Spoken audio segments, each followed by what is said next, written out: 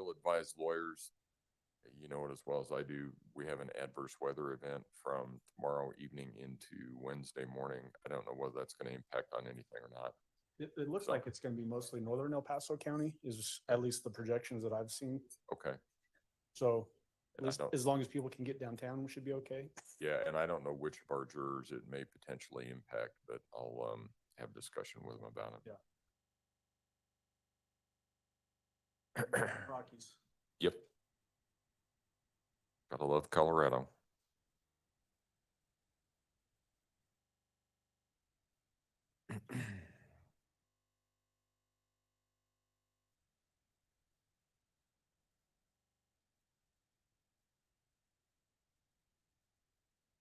All rise for the jury, please.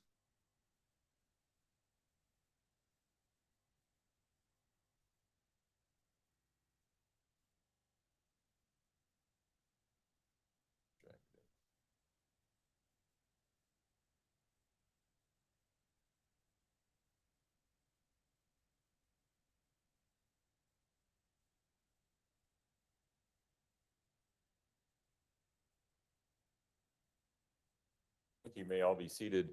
Court will recall 20 CR 1358, People versus Letitia Stout. Record should reflect the jury is present in the courtroom. Good morning, ladies and gentlemen. Couple of things. We anticipate that there may be an adverse weather event sometime. I think it's supposed to be tomorrow evening into Wednesday morning. So make sure two things. You have that contact information for me, my card, so that you know how to call us if you need to. Number two, if there's an issue or you're concerned or you have a question, 719-520-SNOW, and that will tell you if there is a delay here at the courthouse. If it says that there is a 2-hour delay, be here at 10 o'clock instead of 9 o'clock. So not 11 o'clock, 10 o'clock. That should resolve that issue. I think it's primarily supposed to get more of the mountains and North Palmer Divide. I don't know how many of you may be up near that area, so just keep an eye on that. And then I have the question that you've all heard before. Has anything occurred since we were last together that causes any of you to believe you could not continue to serve as a fair and impartial juror in this case? If so, please raise your hand. No response. All right, when we took our break on Friday, we were in the midst of testimony from John Grusing. I think that's where we're resuming. Yes, Judge. All right. Mr. Grusing, if you would resume your seat in the witness stand, I remind you, sir, that you're still under oath.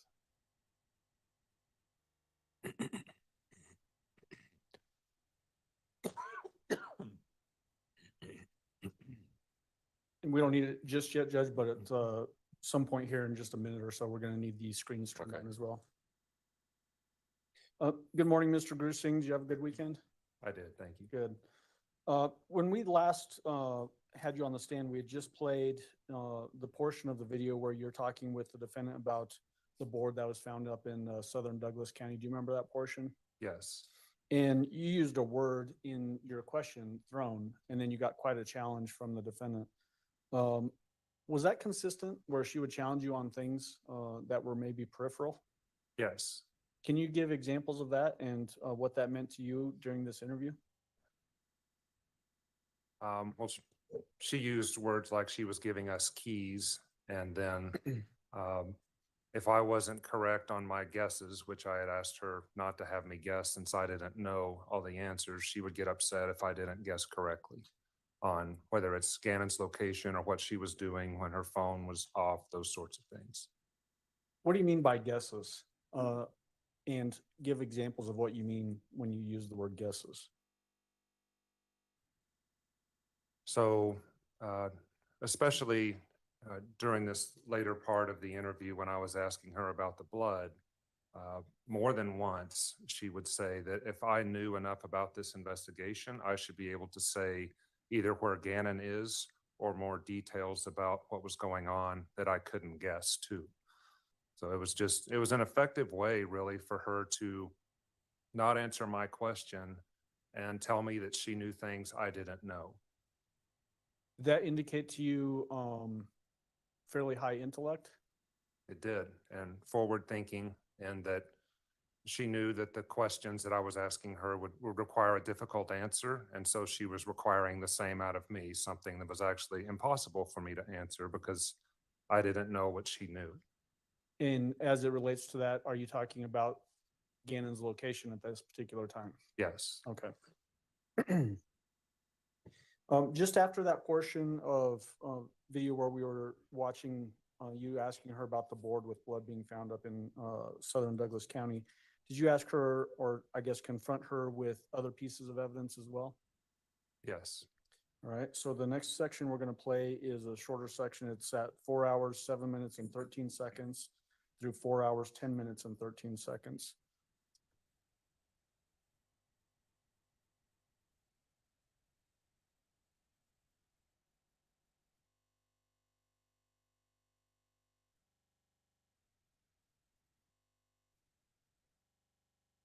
Do you know why I told you about that? I normally don't do this, tell everybody all the evidence against them. Why do you think? I don't know. Because I think if you're to weigh this on, there's enough probable cause, a judge in Colorado Springs in El Paso has signed a probable cause warrant for first-degree murder. And all this evidence, and I'm telling you about the ones that I know about, and that's before you do, you know, all the phone stuff, et cetera, and then versus you taking a chance that you're gonna get out.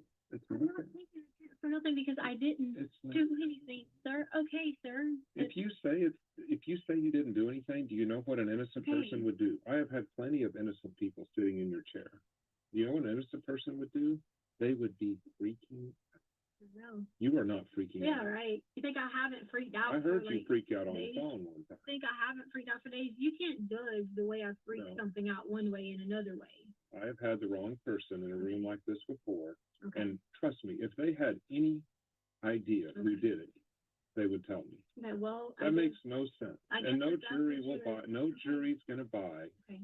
that you sit here with an answer that somebody else took Okay. Gannon, that all this head wound and all this Sir, stuff happened in there. Do you think I don't know what I'm talking about? sir, I never question anything. Well, that you you must, say. No, I because you're never. taking a huge chance, Leticia. Sir, I'm not taking any chance How are you not taking a because chance? I know the man upstairs knows I did not do anything. Well, he's not gonna be on the jury. Okay. All right, we're not gonna go there with that. We're not gonna go We're there. going to sensible people who we're going to present evidence in front of. Let me tell you what, there's a higher power. There That is. higher power will make sure. I believe in the higher power as well. I'm glad you did. That really makes me feel more good. It really does. I'm serious. You know, But Leticia, if this comes down to common sense, I don't know. and these prosecutors, I'm not talking about you, I'm talking about who you're gonna be sitting in front of. Okay. And if you're gonna take a chance that they're not gonna listen to all this evidence, all this blood, all these stories that you told about Gannon, and that you have the key to finding him and you don't do it, there's nobody else to prosecute. Okay. Why won't you go there? Why am I, what else am I gonna say? The easiest thing to tell me is the last time you saw Gannon. I've already told you I'm not. But then what do I need to go through again the other things that might have No, happened to sir. Gannon? Where did you gently place Gannon? What? I don't know how to phrase it. What are you talking about? I don't know, because I don't know where he is. If you want me to use a different verb or whatever, I'm struggling. I've got it paused at 4 hours, 10 minutes and 13 seconds. Why have you shifted tactics here to trying to now find Gannon's location as to getting descriptions of what happened to him? Well, she seems to be more reluctant to answer questions now. And she showed me with the particle board. She got upset when I said she threw it. And as I said earlier, she gets upset if I guess. So I tried different verbs like placing it, setting it, those sorts of things. And then she will settle back down. So that's why I'm trying different ways to get her to communicate to me any other clue that might have happened with Gannon. So I'm just trying yet a different tactic again. Including clues potentially towards his location? Yes. Okay. When you go down this particular path of talking about last place that she may have seen Gannon, did she give you any keys that helped find Gannon? No, and I had already asked her in the previous section who the last person was with Gannon, since she was saying it wasn't her. We had been through the angel routine, and then I was trying to see if she would push it to anybody else, and she's not. So since she's not pushing it to anybody else, she's basically saying it's her. So I just want to her to say where she last saw him, whether it was in the house, whether it was at the Petco, whether it was at Palmer Lake, to give us some sort of clue of her last sighting of him. You made a statement in that section that you don't normally tell people that you're interviewing about all of the evidence. One, why do you not typically do that? We don't typically do that because we don't want the defendant or whoever we're in front of to testify falsely to something in case we give them too much evidence and then they say something they didn't do. Also, we don't want them to know what we know because I want their statement to be pure in that they're not just repeating what I say. With this interview, we had gone far enough to where we would do something called the collaborative interview, to where we bring the person in with us and we share as much as we can to try to get them to collaborate and cooperate with us, since I'm working towards a solution and I'm trying to bring her in almost as an investigator to help me find out what happened to Gannon. So the more facts that I introduce to her slowly, I'm hoping that she'll start cooperating with me. So you anticipated my follow-up question is why were you doing that in this case, but you just answered that. As this discussion sort of develops, does she then talk about faith in God and that kind of thing? She does. Okay, we're going to go ahead and play that. It's basically from this point forward to 4 hours, 14 minutes and 6 seconds.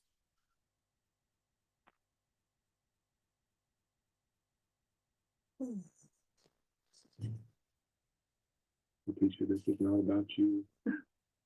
You're the one caught up in it, though. You're the one with all the evidence stacked against you. Well, Help yourself right now. okay, so. Why would you not? Just tell me what happened. So what happened?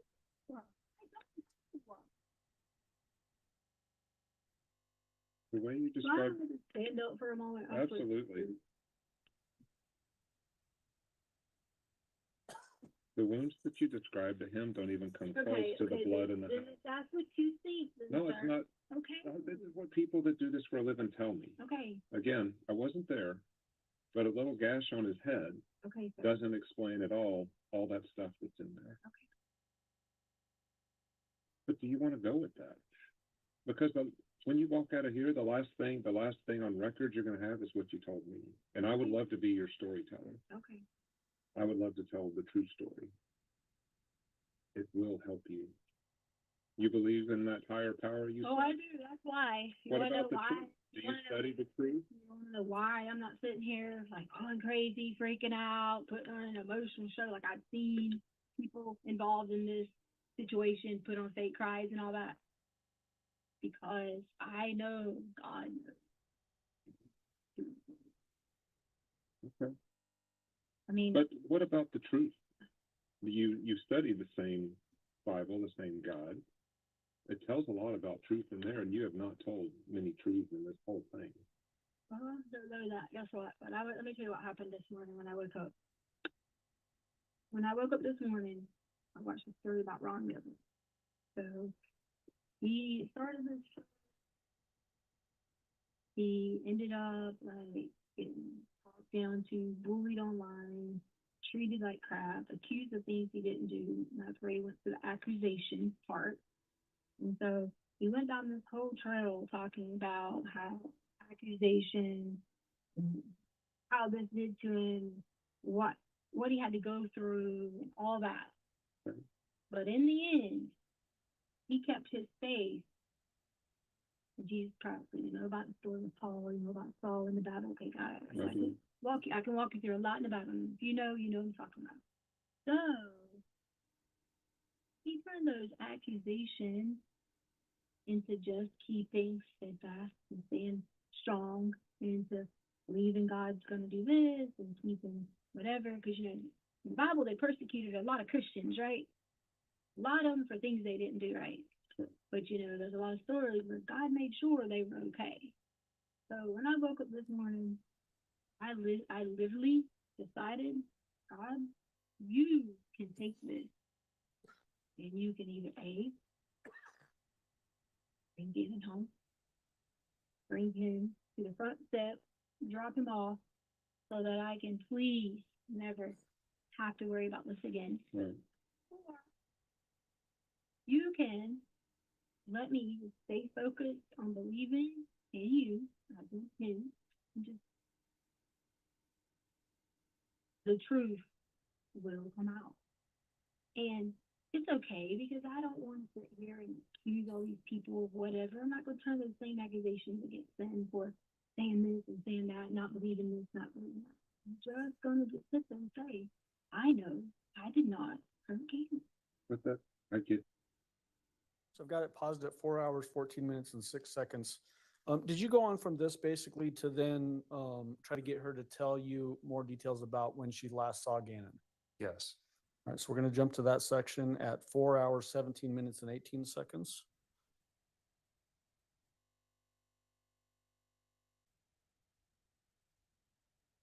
And we will play through 4 hours, 20 minutes and 3 seconds. go a different way. If you did something bad to Gannon. I did Now, not. I'm saying we go if. If you did something bad to Gannon, could you ever admit it?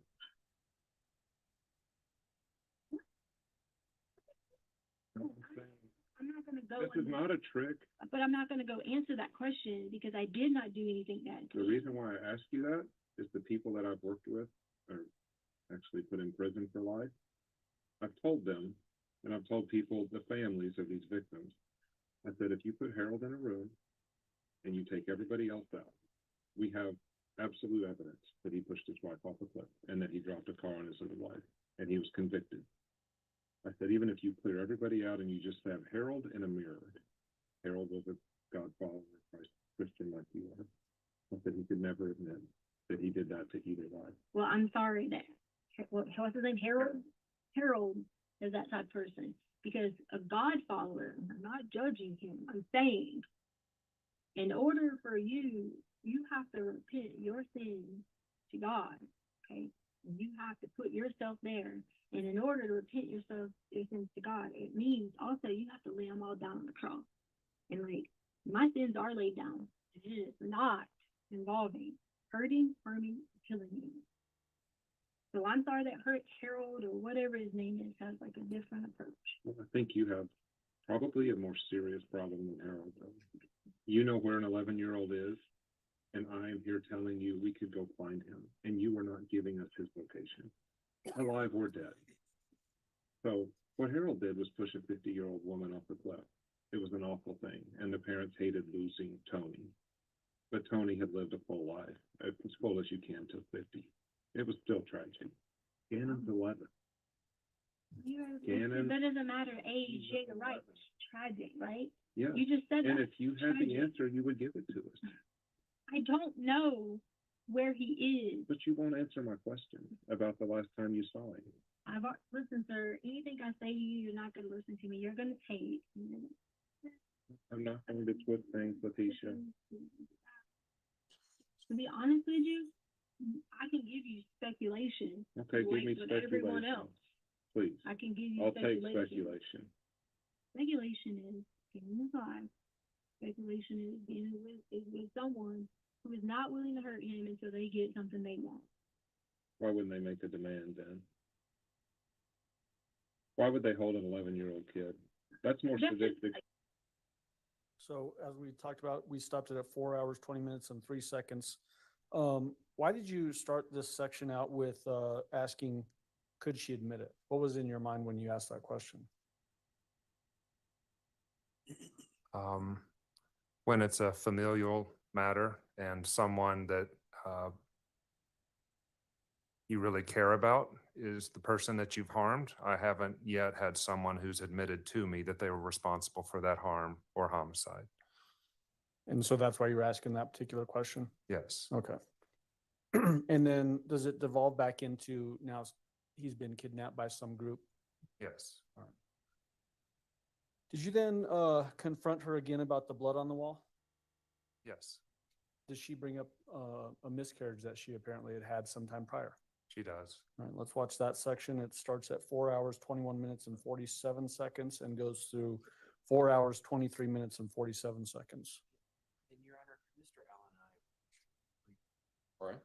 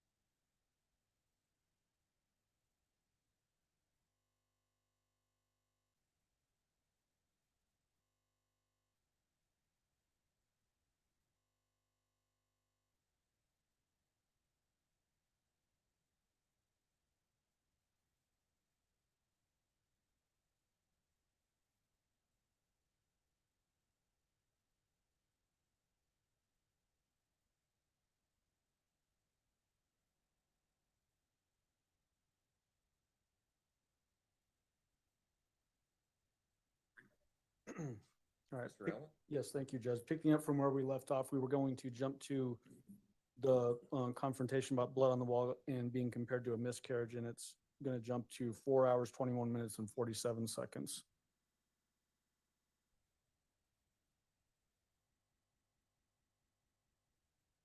And we will play through 4 hours, 23 minutes and 47 seconds. So exactly 2 minutes worth of video. If you had nothing to do with harming Gannon, why would you clean up the blood that's on the wall? So you're saying you've never had anything happen in your house and you cleaned it up? Never. Like, you've never had, like. Why would you cut out the carpet? Nosebleeds. The carpet? Mhm. Because I was gonna get more carpet. It doesn't, the carpet has nothing to do with cutting it out, it's getting smell. It stunk, I couldn't breathe, none of us could breathe. Did you say that Lena helped you clean up some of the blood on the wall?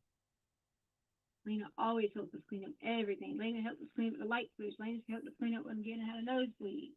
Okay? But for this occasion, she helped with that. Now you're gonna walk me back through what we've already talked about. So you're now gonna go be like, oh, an 8-year-old this and an 8-year-old that. There was all the time. Gannon was bleeding all the time. He'd have a nosebleed randomly at the drop of a dime. He'd bite his fingers, bleed all the time. Would it help if I gave you a picture of the wall of what all showed up on it? Sir, that's not gonna get me to say anything to you because I didn't do anything. Well, what I'm trying to appeal to, though, is again, you weighing your options right now before we're gone, Sir, because you're taking a big risk, Letitia. sir, I believe in higher power. And that higher power is going to show the entire world. And when it does, I would never have to work a day in my life again. And that's gonna happen. Guaranteed. Because I did not hurt, I did not dispose, kill, whatever you want to call these things that you're gonna name out as verbs. So why did you confront her with the blood cleanup and, for instance, the carpet cutout? We had talked about it before, but this is what I'm left with to speak with her about, is the evidence in the case to see if she'll move from where she was. Were you trying to give her an opening to give you more details? Yes, and I don't remember if I had brought up before Lena's participation in this, but I wanted to see. Lena, you mean? Yeah, Lena's participation, and to see how she would react to that. Again, is it consistent throughout the interview that she would resist those opportunities when it related to the specifics of the crime itself? Yes, and again, she said she sees the pathway where these questions would be going, and she says she's not going to go there. Appreciating where you want to get to. Correct.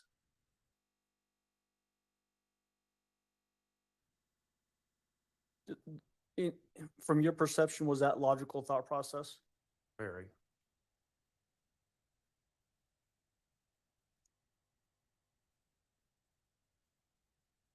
Shortly after this portion of the video, do you confront her with trying to get information about, hey, there's a boy out there. Help me find him. Help me get him home. Yes. Let's jump to that section. 4 hours, 24 minutes and 29 seconds.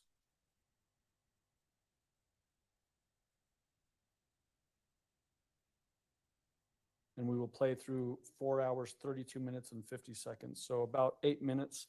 Judge, I'm not sure if you want to allow Mr. Grusing to step down during this 8-minute portion. Thanks.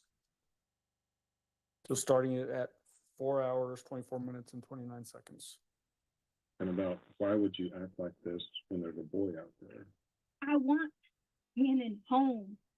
Then tell me how to do it. I want to help you. I don't know. I don't. But see, that's where easy questions should be easy to answer. I just said I don't know. That's an easy answer. The easy answer is tell me the very last time you laid eyes on him. Where was he? Was he laying down? Was he standing up? Was he sitting? Was he walking to a car? Where was Give me your very last image of Gannon. That's an easy question. You have to remember your last image of Gannon. Letitia. What was he doing? Why would you not answer that? Because I've given you. No, you haven't told me exactly what you saw when you saw him for the very last time. Did you see the back of his head? Did you see his face? What was his expression? Did he say goodbye to you? Tell me of your last, I wish I could see in your head right now. Your very last image is there, but you won't tell me. Why won't you tell me? Because it's nothing bad to Well, tell then you. tell me. If it's nothing bad, you would tell me.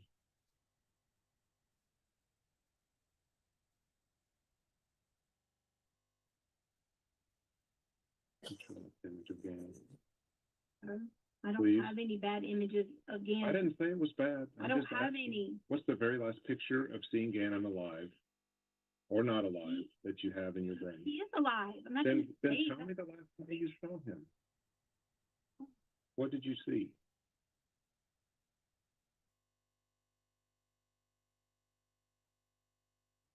Letitia, like you said earlier, Okay. being sir, a good person, you didn't hurt him, you didn't do all this. I'm repeating it back to you. Why could you not tell me then? If that all that is true, you know the last time you saw him. What would that hurt to tell me?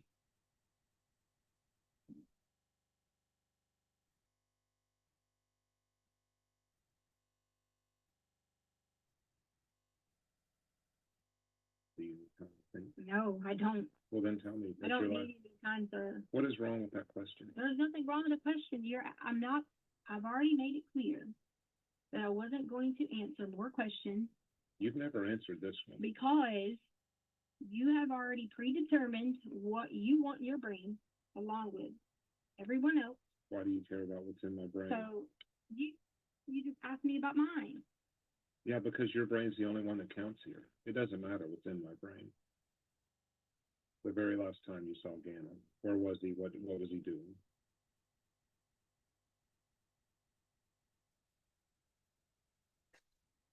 Did y'all put a report out? There's no need to clear it. Can you please answer that? You automatically have a predetermined thing in your brain. If you give me something else, I'll go Yeah, there. no, wow. Why do you care about my brain, Letitia? Yours is the one that matters. What's the last thing you Let me saw? tell you one more time. I was not hurt. I didn't ask harm, that. I did not anything ask from that. I me. don't care. What is the last I image you have? All these places I've been. Why don't you answer that question? Why don't you I'm just answer me? curious. Have you checked all these places I've been and where was Gannon? Was he there? Doesn't that like sneak in the brain for a little bit to say? You're gonna live with Gannon it for the story. rest of your life, Letitia. Why don't you tell me today? I'm not living with anything horrible in my brain. I'm not. Okay, well then it should be an easy question. I've given you the answer. Of the last time you saw him? No, you haven't.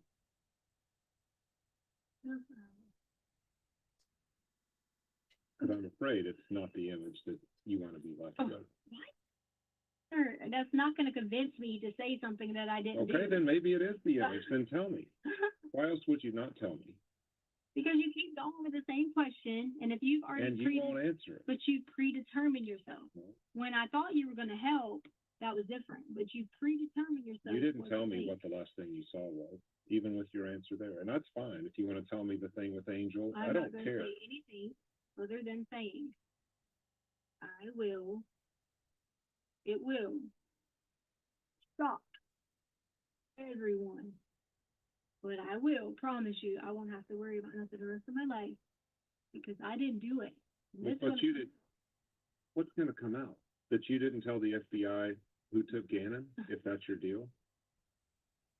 How is that going to shock everybody? Okay. Okay, sir. Okay. I didn't think you were guilty until you don't answer the last time you saw him. Sir, I you have- came in this listen. morning No, I did not. and you automatically thought that. You automatically thought that already. I was willing to listen if you were going to give me evidence to the contrary. But I have talked to many people who have seen someone disappear It never goes away. That last image. is Oh, gone. well. It you know, never goes away and you've got it in your mind and you won't tell me. Right, you're, There's only one reason you won't tell me. you're right. People do have, when people do bad things, their images stay in their brain. You're right. Bad or good. A lot of these dads didn't know when the last time they were gonna see their daughter. I mean, And they still remember it like it was yesterday, 14 years oh later. yeah, You remember the last time you saw Gannon. yeah, So tell me what you saw. nothing negative. So tell me what you saw. I saw nothing negative. I saw nothing again. You're not telling, you're telling me nothing. You're saying nothing, nothing. Okay. Just tell me what you did see, the positive. Went in. I'm sorry. Went in. Where was he? We- Was he No, standing? you said, tell me what I see. I'm just gonna tell you Okay, I'm sorry to interrupt. how Gannon was, Okay, okay? Gannon was fine. Gannon, nothing was wrong with Gannon. Gannon was happy. Gannon is my favorite stepchild. My favorite. I know everybody says they have favorites and things like that, or say not really necessarily favored or whatever, but he was. do you remember how we He talked earlier? definitely. Remember how we always- talked earlier about when I ask you a question and you go around? I'm not answering that question for You're you. saying, you're because giving me qualities of Gannon. You're not saying what I'm you not- saw. I'm You're not saying he's a favorite stepson. sure, What did you see? sure. Was he standing or sitting? I didn't do anything to Gannon. I didn't say you did. I said your last memory. Okay, well, I didn't do anything to Gannon, so. Do you have it in your mind right now? Nope. Seeing him for the last time, Well, it's not gonna be the last time that I see him. the last time you saw him. Do It's you not have gonna be that? the last Do time you I have see him. that picture in your mind? Yeah. Yes or no? I know you're really good at what you do. I appreciate that. I know that, but Why don't you tell me the answer to that question? because you It's want, not- why would I'm I not con- answer questions for you? But that is not a hard question to answer. I'm not saying, did you kill him? I'm not saying, did you put him in a forest? I'm not saying, did you put him in a dumpster? This is just your last image. You've got to have it. My images are happy lives. That's what it That's always what you is. see in your brain. Okay. Now you know my brain. Yes, I know. Okay. You have an image of the last time you saw Gannon. Okay. If you didn't hurt him, why would you tell me? I already told you I didn't hurt him. I know, but if you didn't, why would that image be a problem for you? Right. I didn't do anything. Then tell me. I'm not accusing you of anything, Letitia. Just tell me the last time you saw him. At the very beginning, I'm sorry. Not up yet. Oh. You can go ahead. I'm gonna ask the empty chair, Judge. Okay. The voice from behind me would have been interesting.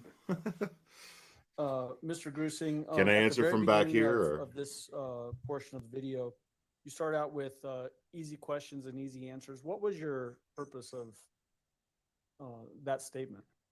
What do you mean? Easy questions, easy answers? Well, easy questions should be easy to answer, basically. Yeah, again, if she's saying that she's innocent of this, then the questions that I'm asking should be very easy for her to answer. Did she give you any of these, easy answers? No.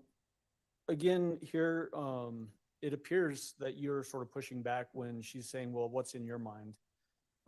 Did she appear to be throughout this entire interview, preoccupied with what other people were thinking about her?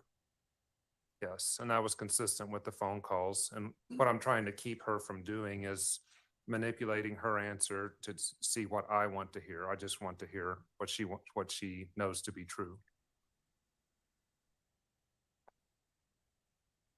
This whole, issue about, did you all put out a reward, that kind of stuff?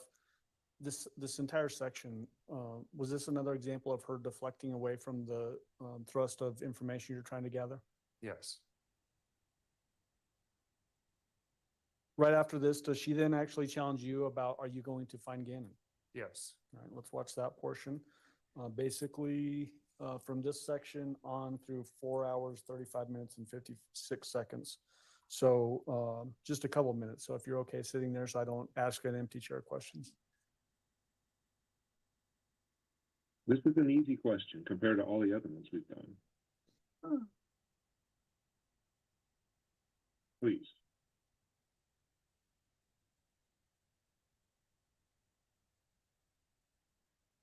Are you gonna find him? Yes. Well, I would rather spend our time doing that because I don't have him. What do you I think we're doing here, asshole? listen to him or hurt him. And I appreciate all your work. You I can really help do. us more than anybody on this planet. You can help me right now find Gannon.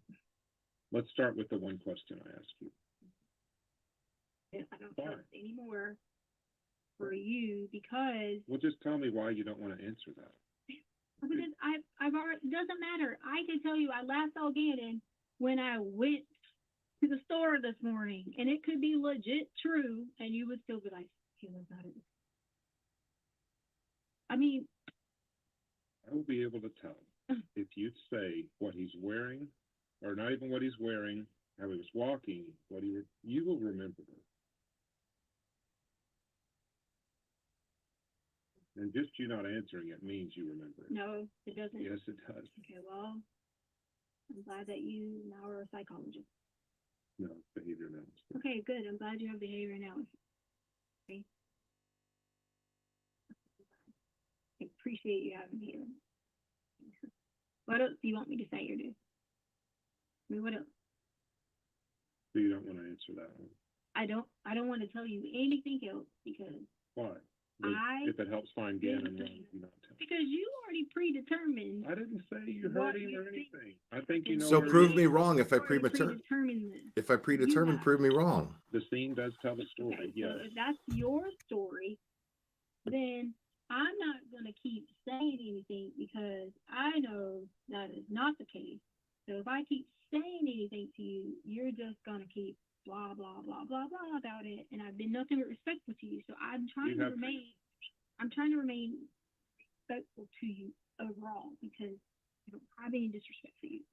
Treat people like that. But putting me in a situation where I'm like saying to you, She's asleep right I now. cannot say She's anything asleep. else because you express you predetermine what you think. You've already done that. So no matter what I say, I legit could take you right to Gannon and he would be standing there and you would still say to me, well, that's not him. Or you would say something else. Just Do you know because how good that would be for you? Oh, trust me. Yes. Then why do you care what I You know think? how good that would be for me? Absolutely. Why do you care what I think? You should not care at all what I think. You said I wouldn't think. If you could take us to Gannon right now, that So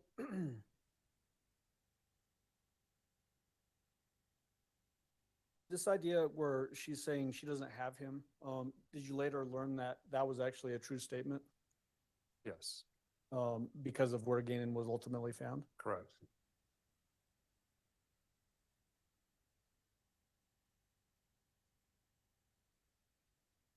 Later on in this interview, did you confront her with her ability to dodge questions and spin stories? Yes. All right, let's jump to that section at 4 hours and 39 minutes and 33 seconds. Bless you.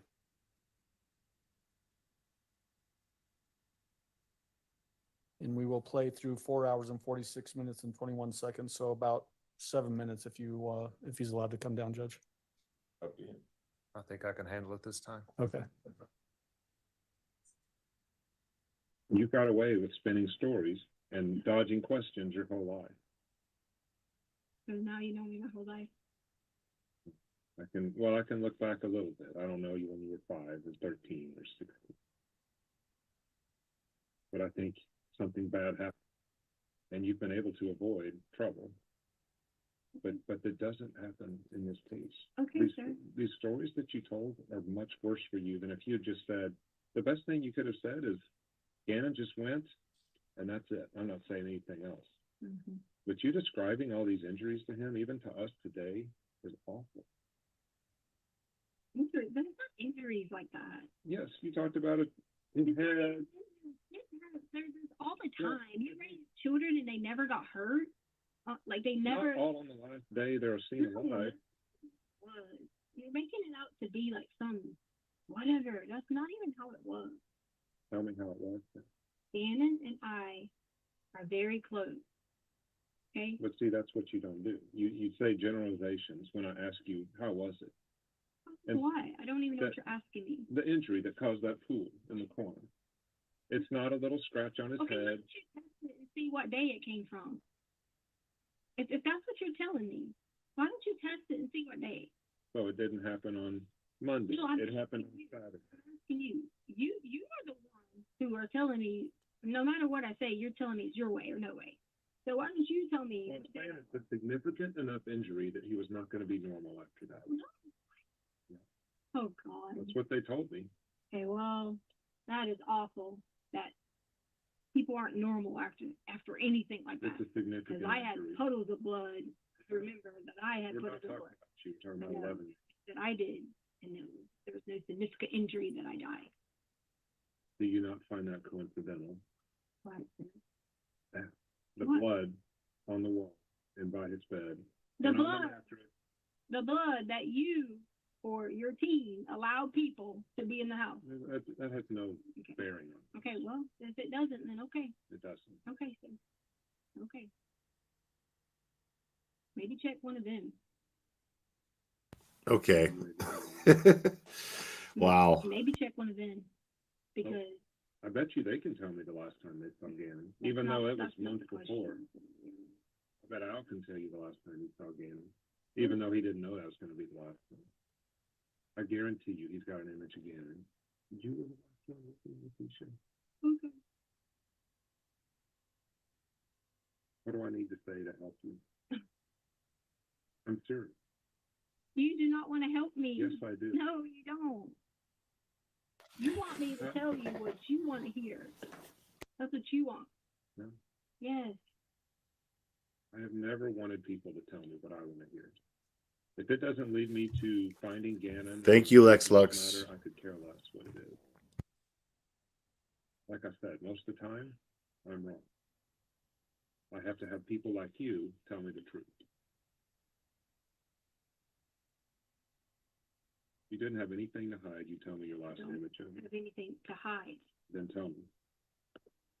That's not a guilt or innocence question. Just your last image of Gannon.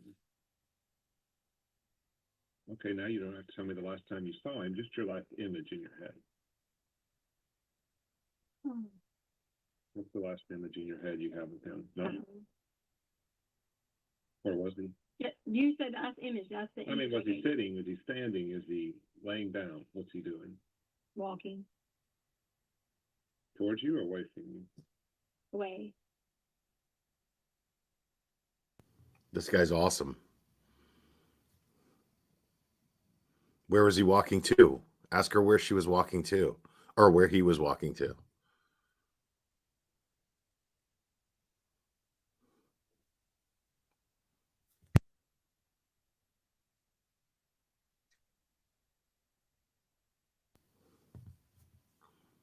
Like, I would just keep going with the little details. Okay, where was he walking to?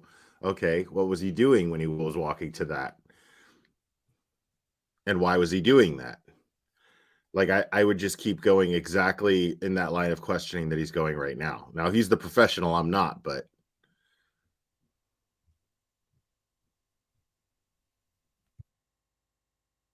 Do you have any questions for me?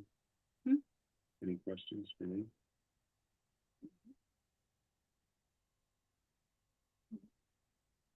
No, it's for me. Have I not asked you a question that I should be asking you?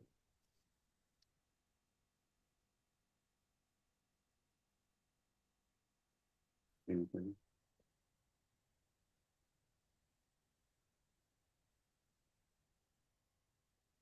I don't have to answer something.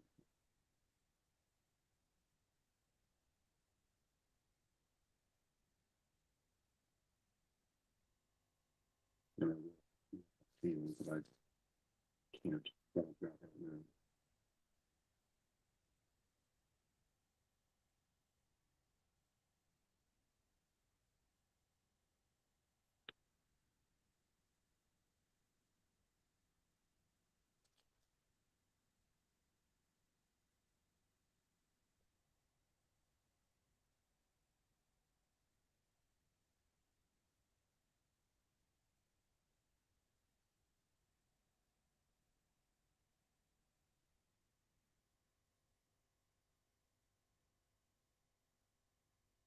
No, they can use family. No, Anything? they were- Is there anything I need to ask you that I haven't? mhm. Just be if, I don't think they'll need anything. Can I go through the bathroom? Sure. Well,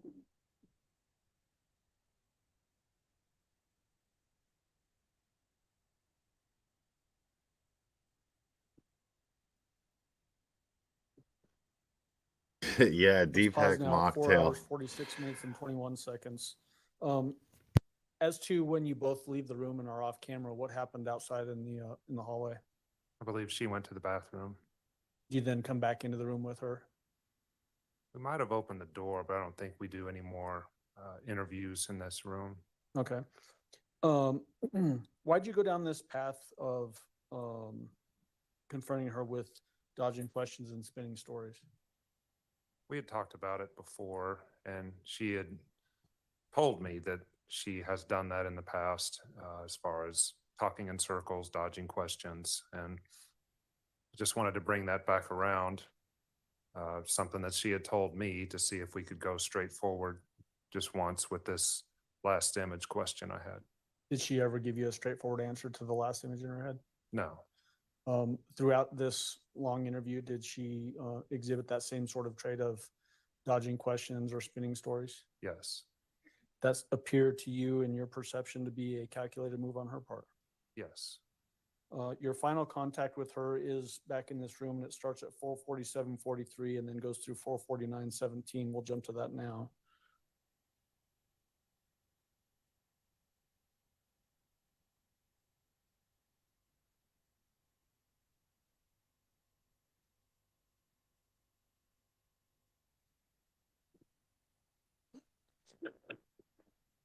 T-shirt. And here, like I said, you're gonna have to go to, whatever the jail that holds you in. Colorado's got the warrant, so they're gonna transport you. Okay. Do you have anything else for me? I think we talked a lot today, but if you have something you want to say, I'll sit here for another 4 hours. Where's the, The warrant's in the system. It's in the, NCIC is what they call it. That's what they picked you up on today, was the arrest warrant. Okay. So you're gonna be going up there. Anything else? First degree murder for Gannon stuff. That's why I was trying to come in here with you to help you, is if we find Gannon, that makes a big difference. We'll let you go. If he's alive, you might as well try it. I can't speak for the district attorney. I'm not an attorney. I'm an investigator. Hmm. If he's alive and you can get us Gannon, yes. Good things will happen to you today versus getting shipped back to Colorado. Can I talk to you about that? Whoa.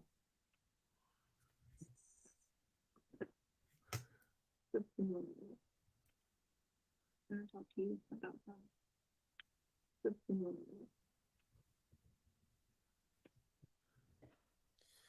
So we're now at the end of that recorded interview, essentially. Is she trying to have another off-camera discussion with you? yes, Did you in fact have a short discussion with her off camera? yes. What happened in that discussion? Right outside the door, we now had police officers waiting to transport, so there were probably 4 or 5 law enforcement around us, and she said something in a small voice about North Carolina that I couldn't hear, and I asked her to repeat it, and she said that she and I should go to North Carolina. And I What? asked her, is Gannon in North Carolina? And she didn't answer. Was that basically the extent of that interaction? Yes, what I recall. Okay. In looking back at your, even your recorded phone calls that we've heard throughout this trial and in this long interview, are there any, I guess, regrets that you have as to your approaches, ways that you may have been able to get more information about what happened again? She brought up Quincy Brown to me, I think within an hour or so of our interview. And then she said if something to the effect of if I wasn't going to talk about that, then it wasn't any use going forward. And in looking at the phone calls with Al, that's where she described most of Gannon's injuries, or a lot of them.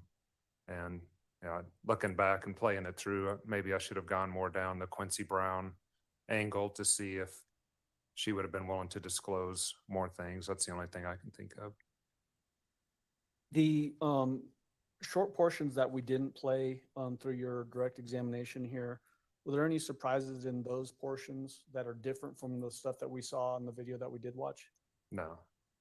Did she act consistently in those portions to what we saw here? Yes. No, Gina F. He has not been found yet at this point. This is before she even You- tries to In two escape. different sections that we watched, you delved into mental health questions. Do you remember those? Yes. Throughout all of your interaction with her, both through those recorded phone calls and in this interview, did she ever express any history with severe mental health issues, diseases, defects, anything like that? She did not. Did she ever talk about sexual abuse that she allegedly suffered as a child? No. Did she ever point to specific people in her life, family, that she alleged carried out sexual abuse against her? No. Did she ever give you any descriptions of any commitments to hospitals? No.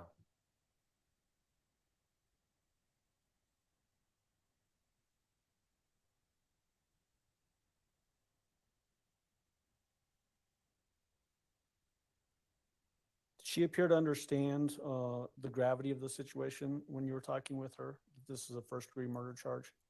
Very well. In what ways were you able to develop that idea? Well, as I said earlier, she's able to see where different lines of questioning go and what would be damaging for her to answer truthfully. So, whether we're talking about evidence in the case or what happened to Gannon or her role or involvement, she stops that line of questioning before it goes down something that would be damning towards her in testimony. So are you saying resisting giving more incriminating statements about the crime itself? Correct. Did that appear to be a calculated move on her part? Yes. Throughout your entire interaction with her, both through the consensual recorded phone calls and this long interview, did you ever observe her to change personalities? No. Did she ever talk in a Spanish accent? No. Did she ever demand to be called any other names besides the name that you knew her as? No. Did she ever use the name Taylor, No. Jasmine, No. Harmony, No. Christina, No. Little Lucia, No. Maria Sanchez? No. May I have just a moment now? No, that's all I have. I just need to disconnect this computer from. Yo, where do these names come Has a from? clean podium. Okay. I can't wait to hear the cross. And you can, yeah, I was going to say, turn off the screen if you'd like.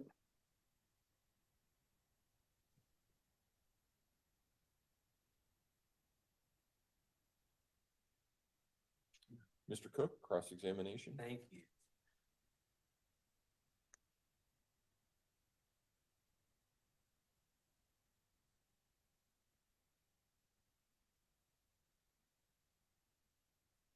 Mr. Gerson, good morning. How are you? Good morning. Good. Thank you. So how long did you work for the FBI? A few months short of 25 years. 25 years? Were you always in the Colorado office, or were you like a lot of other agents? Early in your career, you were in different states? Always Colorado. Always, okay. And at one point near the end of the interview, Miss Stout referred to you as something and you corrected herself. You corrected her and said you're a behavior analysis. She said something like, I'm a psychologist. Yeah, And I said, no, I'm in behavior analysis. okay. And is that generally what you did throughout the majority of your career? No. Okay. what else were your other assignments? And I know you already told Mr. Allen this, but I have to hear things a few times before they sink No in. worries. Get So out I of was town. a special agent, and I was assigned to the criminal side for the FBI. There's a terrorism side or counterintelligence and a criminal side. And for my last 23 years, I was a criminal agent for them. So I was never a supervisor, it would be similar to being a detective for a local police department. Okay. Now, you told Ms. Stout during the interview that you had been contacted by the main office for the FBI and told to go do this interview with her in South Carolina. Is that correct? Yes, I think I told her, I was asked by the Colorado Springs office to come investigate initially and then also to go out to South Carolina. Okay. Whose decision was it to you be the one that goes in and does this almost 5-hour interview? I think it was up in the air early, whether it would be El Paso investigator and myself or just myself. And I don't remember how it came just to be me, but it ended up just being me. Okay. And have you done a lot of these interviews over your career? Yes.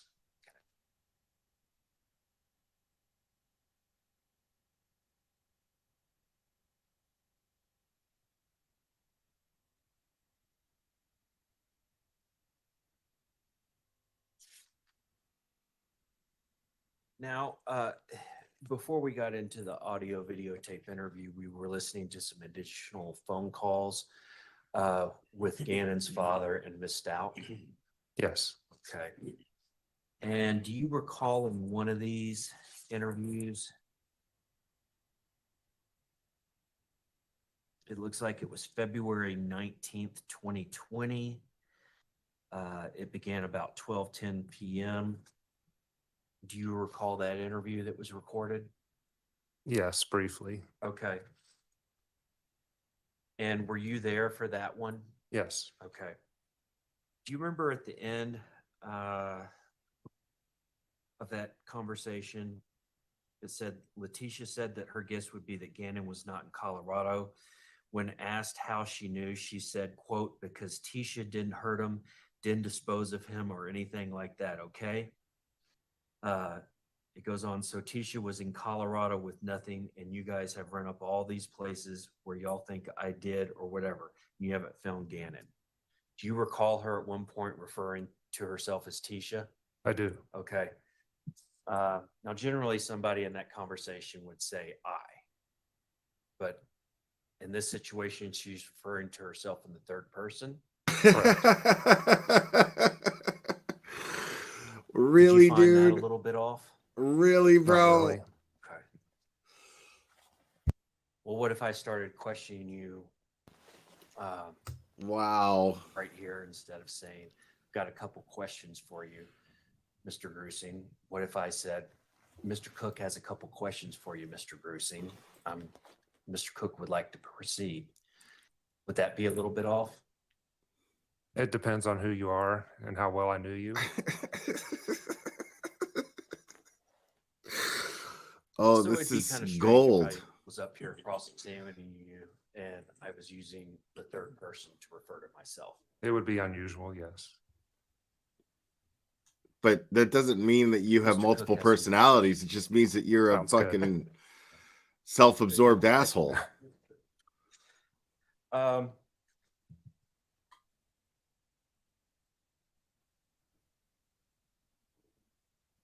Yeah, come on, dude. You got it. Now, with respect to the Google searches we talked about, You're doing great so far, buddy. or you talked about with Letitia, I don't like my stepson, you recall those and I do. discussing that with Mr. Allen. Were you able to pull up the content that was retrieved during these searches, or what is the scope of what information you were able to pull up in this metadata or whatever it is? So yeah, I was quite a bit removed from that. We had a computer specialist that was looking into her phone and would send us sanitized results. Okay. Yeah. So you didn't see what the kickback was or That's correct. anything. You just could see the search. And you don't know when these searches were made. I don't. correct? Okay, and that's not because you didn't look, it's just because that information was not saved. Yeah, I was told they didn't know when you're talking about when her actual search happened on her phone? Yeah, when she, Googled in, I don't like my stepson, what do I do about it? Like if that was in 2018 or was it, Correct. Yeah, it was no timestamp date was given to me for those searches. okay. So some of these searches could have been January 27th of 2020, and some of them could have been in 2018, or some of them could have been actually after January 27th. Correct. But before the phone was seized. Yes. Okay. Are you aware of any searches coming back saying, what do I do if I don't like my stepson? And the answer being, stab him 17 times, plunge and force, strike him 4 times in the head and shoot him in the head? No. That'd be some pretty bad advice, wouldn't it? That would not be good advice. You're right. Now, sometimes, how many different stories did Miss Stout tell? I hear at one point you said you were asking her on the video and told her that she's told you about 7 different stories. Do you recall that? Yeah, I think I was throwing out an approximate number. Okay. And then Mr. Allen asked you one time, and he said you can't even count how many stories she gave. Yes, because he brought up variations of stories, which would legitimately count as another story. So, Okay. But we're not talking about an infinite number of stories. I mean, you could go back and correct. We basically could there count was- them up. yeah. Yeah. I mean, there were, between 5 and 10 main theme stories we're dealing That with. sounds correct. And one interview, something may change a little bit, but there was 5 to 10 main theme stories. Sounds right. Okay.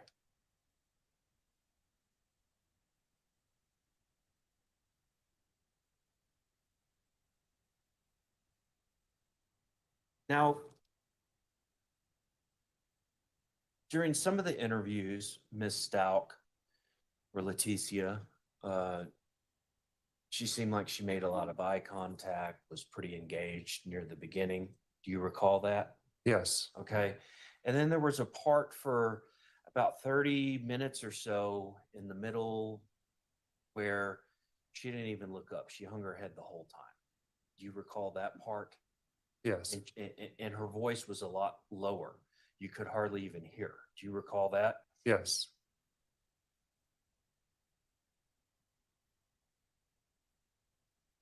Is almost 5 hours a long time to be in an interview room like that? It just depends on the situation.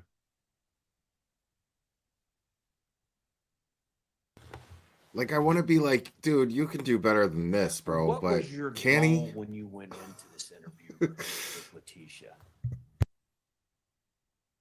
Was it to find out what Gannon was? Was it to get a confession to be used to prosecute her later? Both? I mean, what was the actual game plan when you went in? Yeah, probably both. I would say primarily is to find what happened to Gannon. And as she had spoken with Al on the phone, that she had given hints or clues. And even if we were to get some of those, that would be worth the 5 hours. And would you say that you came away from this interview as far as getting the confession and being able to find Gannon more or less empty-handed? It went about as I expected it would. And you weren't able to get enough information or any information out to be able to locate Gannon? That's correct.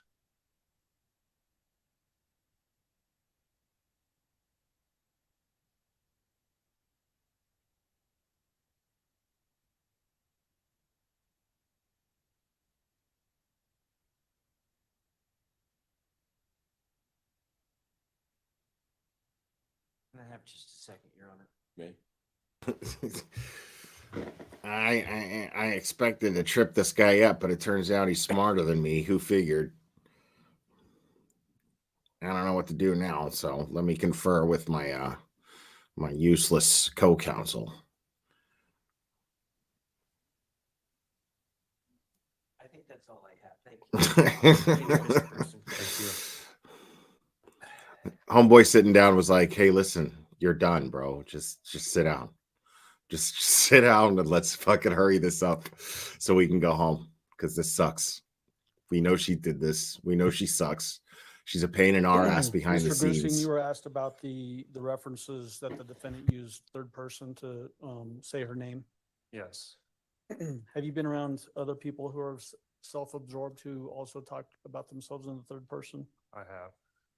Does that indicate in your mind any concerns about mental health capacity? No, Did that cause you any concern about this defendant as to her mental health capacity? it did not. Did it indicate in your mind that she was exhibiting a separate personality No, or acting as a separate person? no.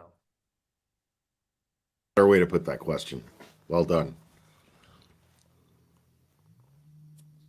You were asked about the demeanor change of the defendant in the interview, where in the beginning she's making lots of eye contact, perhaps even almost flirting with you. How would you attribute her demeanor at the beginning? Wow. Conversational, I would even say hopeful on her part that she might be able to provide me with a story that I might take away.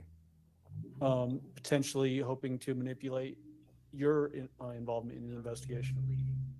Yes, state, you could rephrase. Sure.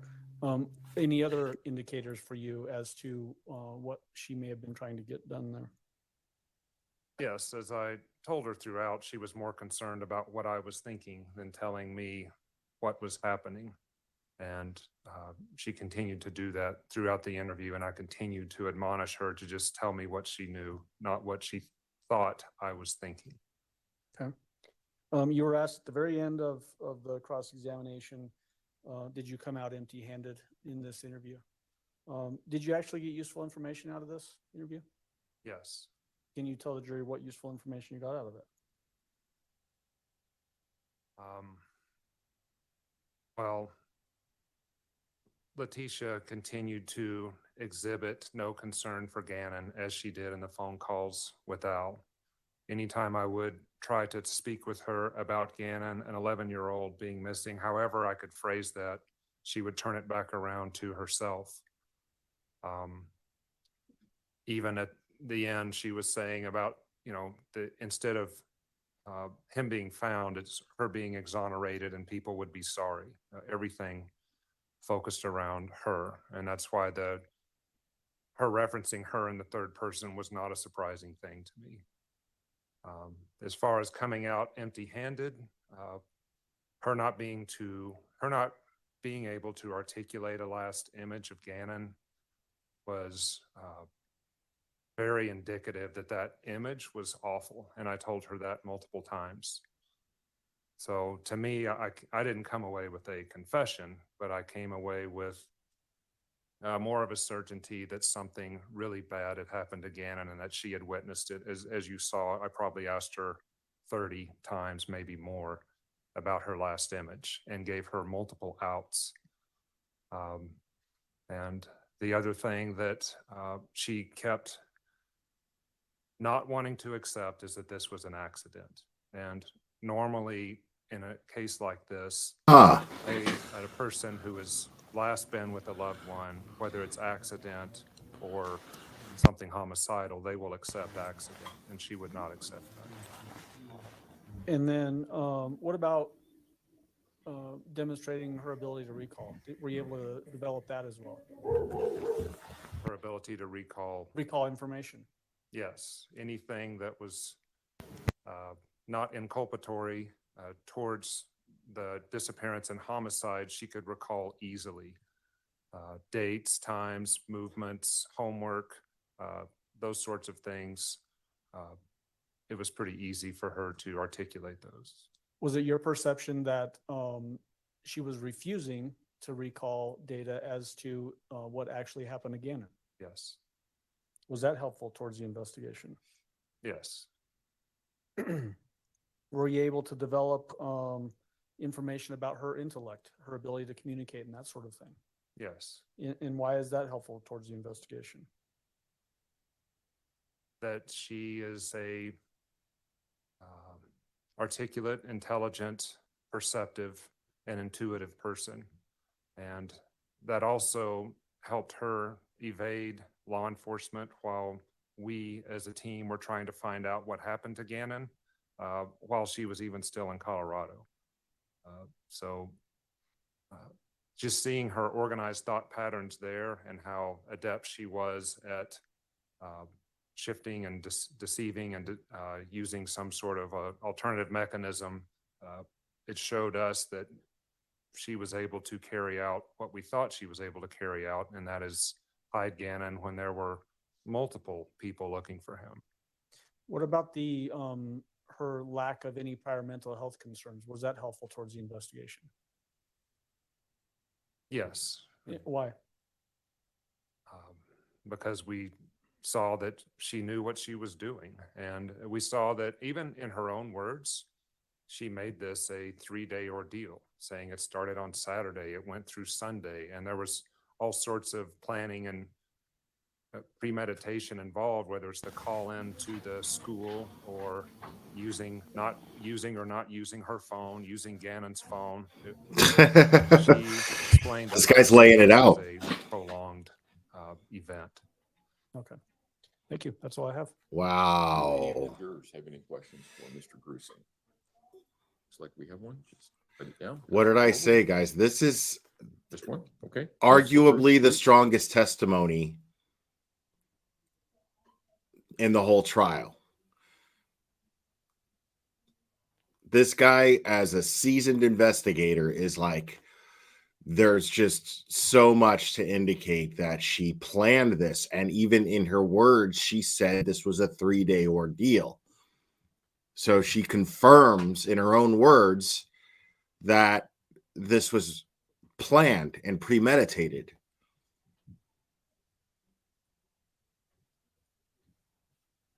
Yeah, I mean, if I'm on the jury, dude, if I'm on the jury, I'm like, wow.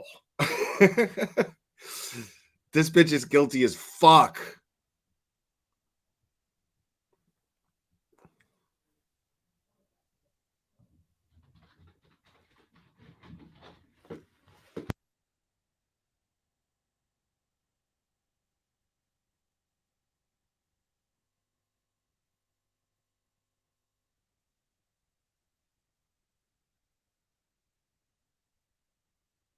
It was just so funny to me last night listening to Canceled Karen talk about this dude's testimony, like,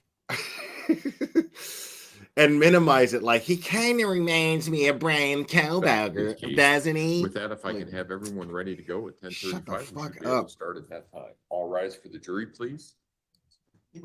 This guy's testimony is arguably the strongest testimony in the whole trial, as far as proving that she's not crazy and that she does not give a shit about finding Gannon. Like, this guy sat with her for 5 hours. It took 2 trial days to go over that interview. You may all be seated. Record should reflect the jury has left the courtroom. Is there anything we need to take up outside the presence of the jury at this point in time? No, Judge, what time did you say to come back? 10:35.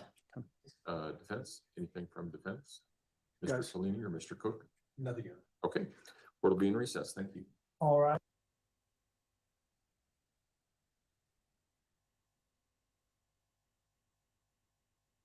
Okay.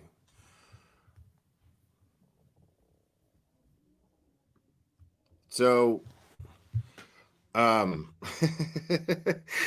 yeah, I am not seeing, because there's going to be other testimony. This is what's amazing. This is a projected 8-week case. We're only on week 4. We're just about to hit the hump. And this guy right here, as far as experts go, now we're talking about, they've already had a blood spatter expert go up there. Now, even though that guy was putting us all to sleep, he was still an important witness in the sense that, I mean, he was showing the blood that got on the wall was not wiped from Gannon picking his burns. That was spatter. That came from blood squirting up and onto the wall. So, I mean, that right there just is strong evidence to prove that he was murdered with malicious intent. And strong evidence to show that she's lying about how the blood got there. See, that's the most important thing, because the prosecution is trying to prove that she's not crazy.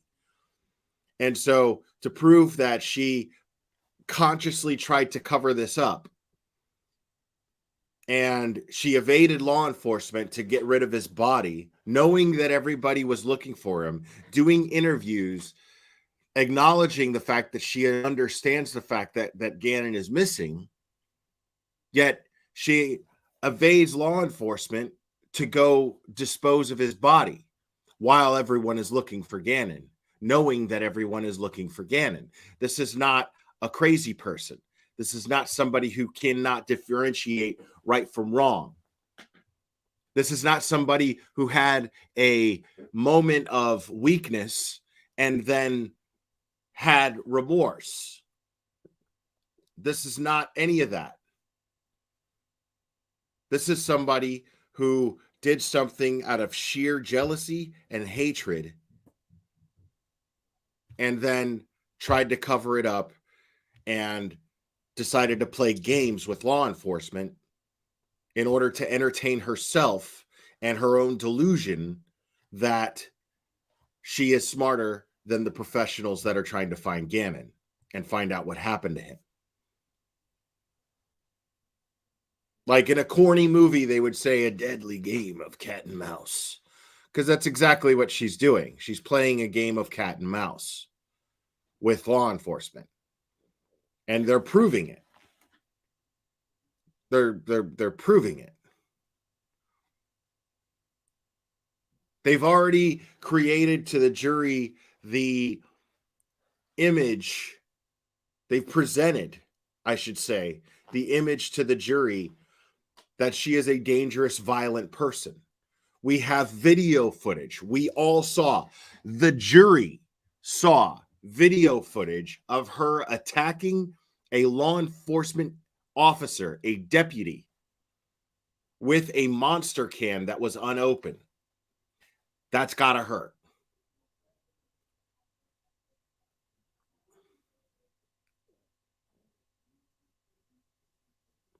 Right, deets on the street. And that's the only thing I had wished that he would have done, because I was at a point where when he was asking this, because I was like, fuck it, just, okay, like, now you've got her on a path.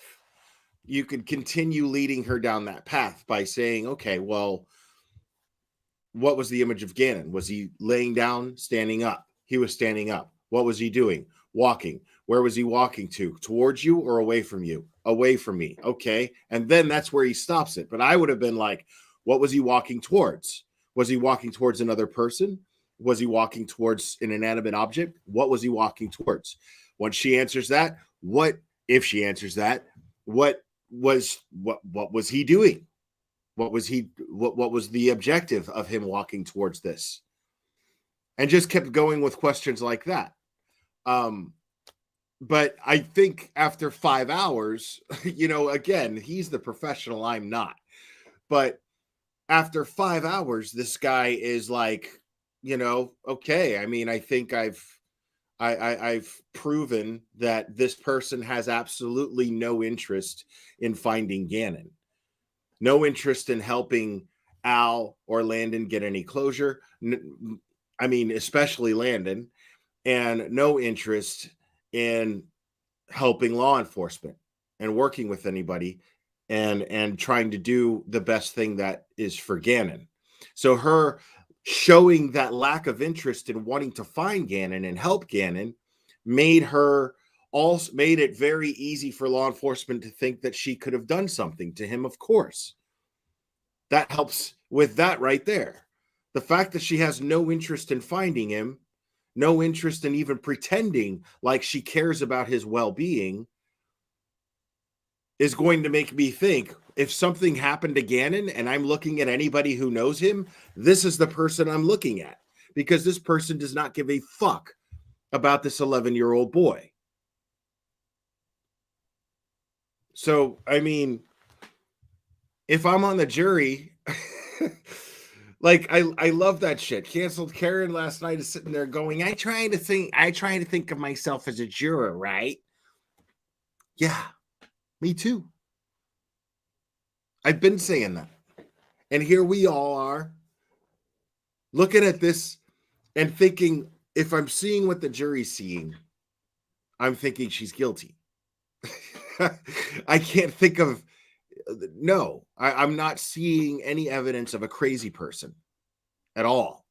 I'm seeing evidence of a person who is just trying to get away with a crime and willing to fuck her way out of a crime, trying to fuck her way out of trouble.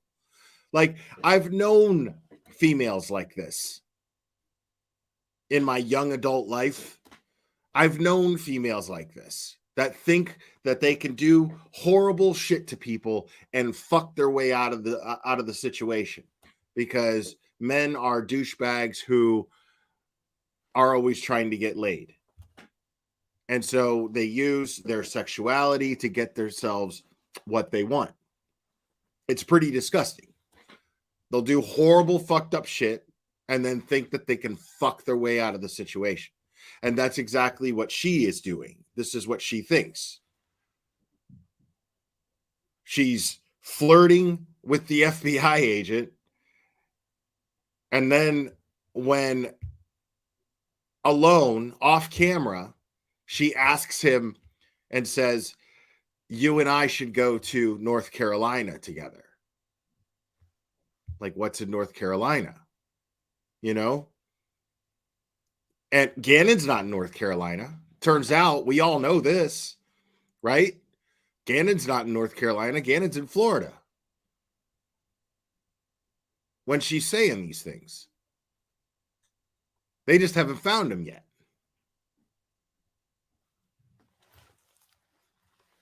It's incredible, man.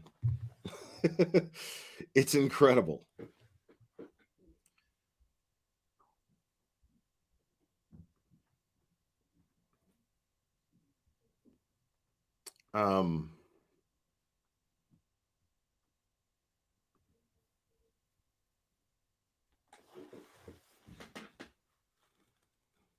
I hadn't seen this yet.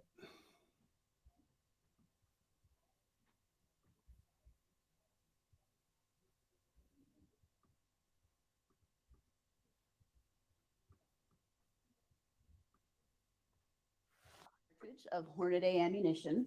You'll see the projectile or the bullet is the copper colored portion sticking out at this side here.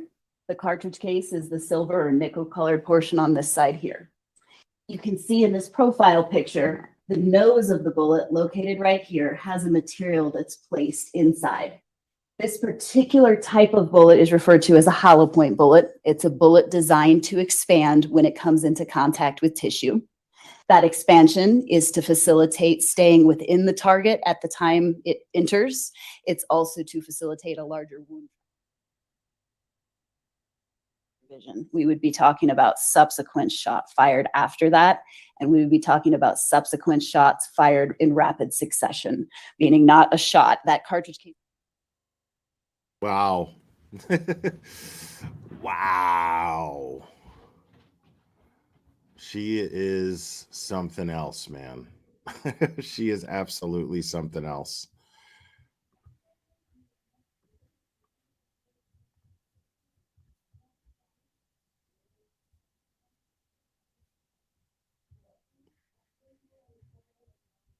And let's review from Letitia Stauch's daughter. Let's review a little bit of Harley's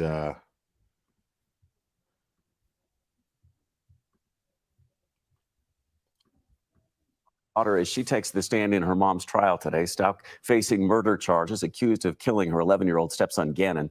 Fox 31's Nicole Fierro closely following the case, and she joins us live right now with an update. Nicole. Yeah, Harley says the last time she saw her mom was in March of 2020, the day of her arrest. We're hearing some huge answers from her about the cross-country road trip when police believe they had Gannon's body with them and potential charges Harley feared she'd face before flying back to Colorado to speak.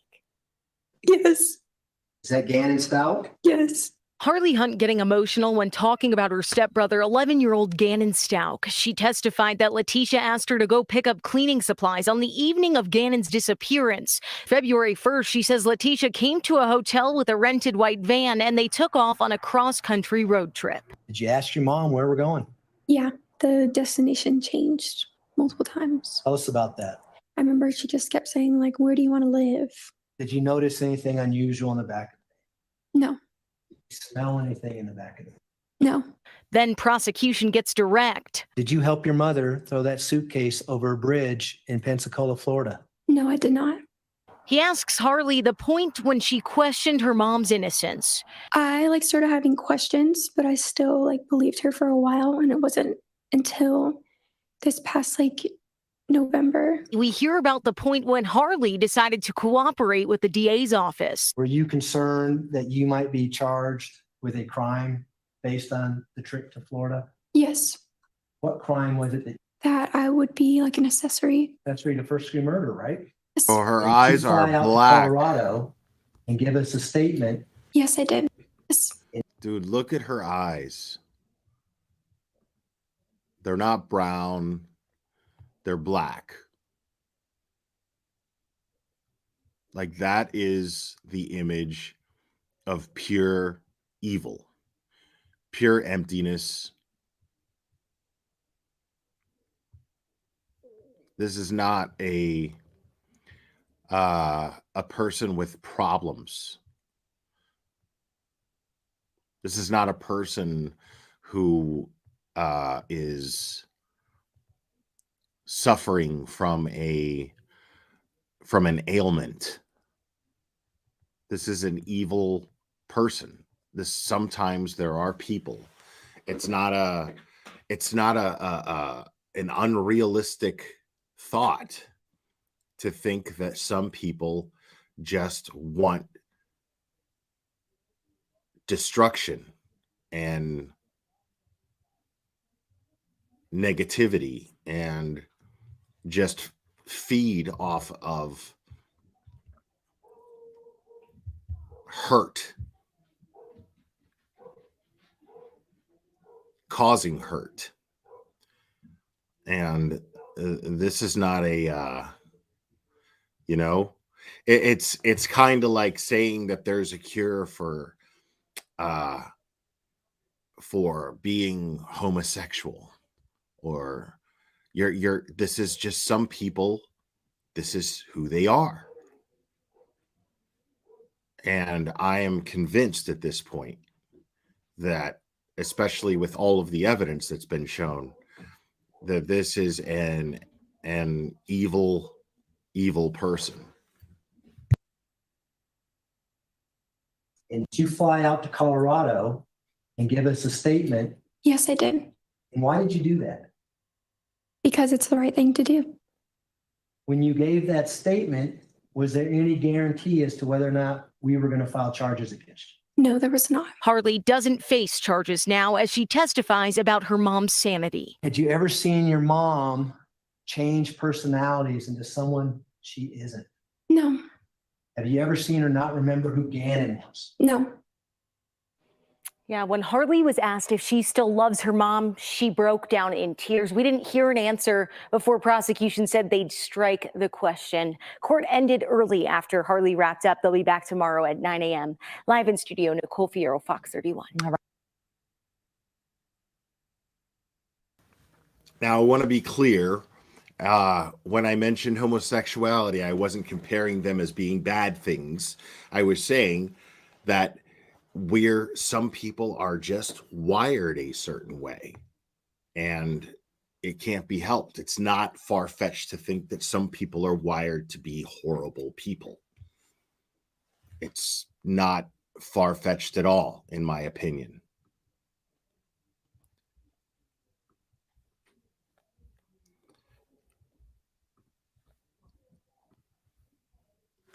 Yeah, you know, you got to clear these things up because some people will be like, oh my God, is the glare homophobic? No, no, quite the opposite.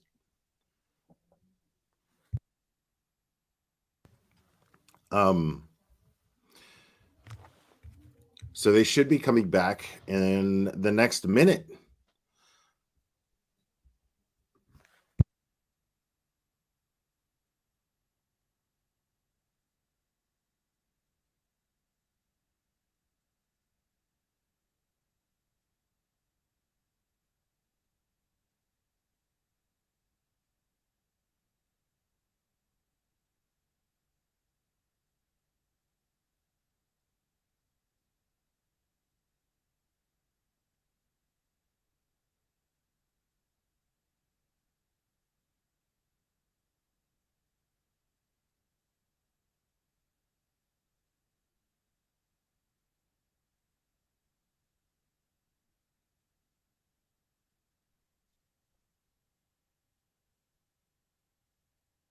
They just left it in their seats. Okay.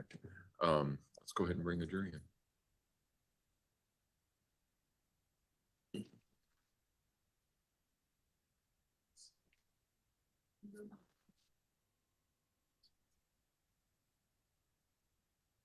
Yeah, that's real, man. Gannon would have been a heartbreaker for sure. Like, Gannon would have grown up to be a total stud.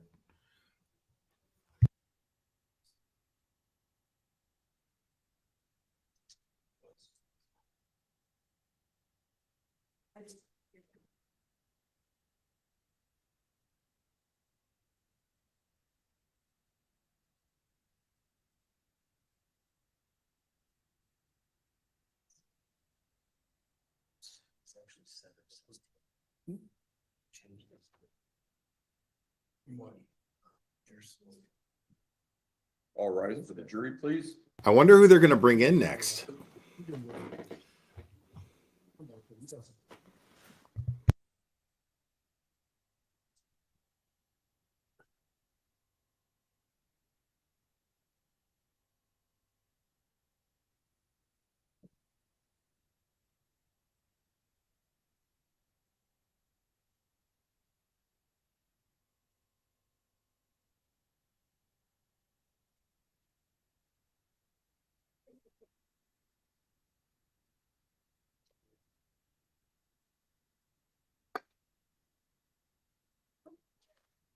Everybody okay? May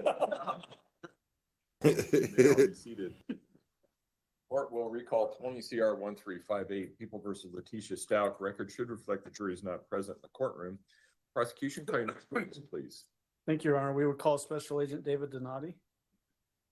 While Mr. Donati's walking up to be sworn in, we've already put People's Exhibits 281 through 289 in the witness stand, the photographs.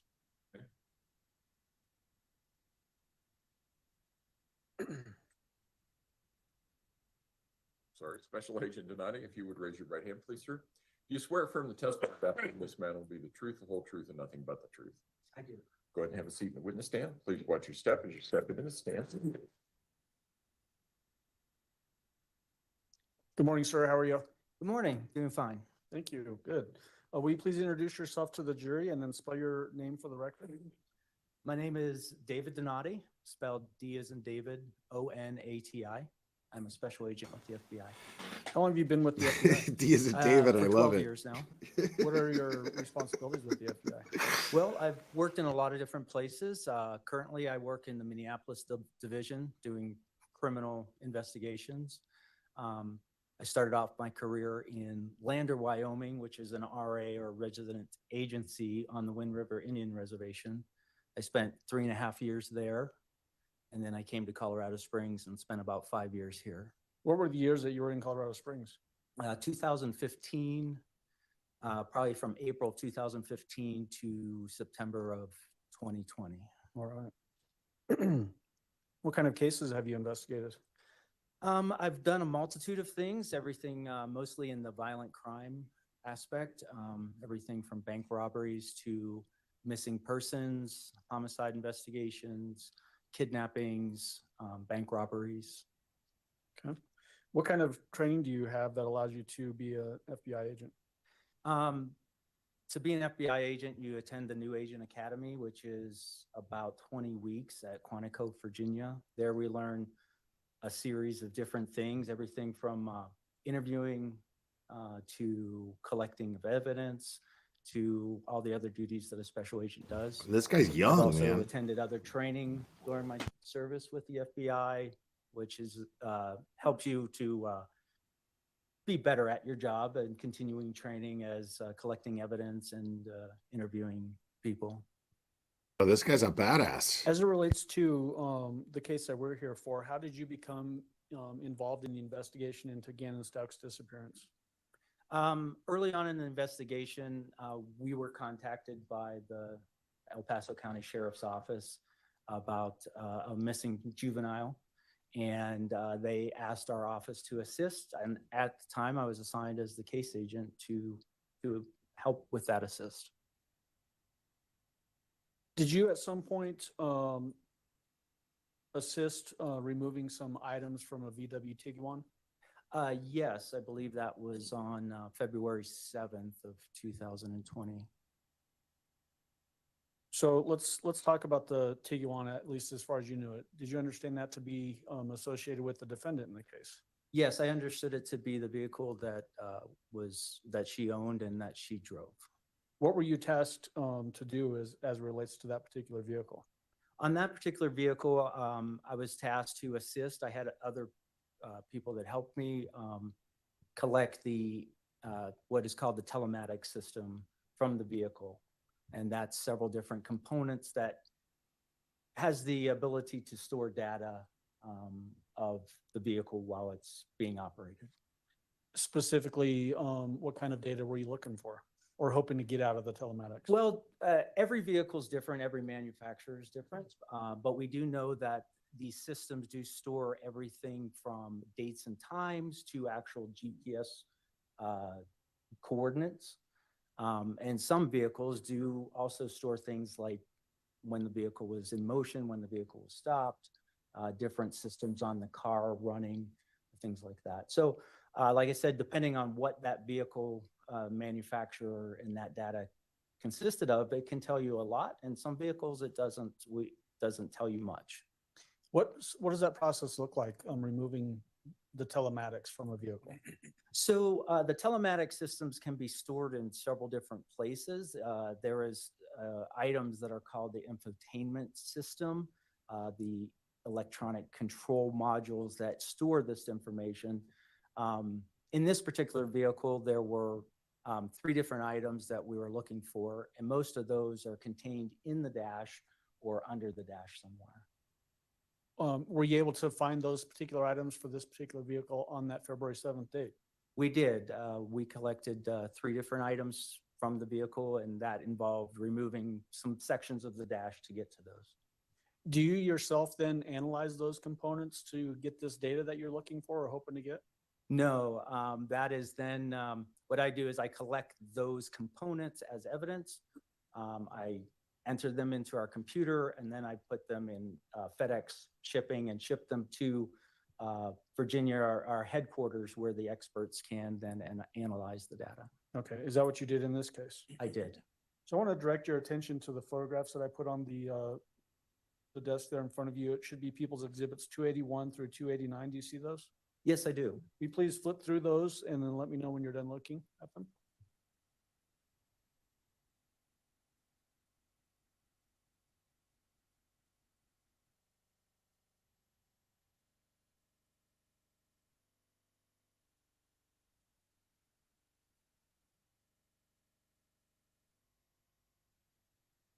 I'm done. Do you recognize those photographs? I do. What are they of generally?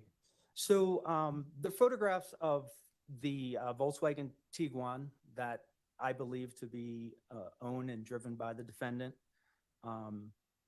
it was located in the El Paso County's vehicle bay where they store their evidence. And are those photographs fair and accurate representations as to what you saw and in the removal process of this infotainment center? Absolutely, yes. Sorry. I actually took these photographs as we removed them from the vehicle. All right. Your Honor, at this time, I'd move for admission and permission to publish 281 through 289. Defense, No objection. 281 through 289 will be admitted. Thank you. We're connected back over here now, Judge.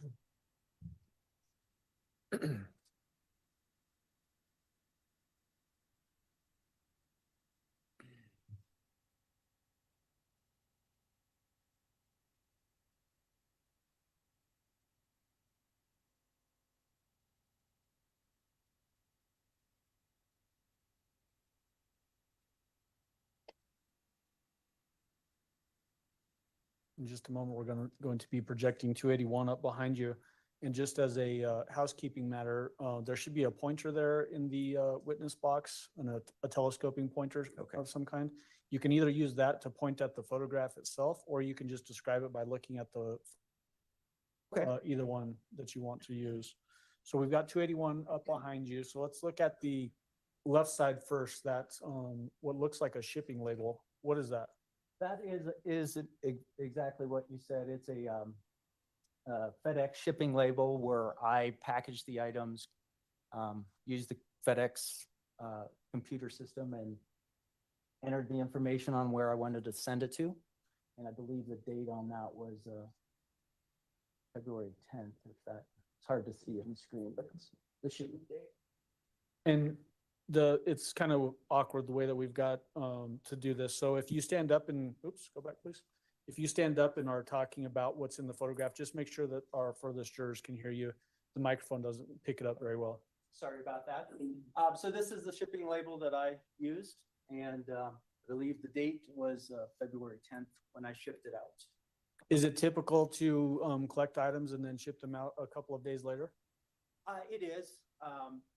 One, I have to enter everything into the computer. That document has to be signed by my supervisor before I get the numbers, which are our tracking, our evidence tracking ability. So sometimes that takes a day or 2 days. Then I can package it up and send it out for FedEx. How is it stored in the meantime? Our facility is a controlled storage for evidence collection.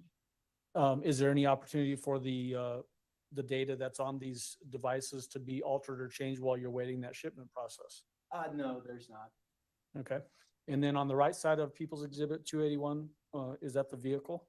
Yes, this is the 2019 Volkswagen Tiguan that I believe the defendant to be driving. Was that belief based off of information that you had gathered during the course of this investigation? It was. Right, 282? What's in 282? In this picture, we're more centered on this, the glove compartment area. And this would be the information electronic control module that will be removed. It sits right here. It has kind of a plastic cover, but once we remove it, I think there's another photograph of that. When you're going through this process, are you basically just gaining access to the thing and then unplugging it and pulling it out? Yeah, there's basically that's it. In some situations, like around a display module, there's molding that comes on everybody's dash that is popped out or removed. It's usually in by clips. Every once in a while, there's a screw or something like that that needs to be removed. And then just so that we're understanding what's happening in this photograph, why does it appear that there's white powder on everything in there? This vehicle had gone through a previous evidence collection, and I forget what the name of that is, but that's like a luminol. Blue Star? Is Blue Star. Okay. That's used to under lights to detect evidence of other types of evidence like blood or other things like that. So is that basically just the residue of the Blue Star, what it looks like once it dries? It is. Okay. Yes. 283? And this box here, the front is what you saw in the other picture would be on this side of this silver box. And then all the cables come like very similar to a computer component. They can be unplugged and pulled out. Did you in fact unplug this unit and pull it out? And that's one of the things that was shipped off to Quantico, Virginia? Yes. All right. 284? And this is the item sitting on the bench top just to get a better focused picture of. Same item that was in, Same item that we've just talked about. okay, perfect. 285? This is the infotainment display.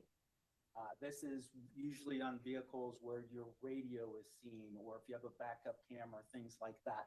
So this piece that is removed here was the venting above it, and the piece that we are collecting as evidence is this display system. You see a knob right here. Okay. 286? This is the back of that unit. The face would be facing the gear shift right there.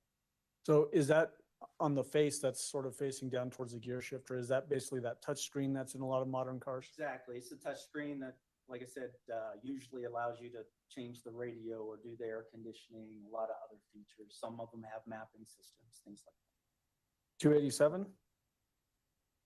that. This is a little bit. Oh, harder yeah, to for see, sure there but was blood this in the would be Tiguan. Emergency call module. It is located inside the dash, behind the steering wheel. Okay. You'll see a better picture when we actually get it out. 288?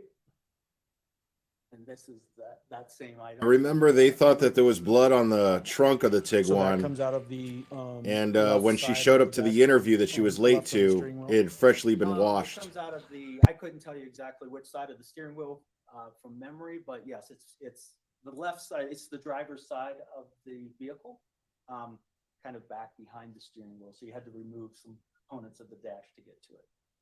And then should be 288. That's up there now. So let's look at 289. And this is that same item on the table where you can see it a little bit better. Okay, you can go ahead and sit back down. So tell the jury, you mentioned that this will go into a temporary storage at your facility and then you will package it up to ship it. How do you ensure that what you're shipping and what is received is the same thing? Good question. We have several ways of doing that. We have an evidence tracking form that goes with it that talks about who handled that product. But the items itself actually get packaged inside a box. It gets the red evidence tape over the top so that during shipping, there's anybody that would tamper with it, that tape would be ripped, the box would be open. So we can say that if it gets there and that tape is secure, that the item was not tampered with during shipment. Once an item gets analyzed, do you know what happens with the data that may or may not come off of these units when you ship them off to Quantico? Whenever that evidence is finalized and they get some information off, they would then send it back to us in a similar manner. It would be packaged with red evidence tape and put in FedEx and sent back to us.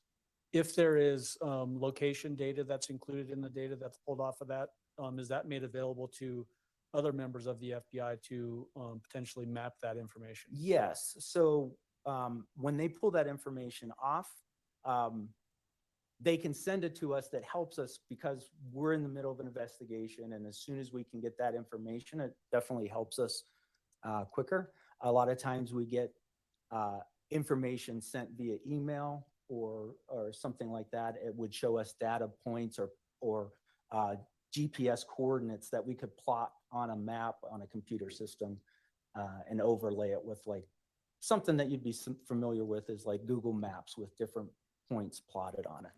Did that happen in this case where information came back from Quantico with location data for this particular vehicle? It did. It came back relatively quickly, but that information is kind of raw data, and they tell us that it's not has not been certified or verified yet. So they tell us to look at it and use other means to try to corroborate that information. But I did get the data points early on in the investigation. Did you give that information then to Special Agent Kevin Hoyland to go through that mapping process that you just described? Yes, I did. And do you know whether that was successfully done or not? Yes, it was successfully done. Okay. Your Honor, may I have just a moment? So I have Cross-examination? No questions, Your Honor. Do any of the jurors have any questions for Special Agent Donati? No? All right. Thank you, sir. You may step down. Thank you. Prosecution, call your next witness, please. We'll call Special Agent Dwight Falkowski. I'm gonna place this on the witness stand. Go ahead and pull those photos out. Okay.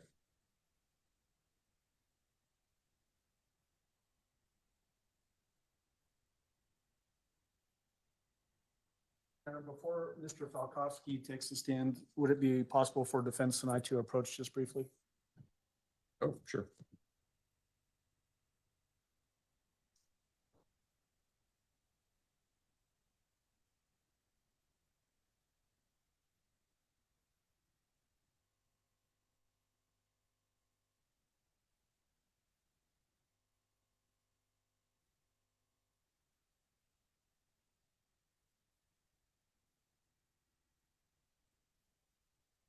I wonder what that's all about. I mean, might be nothing, but All right. Agent Delkowski, if you would raise your right hand, please, sir. Step on up a little bit. More. here. It's all right. You swear affirm the testimony about to give in this matter will be the truth, the whole truth, and nothing but the truth. Go ahead and have a seat in the witness stand. Please watch your step as you step into the stand.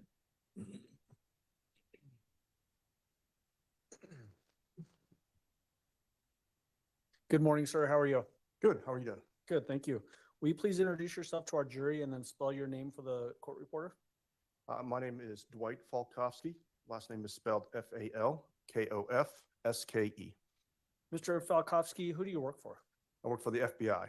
What do you do for the FBI? I work as an automotive forensic specialist, and I want to expound on that.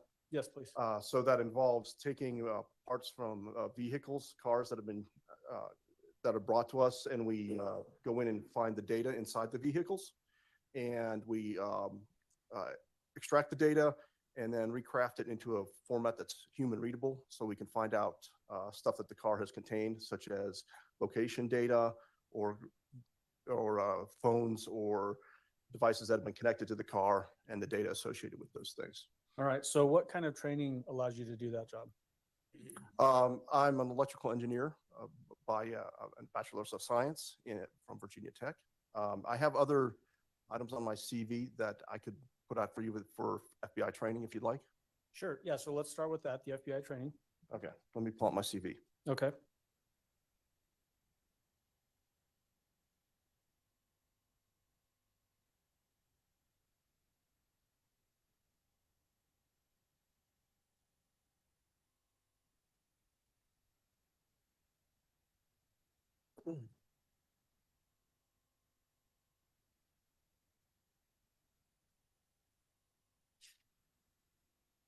Okay, with the FBI, I've taken DEMS training, that's Digital Evidence Management Systems, digital evidence handling, legal ethics training, CDART mentorship and proficiency testing. That is a specialized internal thing. A little explanation there is previously I worked for the FBI as a contractor that allowed contractors to handle evidence in their facility. And also I have testified as an expert witness now twice. Okay. How long have you, you said, I think, an electrical engineer? How long have you been an electrical engineer? My degree was from Virginia Tech in 1992. Okay. What's your investigative experience? How many different investigations have you been involved with? More than I can contend with at the moment. I have an estimate on my CV. Like one moment. Sure. Let's see. I've listed over 70 devices that I've examined since 2018. Okay. What kind of devices have you examined? And I'm not asking you to give us an exhaustive list, but just a generalized idea of what kind of devices that you've worked on in your role as an FBI agent. Okay, I'll give you the primary two pieces that I typically see from vehicles. And one is the infotainment system, which is the center portion of your car that provides you with information about, like, you know, if you're navigating or what music you're playing, that hardware.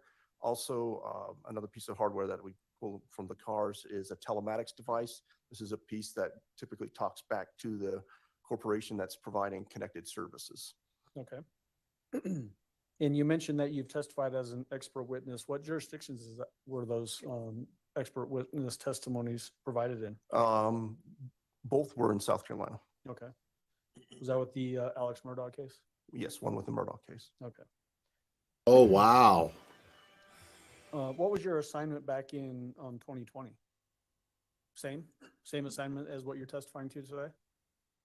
Clarify, please. What was your assignment with the FBI in 2020? In 2020. Yes. So 2020, I was doing the same work as a contractor with Okay. the FBI. Okay. Did you have an occasion to work on some devices as it relates to the Gannon Stout investigation? Yes. Before I do that, Your Honor, at this time, I'd move to qualify this witness as an expert witness in automotive forensic specialists. Defense?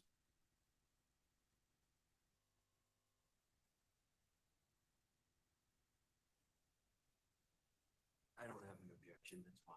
All right, the witness will be so qualified. Go ahead. So as it relates to the devices that you examined in this case, what devices did you look at? There were 4 pieces that I examined, and I have, I don't have the list of them in front of me, but there were 4 pieces from the vehicle. I knew that some pieces that we had worked on were not valuable in extracting data from, but there were one in particular, the infotainment system from that car was probably the primary one we looked at. Okay. When you say 4 pieces, does that mean that one of the modules had an SD card in it or something like that, that expanded it out to 4?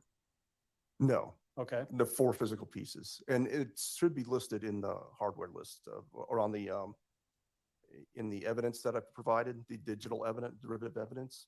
There are 4 listings there, and it shows explicitly on each piece what was provided. It includes pictures. Okay. And then as it relates to your work, did you have 2 different efforts towards gathering this information? One that was an initial uncertified basically result, and then a second that was more in-depth? Yes, so I'll go ahead and explain the situation around that, if that's okay. Yes. So it came to us initially as an active search for a missing child, and in which case we prioritized something like that and put it, we're working on that now. And so when we initially got the pieces in, it was from a vehicle that we had not previously looked at, so we had no idea of what it might contain or the data in it. So we provided a very fast analysis on the system at that point and was able to extract location data out of that vehicle.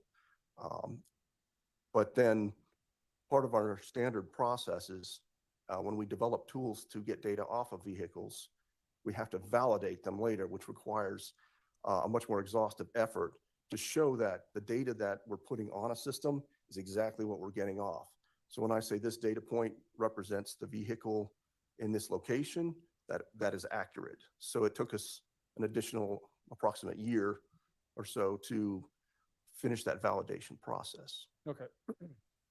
So when you have that initial effort that you get that unvalidated data, what did you do with it, that unvalidated data?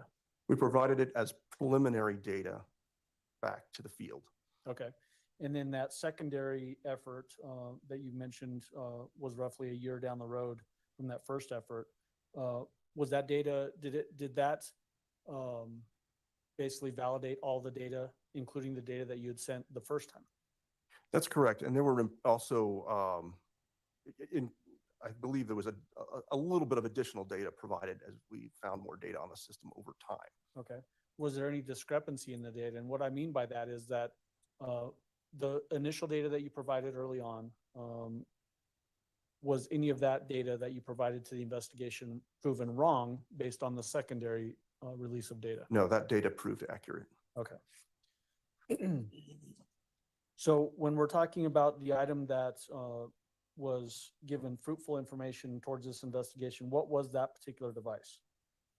The head unit, there was 4 devices. I believe it's the item that ends with 04. Is that? Well, you're the expert. I can't. Okay. I don't know where it came from. All I know is it magically appears. All right, give me a moment. Let me pull out some Okay. records and so I can find what we're looking for. Okay, I do have the list here. Okay. So you want me to go through all 4 pieces or just this one? Well, so let me ask you just a clarifying question before we go Okay. down that path. Did you look at all of the items that you received from Colorado Springs to see if there was going to be any useful information on all of them? Yes, we evaluated each piece. And then through that evaluation, did you determine, based on what you've already said, that only one was going to provide any useful location data? That's correct. Okay, so let's talk about that one then. Okay. What particular item are we talking about that provided useful location data for this investigation? Okay, it was the information ECM, that's electronic control module, basically the head unit that I explained before, from a 2019 Volkswagen Tiguan. Who did you receive these items from? From our internal evidence control facility. Okay, but when you get it from your internal evidence control facility, can you tell like what case it's being sent from? The case number is with it, yes. Okay, and can you verify that it belongs to a Volkswagen Tiguan that was seized in Colorado Springs as opposed to, let's say, Seattle, Washington? Yes, we have a chain of evidence maintained in the digital evidence management system. And the information that we're talking about here, was that in relation to this specific case that we're having you testify on? All right, I'm sorry, say it one more time. The evidence that we're talking about here, the Yes. location data that you were able to pull, can you verify that that information relates to our case that you're testifying in today? Yes. Okay. So tell the jury, how do you get the information off of this electronic control module head unit? You want to go into specifics? Yeah. Tell the Okay. jury how that works. I'm going to pull out my notes from that. It's complicated.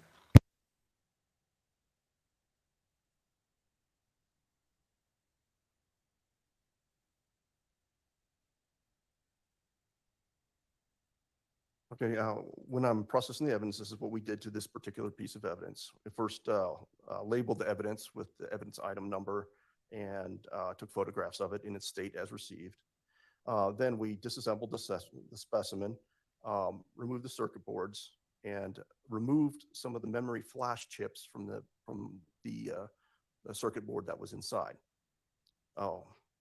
And from the flash chips, then we were able to read those flash chips using a tool so that we would have what was a binary image provided that represents the data that was inside those flash chips.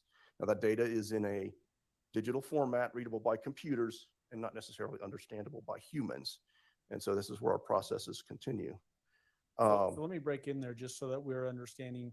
Okay. When you say that you pull a chip off and then you read it, do you mean that you're physically looking at it and reading information off of it? We have specialized tools that access the chip and can read the chip in its proper protocols to be able to pull the data off correctly. And were you able to successfully do that in this particular case? Yes, for 2 chips. For 2 chips off of this electronic control module circuit board? That's correct. Okay. Do you then look at the data before you send it back to the investigative arm or area? Yes. So this case, at this point in the stage, you've only got a binary image with no understanding of what the data means. Okay. And so there was processing performed at this point. So tell us about the processing. Okay. So part of this is we were able to extract logical file systems from the image. And from the logical file systems, we combed the files that we found for information that might be related to location of the vehicle, because that was stated as an item of interest. And from that, we found, one moment. We quickly found that there was some location data available in some computer logs that were on there in a textual format that were very easy to access, which allowed us to quickly, within 1 day, write a parsing tool that would go out and pull that data from those logs. And that data was represented with coordinates and timestamps. And when you say coordinates, do you mean like GPS coordinates? Yeah, geo-coordinates. Geo coordinates? Yeah. When you get those geo coordinates out of that log that you're describing, what do you do with it? So we prepare it into a format that is usable for us humans. I can give you a coordinate, but then you'll even have to go out and type those coordinates into a thing like Google Earth to be able to see them. So I could tell you, but then I'd have to kill you. The parser takes the information and puts it into a file that you can just throw into Google Earth. It's called a KML file. And that file will automatically populate the locations and times of the vehicle on a map. Okay. So how do you get that information back to the originating investigative region? So in this case, we also provided because of the nature of the search, we went ahead and looked at some of the data and provided a PDF as well, along with the KML file to say, here's some points of interest you may want to go look at. And that was, I'm just seeing which method was provided back. It was provided back to the field. I believe that was over electronic communication. Okay. Do you know who you provided it to?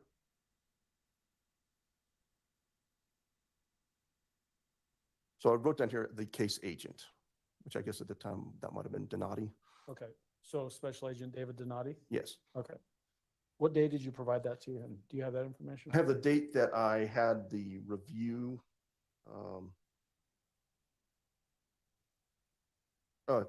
February 12th, 2020. Okay.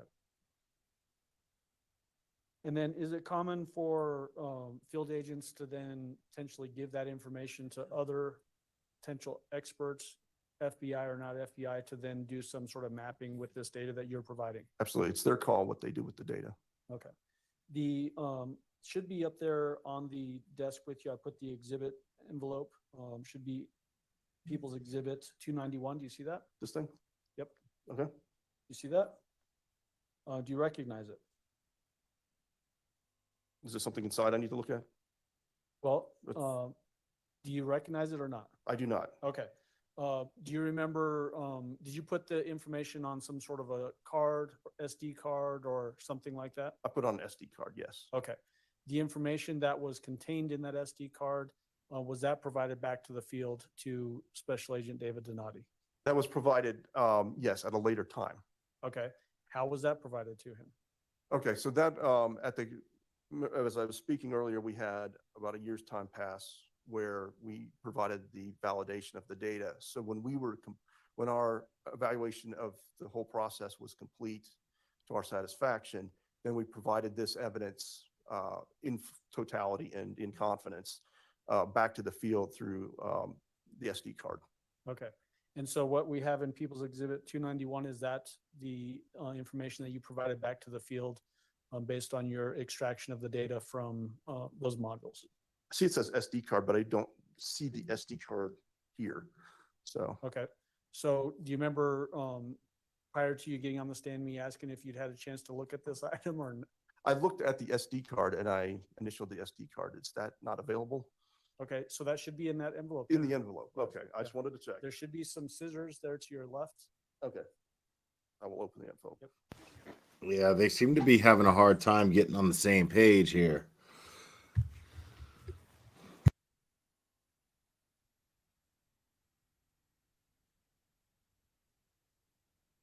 Oh, there we go.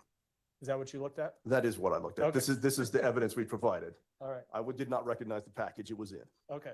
So is that the same SD card that was provided in this investigation that contained that location data that you sent back to the field investigator, Special Agent David Donati? Yes. Is it fair and accurate representation of that data that you recovered from that electronic control module back on February 12th of 2020? Yes, I verified it just shortly before Okay. this meeting. Your Honor, at this time, I move forward mission of People's Exhibit 291. Defense? Can I ask just what are a couple questions? On authenticity? Yes, The go ahead. exhibit. Go ahead. Yes. Special Agent, hi, good morning. Good morning. Just quickly, this SD card information you have, is this the verified stuff that came approximately a year after February 2020? That's correct. Okay, this isn't the initial. This is not the preliminary data. Okay. It does include the preliminary data that we provided at that time as well. Okay. And how is the preliminary data different from the final data that you got at a year later? So the preliminary data was what we initially found during a compressed timeline to try to locate a missing child. You know what and preliminary means. Later on proved to be accurate in its totality. There were some potential additions to the data as we continued to process it over that year. Okay. Were there any discrepancies or inconsistencies between the preliminary data and the final data that was published or released a year later? Yeah. Okay. Your Honor, I don't have an objection. Right, Exhibit 291 will be admitted. Mr. Allen, go ahead. And that was the, some of my questions, Your Honor. Cross-examination, Mr. Cook? No, Your Honor. Do any of the jurors have any questions for Agent Falkowski? No? All right. Thank you, sir. You may step down. Thank you. We just, before you get down, we just put that SD card back. It is in the envelope, but it's not sealed. Here's.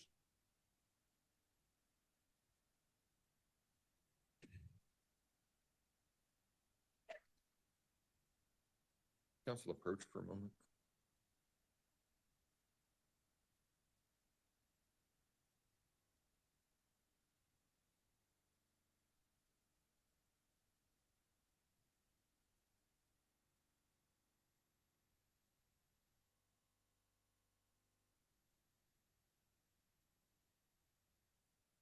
I love how they're, you know, I hope how Ladies and they just gentlemen, keep breezing through trials are witnesses. Sort of a dicey business. Sometimes witnesses go faster than you think, and sometimes they take longer than what you think. The good news and the bad news here is the same, which is these witnesses are going a little bit faster, which means that there's about 45 minutes that we would normally use that we're not going to. So what that means is that you're going to have a longer lunch.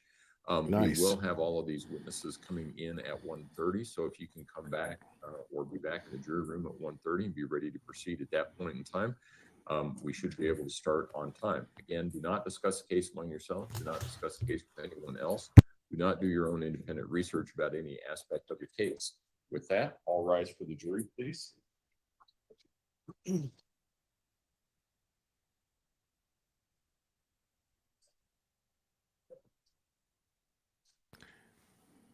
Yeah, that's this is good.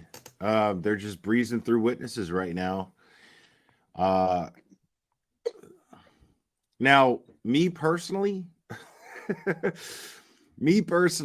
I'd rather that they just use the 45 minutes to go through another witness. But here's the thing: is their next witness, the prosecution Record should reflect the jury has left the courtroom. Is there anything we need to take up outside the presence of the jury at this point in time, prosecution? Judge, just to expand a little bit on that issue as far as witnesses, there's probably a method to the prosecution's madness, and the next witness is probably going to take a lot longer than 45 minutes. so we've got 2 witnesses scheduled to finish out today, Judge. They're local witnesses. And then our next witnesses are, I think, not available until tomorrow morning. We have 3 witnesses lined up for tomorrow morning. One of which is Dr. Grimmett, who now lives in Hawaii. I think flew in maybe. Okay, she flew in at 6 a.m. this morning. Special Wow. Agent Kevin Hoyland from the FBI is from the East Coast. He's actually flying in today. I'm not sure exactly what time he gets in. And then Dr. Moore from the jail is where she used to work. She does no longer works there, I don't believe. Is that right? She's in Kansas. She lives in Kansas now. Okay. And just along those same lines, we've got what appears to be 7-ish witnesses left, Judge. Okay. Okay. Well, if we have some holes or some gaps here and there, I mean, you guys have done a good job in being efficient and moving things along. So I think we're ahead of schedule, and I understand when we get towards the end of trial, that's usually where the holes start to appear because you've got a limited number of witnesses that you're trying to get to rearrange and schedule. So I get that. Yeah. Is Dr. Grimmett the only one that you're gonna call from CMHIP? Or are you? No, Torres or Gray, Torres is also from CMHIP. and you're gonna call her? I believe so, Judge. Okay. Yep. Okay, all right. And then just for scheduling your, you usually thought about bringing Dr. Lewis in to testify on Friday, but based upon. Ooh, is CMHIP the mental institutions? Okay, so it's possible that Friday may be a down day. We may have Friday afternoon. Well, we We're can, not cut off, but I don't know. we can talk about jury instructions, see where we are then. We ought to have some idea. We ought to be pretty close, because it sounds to me like most likely will be done sometime next week. That's fair? Yes, I would say that's very fair. Okay, so we can talk about jury instructions on Friday and see where we are. They look to be Wow. in pretty good shape, frankly. Mr. Tellini, can you get me a, So they're projecting that Theory of defense this by trial will be over next Friday. week. Sure. Yeah, Okay. if I get them Thursday, because I've been, Yep. kind of cruised through them, but I haven't looked at them Sure, specifically, so I'll have any defense instructions or any other Right. instructions from the defense by Friday. yeah, just give me some idea so that, okay. Okay, then we will see everybody at 1:30 this afternoon. Thank you. All right.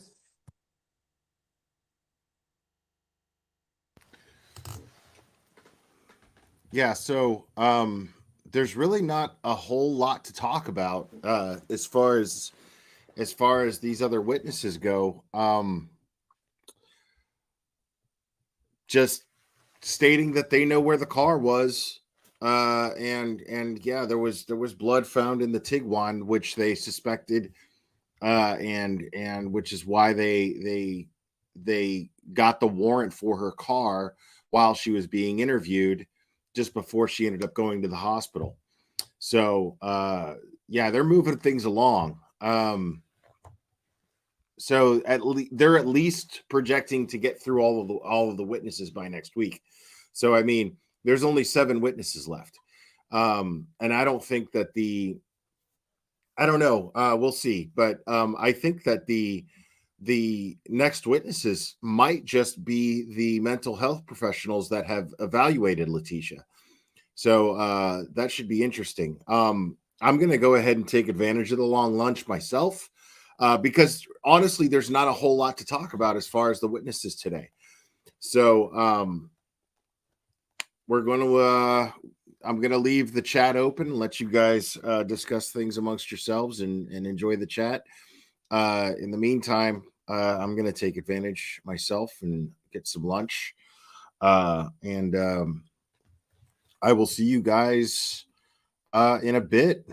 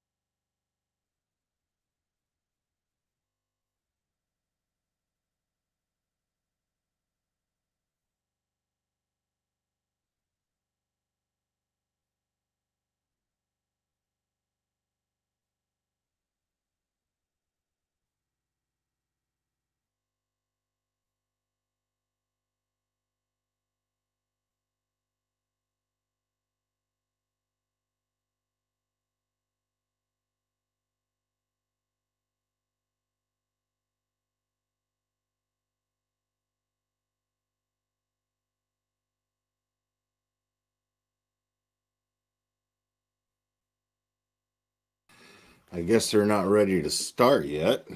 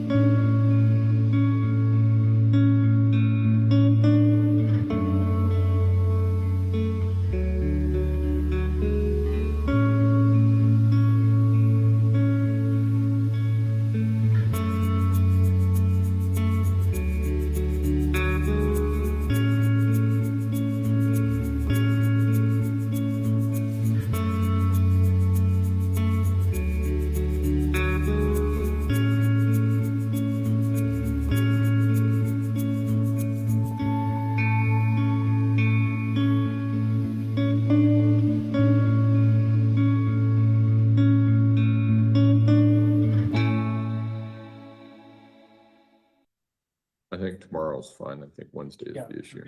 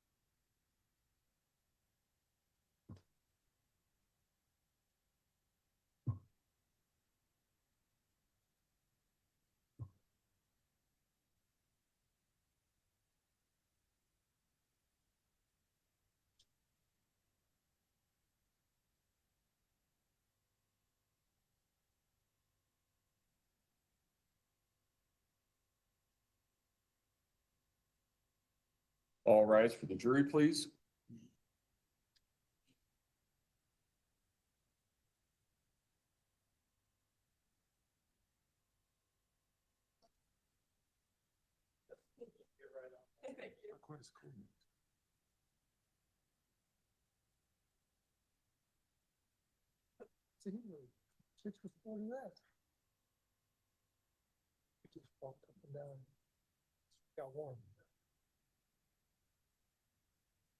Thank you. You may all be seated.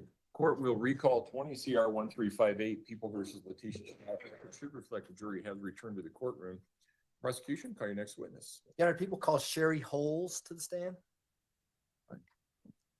Ms. Holes, if you would step forward and raise your right hand, please, ma'am. You swear or affirm the testimony about to give in this man will be the truth, the whole truth, and nothing but the truth. Go ahead and have a seat in the witness stand. Please watch your step as you step into the stand.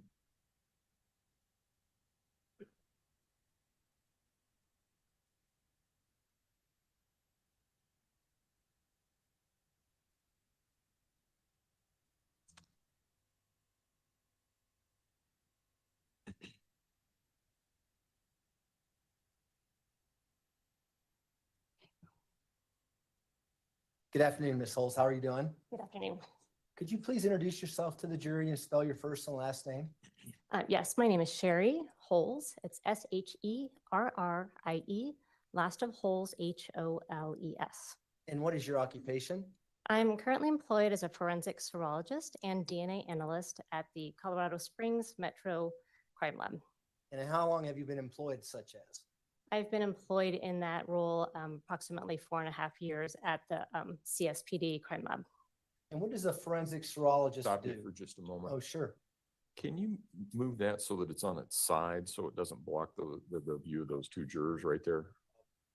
Oh, let me just put it right here. Or you can just lay it down on its side either way. Okay. We'll just do that. All right, go ahead. I think I was asking you what a forensic serologist does. Yes, a forensic serologist examines evidence for the presence of biological fluids. Specifically in our lab, we look for blood, semen, saliva, and also we examine for other potential biological evidence that may be suitable for DNA analysis. And what kind of experience of training do you have in the field of forensic serology? Well, my training, first of all, I have a Bachelor of Science degree in Biological Sciences from University of California at Davis. I also have a Master's of Public Health with a specialty in Forensic Science from University of California, Berkeley. Prior to my employment in Colorado, I was employed in the same capacity for approximately 10 years. I was also a forensic DNA analyst and serologist in various crime labs in California. Most serology training actually does occur on the job. There are a few formal classes that I did take, such as microscopy of semen evidence, and mostly it was on the job training. In fact, when I came to Colorado Springs and was hired here, I spent about a year just going through a training protocol before I was deemed competent and able to begin casework. And are you peer reviewed when you do a serology examination? Yeah, so all the reports that I write with my results are always technically reviewed by a second qualified analyst within the lab to make sure that they agree with the conclusions that I'm offering in the report. And then there's also another level of review called administrative review before the report goes out by another second qualified analyst, serology and DNA analyst. And approximately how many forensic serology examinations have you conducted in your career? Oh, in my career, it's well over 1,000. You don't keep track each time you do one and say, I usually average about 100 cases for serology a year. So over the course of almost 15 years, yeah, it's well over 1,000. that was a bad attempt to try. I'm sorry. Have you testified as an expert in the field of forensic serology in the past? Yes, I have.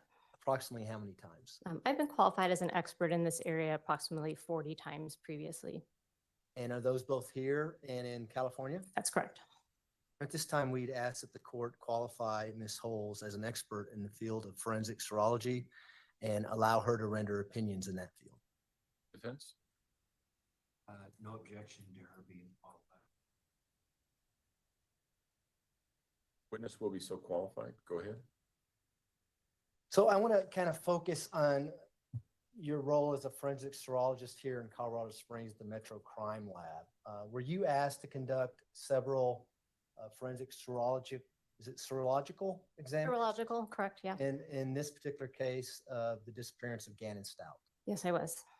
Could you give the jury a rundown on how you come about or how you became involved in this investigation? So when we get a request from an agency, in this case, the El Paso County Sheriff's Office, typically there's a couple of things that happen. One is they will write a cover letter with a description of the pertinent case details and some of the items of evidence that they would like examined. And then also typically there's a meeting between the submitting agency and our crime lab supervisor, our DNA technical supervisor, and they make decisions as to these are the items that we will accept and which, what are the priorities on which items will be tested. And so is that common in any criminal investigation that the investigating agency will submit a letter asking you to perform analysis on certain items of evidence?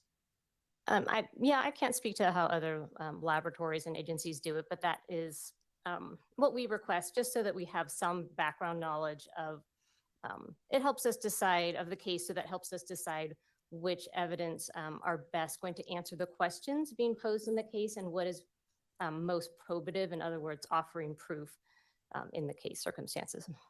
And is it often in large investigations that you may actually meet with the detectives or other investigative officers to talk about what should be tested and why and that kind of thing? Yes, definitely they try to do meetings before the first request comes in, but often in a large investigation, there can be several meetings that occur over time as more investigative details come to light or more questions are being answered in the case. And that is what happened in this particular case.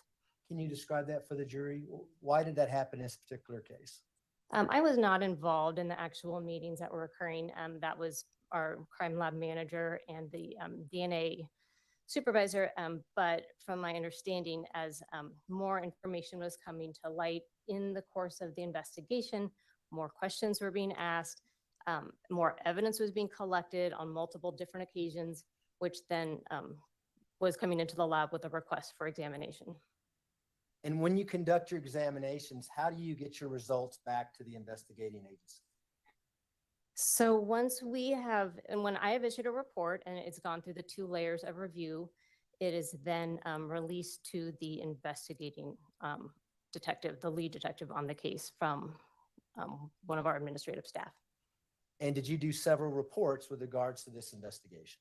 Yes, in this particular investigation, I released 7 reports. And do you know why there were 7 different reports on, I'm assuming, 7 different dates?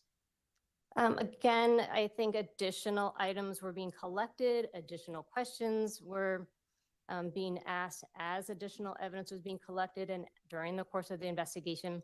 So they didn't have all of the evidence or even all of the information from that very first request So again, as they were having more meetings with our lab management, decisions were being made that, we need additional items tested. And so what would be your role, just so you can explain to the jury, in the process of doing your analysis with regards to evidence in this particular case? My role was to examine the items of evidence for the presence of, mostly for the presence of blood, and then also for other potential biological material that may be there, and consolidate any swabs or cuttings that I take, as well as documentation of the evidence. Documentation is done through photography and from note-taking of my observations of the evidence. And then any samples that I deem would be suitable to go on for DNA analysis, I'm then consolidating into what we call a DNA packet. DNA packet is just an envelope that has numerous tubes that I've prepared. The tubes have little pieces of cuttings or little swabs from the various items of evidence. Then that will go forward to the next step, which is the DNA analysis. And with regards to this particular investigation, you indicated earlier that you may have been looking for blood or the presumptive presence of blood in these types of items. How would that impact your DNA packet, or whether or not you created a DNA packet with regards to what the results of your blood test was? So when I am looking for blood, that's always starts with a visual exam. If I see staining that is consistent with visually looks like blood, we then do a chemical color test. It's a presumptive test for blood, meaning it's not a confirmatory test for blood, but it does indicate the presence of that. If I have a stain area that looks like blood, reacts to that chemical presumptive test, I typically will take a small cutting or a swabbing of that stain, trying to preserve additional stain, not take the whole sample when I can. And then that would go into a test tube. That test tube then goes into the DNA packet.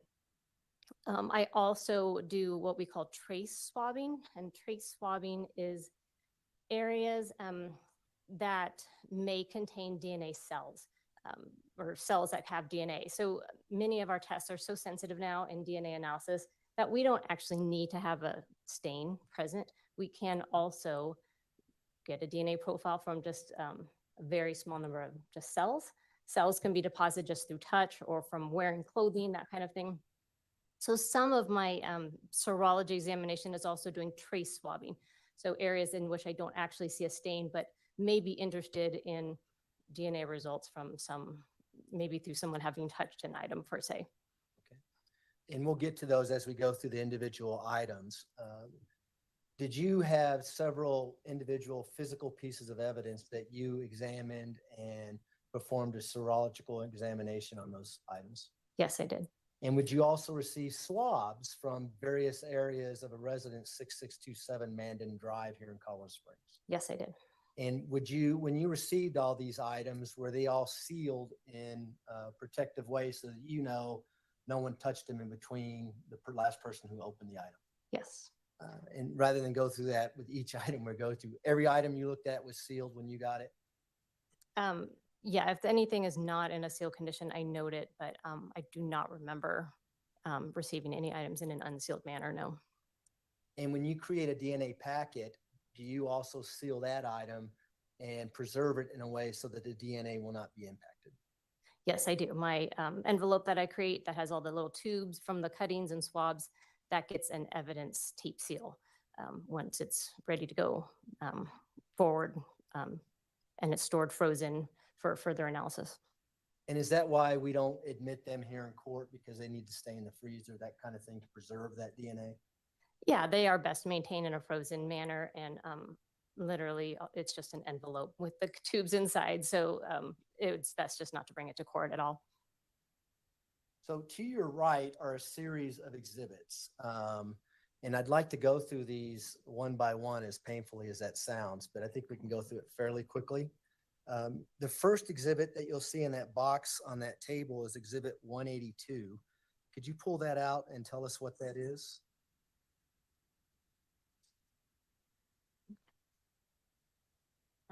Yes. This is labeled as the toothbrush belonging to Gannon Stout. And do you need to open that to see that that's the toothbrush in there? I can see it from the bottom. It's been partially opened. Okay. And when you received that, was it sealed, of course? Yes, it was. What did you do with that particular toothbrush? This toothbrush was submitted as a possible secondary reference standard when we need to make DNA comparisons. We need a reference standard or a known sample from an individual.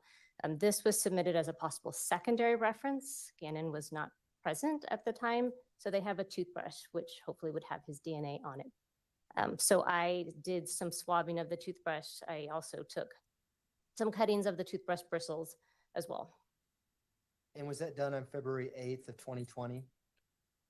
The report was issued on February 8th, that work, yes. It says that the request date was February 5th, 2020. So did you do the actual testing sometime in between those two dates? Yes, So Gannon's body had not been discovered yet. correct. So you created a DNA packet for this item? Not just for this item, but yes, this would be one of the items, those little cuttings of the toothbrush bristles and the swabs, those would go into test tubes and be included in the DNA packet with other samples that I collected. Now, earlier you testified that you're also a forensic DNA analyst. Is there a reason why you didn't do DNA on this particular item versus creating a packet and sending it on?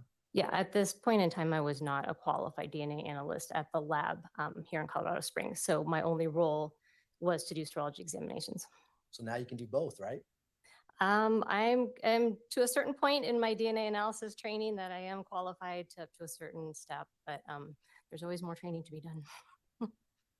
Did this item and other items go on to Donna Minogue for further DNA testing? Yes. And I don't know if we want to just stick that back in Oh, the sure. box, just that so it doesn't get cluttered up there. Or that works too. Okay. The next item in there is People's Exhibit 184. You could pull that out and tell us what that is. Yes, DNA standards for Gannon's biological father. And do you need to open that to see what's in there? It's partially open. There's, I can take a look at this. Okay, there's just some swabs that are in here. Are those buccal swabs from Mr. Eugene Stout, also Al Stout? Yes, buccal swabs are swabs that are taken from the inside of the cheeks and the gum area, and those are taken as a reference standard or a known DNA standard that will be later on used for comparison purposes. I guess while we're doing that, let's pull out 185 as well. What is People's Exhibit 185? DNA standards for Gannon's biological mother, Landon. Okay.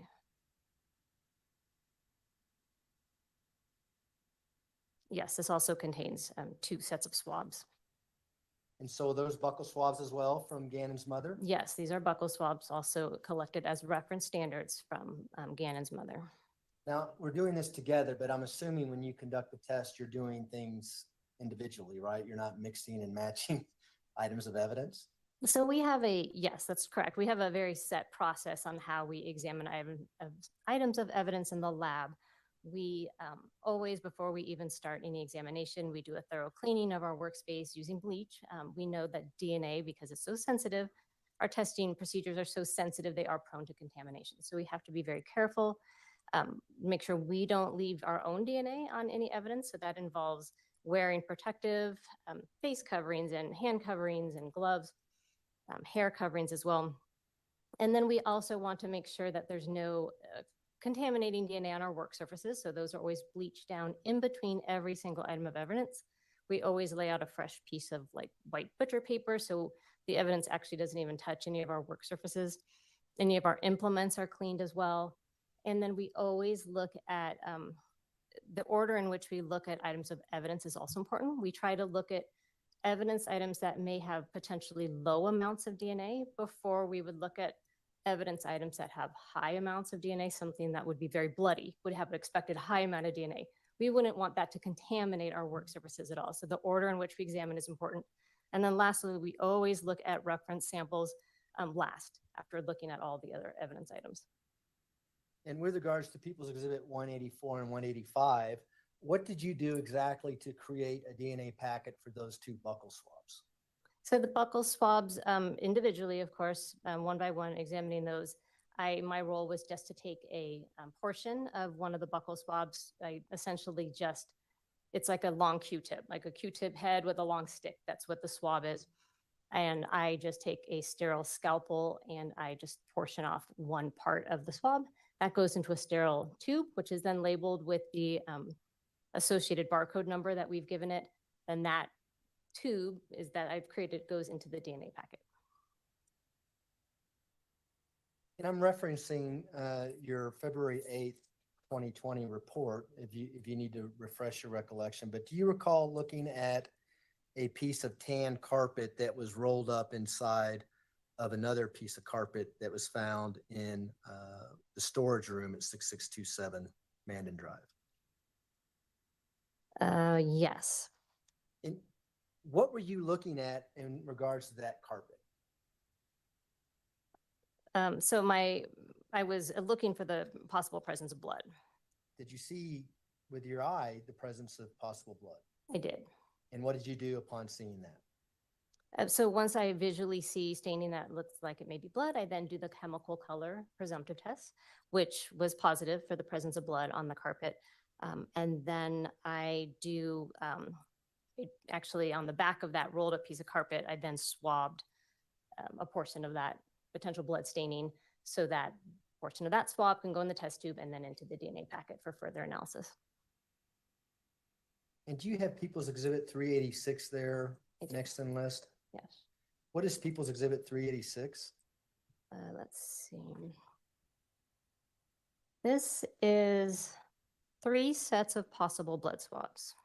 And what are those blood swabs from? Does it indicate on the It envelope? does, yes. These were identified using placards A, B, and C, collected from the stairs and the floor of the garage. And so, what are these? Are these Q-tips or am I being too general here? It's very much like a Q-tip. Their swabs come in sterile packaging. So typically there's a sterile wrapper, and within there are 2 swabs that they are, when our crime scene investigators are collecting these, they would open up the sterile packaging, take out these 2 swabs, which look like a Q-tip, but they have long wooden sticks. And then once they're finished swabbing these particular areas, they go back into the individual swab wrappers, and that's how I receive them. This one has 3 sets, meaning there'd be 3 separate collections then contained within this outer envelope. Are the 3 sets labeled in a particular way? I'm gonna need to refer to my notes.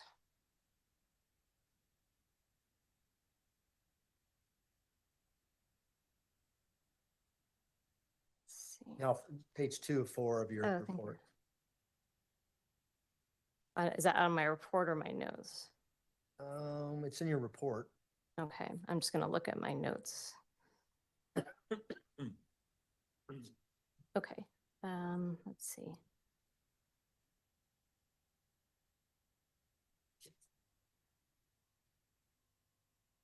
Okay, so they actually, inside the outer envelope, inside there was 3 smaller tape-sealed manila envelopes.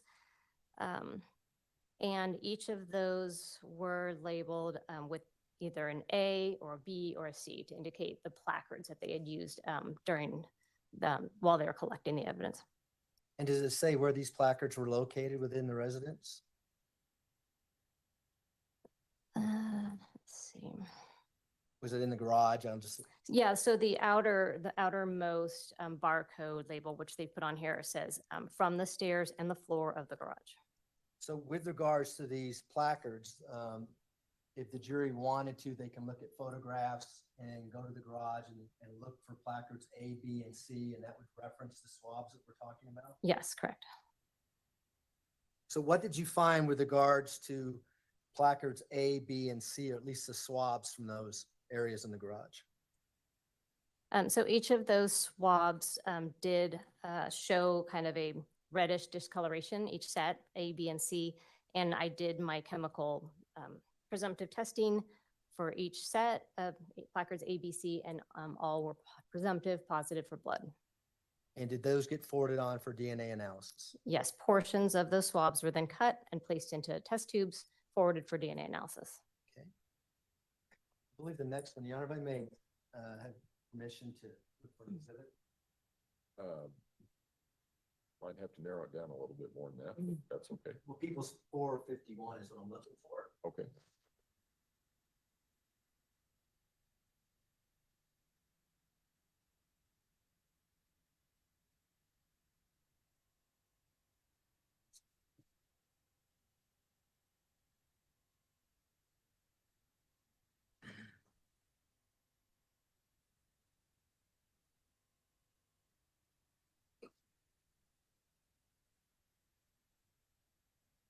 To show you people's, this admitted evidence 451. You recognize this item? I do. Do you need to look at that further?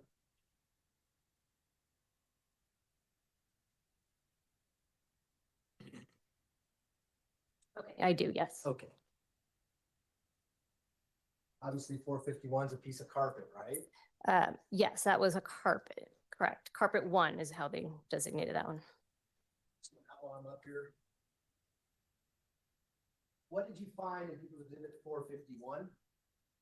That piece of carpet, there was staining observed on both sides of the carpet that was presumptive positive for blood.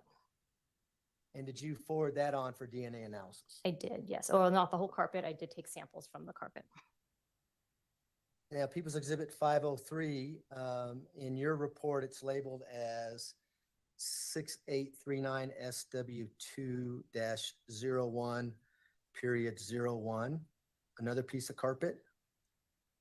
Do you recall seeing that? So let's see.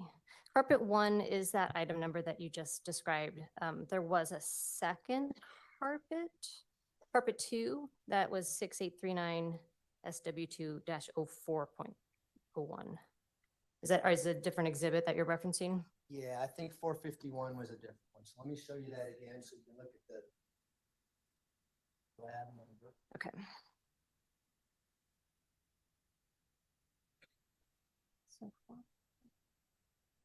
Okay, so that's the -01. That's for carpet 1, Okay. right? Okay. Is the next one carpet 2 then? The next one should be carpet 2.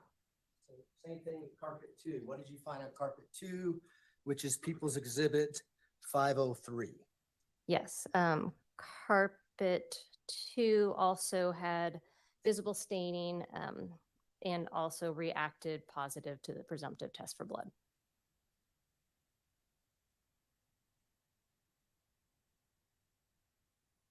Did you also look at the foam padding associated with People's Exhibit 503? Yes, I did. And what did you find in the foam padding of People's Exhibit 503? Also, foam padding had visible staining and was positive for the presumptive presence of blood. The next exhibit in the box to your right should be People's Exhibit 512. Can you pull that out? Yes. What do you see in People's Exhibit 512? This one is labeled as the electrical outlet cover with possible blood. And it says collected from southeast corner of southeast room, child room of basement. And what did you find after, did you conduct a presumptive test for blood on that item? I did. I noted some visible staining on the electric outlet cover. I did the presumptive test for blood, which was positive. And did you perform a DNA kit for that item? Well, I did do some swabbing of the stained area that could then go on for DNA analysis, yes. And so do you do that, for instance, if it's a physical piece of item that may have blood on it, would you actually swab the blood versus a CSI at the scene swabbing like the garage floor that we already talked about? Yeah, typically when we train CSIs or law enforcement officers, we always suggest that if they can collect the item and bring it into the lab so the serologist can examine it, that's the best practice. If it's an item that is just not movable, such as a garage floor or just too unwieldy to collect, then they do some sampling as well. But we always prefer on anything that can be packaged and brought into the lab, we always would prefer to examine it ourselves and do all of the documentation and collection in the lab. Is the swabbing the same process though? Same, keep referring to it as a Q-tip. Is there something else I should refer it to? Yeah, swab or Q-tip, it's the same. We always have these, so we use the sterile package swabs that we open up, and then I label the swab wrapper as to what I'm going to be, what the barcode number is associated with it, and I swab it, I let it dry. Once it's dry, I can then take a portion of the swab, put it into a sterile test tube for DNA analysis. We can put that back, and then the next item should be Pupils Exhibit 516. That, Yes. and what is People's Exhibit 516? This is labeled as possible blood swabs collected from electrical socket in southeast corner of southeast room, child room, a basement. And do you know if that socket is related to People's Exhibit 512, the item we just looked at? Yes, I believe that they did actually, I'm not sure who actually collected the swab, but that it was swabbed prior to being collected and submitted to the lab. And what did you do with that particular exhibit? This particular exhibit, I just noted some coloration on the swab, and then let's see, tested it with the presumptive test for blood, which was positive. I then took a portion of the swab, cut portion of the swab, put it into the test tube for DNA analysis. The next time I want to talk to you about is in your report. It's People's Exhibit 504, but in your report you label as Carpet 2. Does that refresh your recollection a little bit about the three different carpets you looked at? Okay, yes. So there was a carpet 1, there was a carpet 2, and then there was an unlabeled carpet rug. So, Right. Okay, Right. yes. So what did you find with regards to People's Exhibit 504, what you have labeled as Carpet 2 in your report? Again, visible staining was present on the carpet. The chemical presumptive test for blood was positive. And did you forward that on for DNA analysis? Yes, samples were taken from, on carpet 2, from the back side of the carpet. Swabs were taken, cuttings were taken, and even some of the stained fibers were taken, all to be forwarded for DNA analysis. Did you do the same for the padding that was related to Carpet 2, People's Exhibit 504? Same process, did a visual exam, noted staining, which was presumptive positive for blood, and again, took a small cutting of the stained area that could be forwarded for DNA analysis. And with regards to Carpet 1 and Carpet 2, do you know where this carpet came from with regards to 6627 Mandan Drive? They were labeled as coming from the southeast room, also known as the child's room in the basement. That been Gannon's room, or did you know? That's my understanding, that they were from Gannon's room. Was it your understanding that there was a large area of blood in the corner of his room underneath his bed? Yes. I now want to turn to your February 28th, 2020 report. And I believe the next item in the box will be People's Exhibit 371. Is that right? That's 378. Do you see 371 up there? Oh, I apologize. 371 is defendant's buccal swabs. Do you recall getting defendant's buccal swabs? Let's see. Were they part of a kit? No, they're currently admitted into evidence, but they're in a freezer somewhere. So I did actually get buccal swabs. They were part of an evidence collection kit taken from Letitia Stauk, which had fingernail scrapings and a buccal swab. So I did portion out some of the buccal swab from Letitia Stauk for DNA analysis. Okay, and that went on to Donna Minogue's analysis? Correct, yes. All right. So now let's go to the shoes that you have there. People's Exhibit 378. Are those the shoes you looked at? Yes, they are. Is that People's Exhibit 378? Correct, yes. Now, earlier you testified about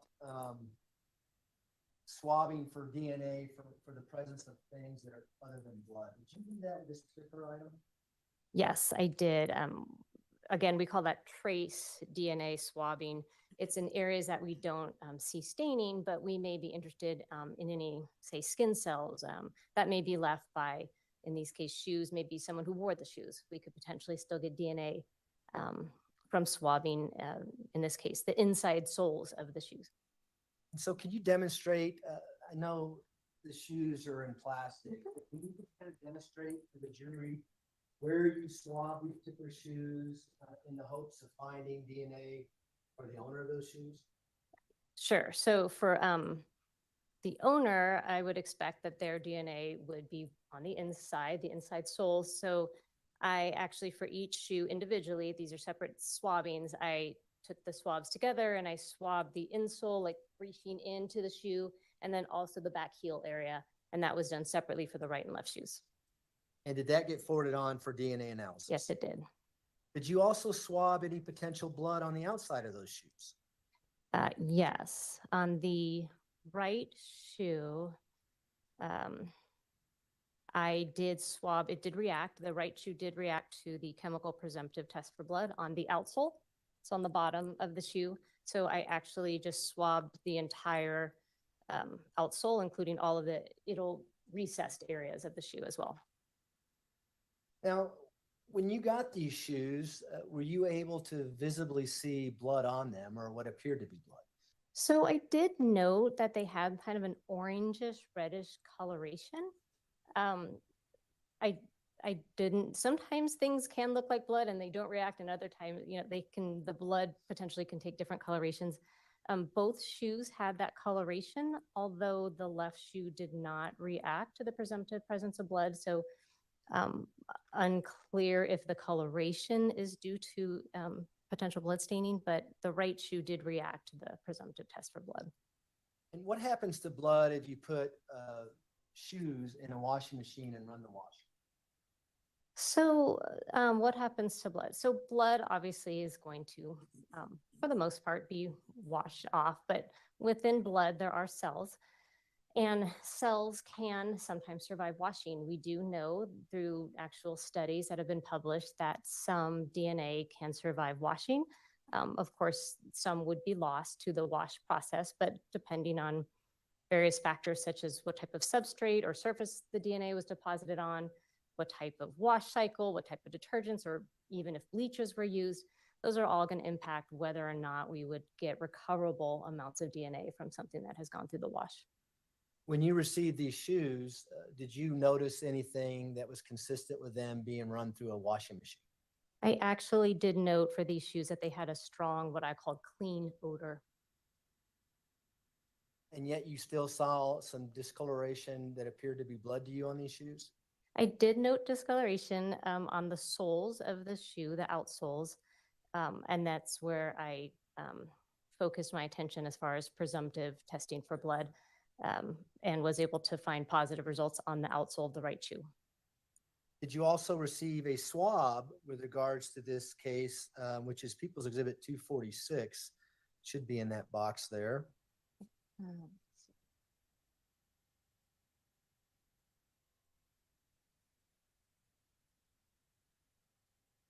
If it's not in that box, I can just ask you about I it. actually found it.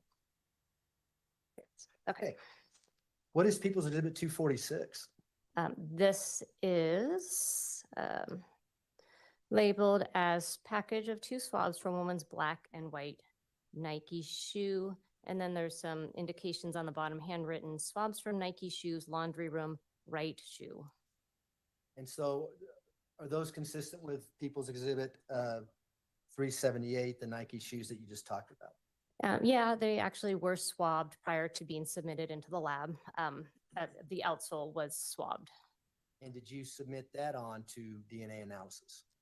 I did this, I believe I actually tested it for the presumptive presence of blood. I did, and that was positive. So yes, and then a portion was submitted on for DNA analysis. You need help getting rid of some of those No, exhibits? I got it. Next one to go to People's Exhibit. Well, before we leave 378, did you talk about all the areas you swabbed, both outside and inside of the shoe?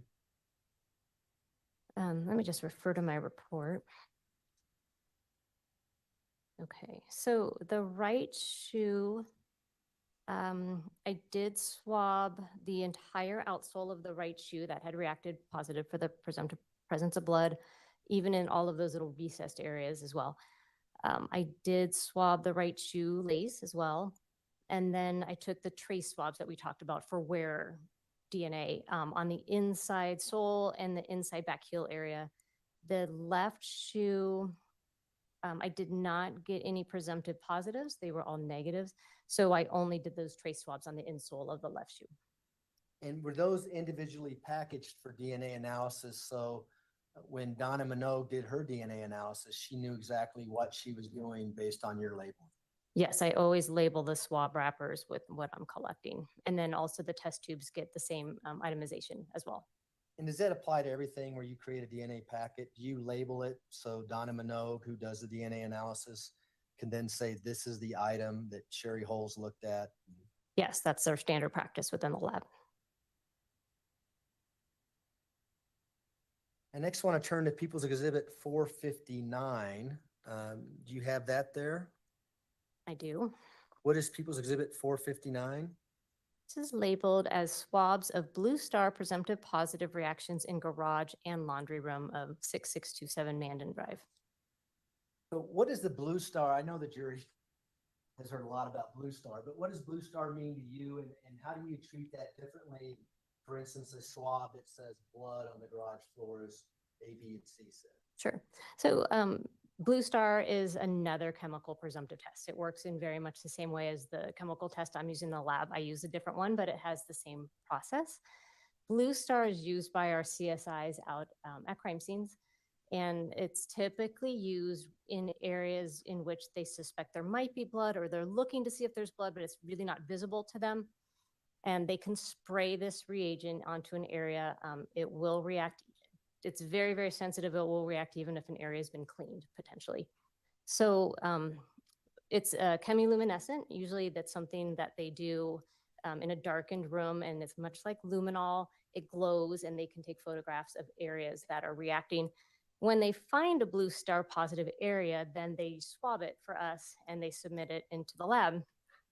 But because it's already gone through a chemical presumptive test, they don't need to now repeat another chemical presumptive test. It's already reacted positive to the Blue Star. It's the same process that my test would do. So when I get something labeled as Blue Star positive, my role is typically just to, like in this case, these are swabs, just go ahead and collect a portion of the swab into a test tube and forward it on for DNA analysis. And is that what you did with 459? Yes. And did you do that with everything that was labeled Blue Star, at least swabbing of the Blue Star? When things were swabbed, yes, there were a few items, larger items that said Blue Star positive that I did still, like carpeting. I did still do a visual exam, but swabs, I just took a portion. I didn't do further chemical presumptive testing. So with regards to People's Exhibit 518, which should be the next exhibit, did you do the same things with that particular item? Yes, this is labeled swabs of Blue Star positive reactions from the staircase between the main level and basement of 6627 Mandan Drive. Again, my role was just to take a sample using a scalpel, take off a small portion of the swabs, put them into the test tubes. Is that 518 you're looking at? Yes. Okay. And so let me, if I can approach her. You may.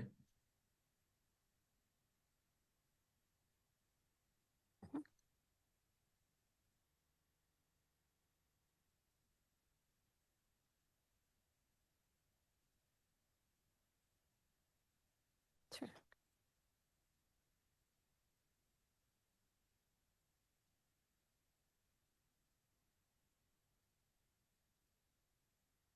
Let's now jump to your March 17th, 2020 report. And I'm going to hand you what's been admitted into evidence as People's Exhibit 423. Yes. I can just hold it for you if you like. Okay. Do Yes. you recognize that? I do recognize the label on it. I did not package it in this packaging, but yes, I recognize this is a plastic tub and lid with possible blood. Did you examine this item? I did. Do you need to open it to look at it? No, I don't. Do you need me to open it? No. All right. What did you do with People's Exhibit 423? This item was examined for the possible presence of blood, so I did do some visual examinations. That's how we always start all of our serology. And I did note that there was some red-brown staining on one short end of this plastic tub, on the tub and on the lid. I then did my chemical presumptive tests for blood, which were positive. I then took a number of different collections, swabs of these different blood stains or potential suspected blood stains, and those were then forwarded for the DNA analysis. Can you just generally describe where you swabbed this item and how you labeled it for DNA analysis? Sure. I collected, one collection was swabs of a suspected blood stain on the outside lip of the lid, short end of the tub with the label, meaning there was actually a sticker label on the tub. So I was differentiating that side from the other side, which did not have a sticker label. Second collection was swabs of suspected blood stain on outside corner of lid, short end of tub with label. The third collection was swabs of suspected blood stain on outside lip edge and side of container, short end of tub with label. And the fourth collection was swabs of suspected blood stain on the inside corner of the lid, short end of the tub with label. And again, Donna Minogue would be able to know exactly what she's testing based on your labels. Correct, yes.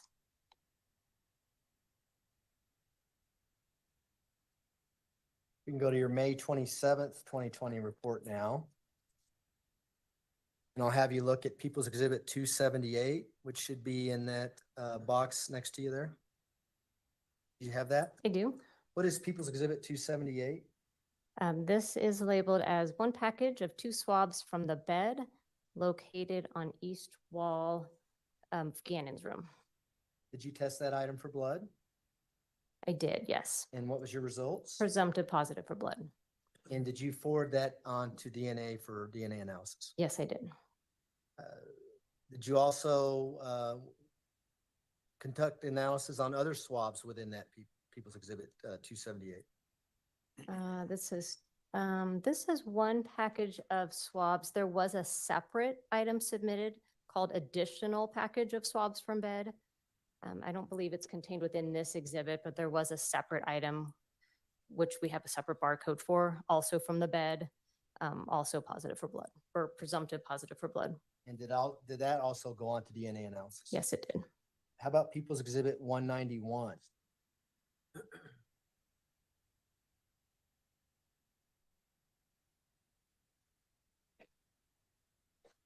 What is that, by the way? This is labeled as a Brillo scrub brush.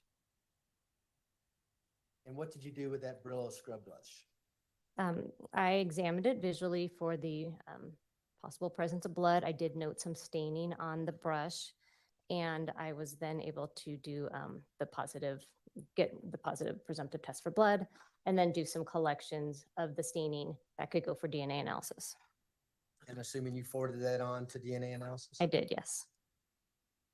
Where did you see, where did it test positive for blood on that particular item? Do you have that in your notes? I do. This particular item tested positive on this kind of, oh, actually you can see it. It's kind of a flat type scrub brush with a handle. It tested positive on the flat surface on that back side of the brush. And did you see any indication that this item may have been washed? May have been washed. Let me check my notes.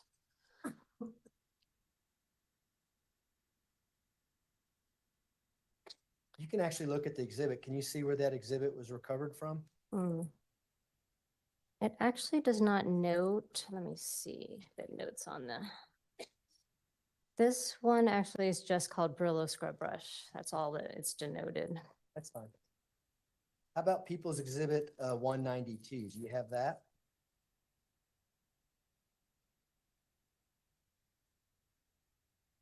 I do, yes. What is People's Exhibit 192? This one is called a blue and white scrub brush. Okay. Go ahead and tell us what you did with that. So also visually examined and did note staining on this scrub brush, which was positive for the presumptive presence of blood. I then was able to collect stains from 3 separate collections. I collected from the base of the scrub brush head, between and on the bristles. Suspected bloodstains were also collected from the back of the scrub brush head, and suspected bloodstain was collected on the actual scrub brush bristles themselves. And did that get forwarded on to DNA for DNA analysis? It did, yes. So for those of about you that People's are Exhibit lost 194? as to what they're doing here and what the point of this is, and if you remember in the affidavit, it says that they found People's scrub Exhibit brushes 193 is labeled and as things of scrub that brush nature with in possible hair the and carpet dishwasher. fiber. So she attempted to wash What did you do with that the cleaning Same process. I did a tools visual exam, did in the note, dishwasher, some and suspected blood staining, and which she's reacted to basically the chemical testifying that presumptive there was test for still blood on I those things, then even though she tried collected to wash possible them. blood stains on the back of the flat scrub brush. Went on to DNA for DNA analysis? Yes, it did. Okay. Next item is People's Exhibit 417. Do you have that up there? I do. What is People's Exhibit 417? This is described as 3 sets of possible blood swabs, tested presumptive positive blue star, collected from basement living room carpet, pillow on north couch, and area rug. And did you forward those 3 swabs on for DNA analysis? Yes, these were 3 separate swabs from some blue star areas. These also were sampled, placed in the test tubes, forwarded on for DNA analysis. I mean, they found blood on the back of the Exhibit scrub brush, like on the 519. handle. Like she didn't even wash her hands Okay, before this, putting the shit item in the is dishwasher. labeled swabs of blue star presumptive positive reactions from basement. Let's see, base of stairs and southeast child's room. How many swabs total are in that particular exhibit? Let's see.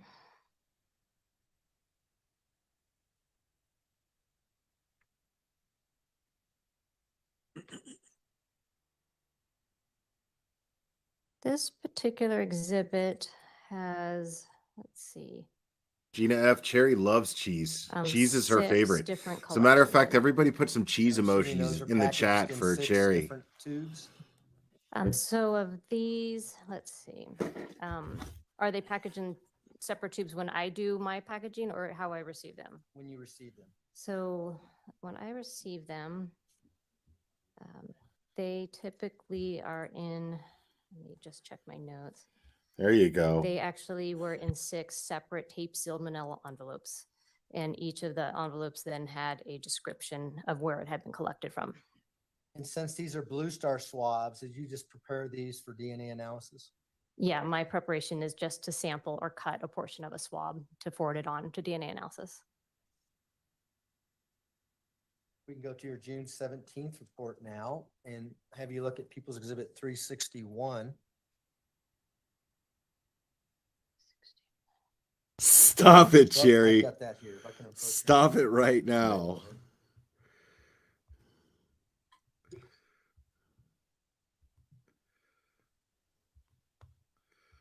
I'm going to pull out suitcase that's been entered in evidence and speaking with it. 361. You recognize this item? I do. You need to put some gloves on, which I Oh, probably should put some I gloves have on. gloves, yeah. I'd like to have you demonstrate where you swab this particular item, okay? Sure.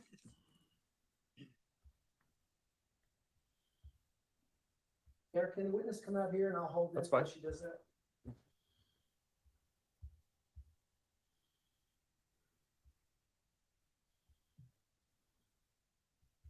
So, did you swab this item for blood? I did on the inside of this. To open this suitcase and show the jury where you swabbed it?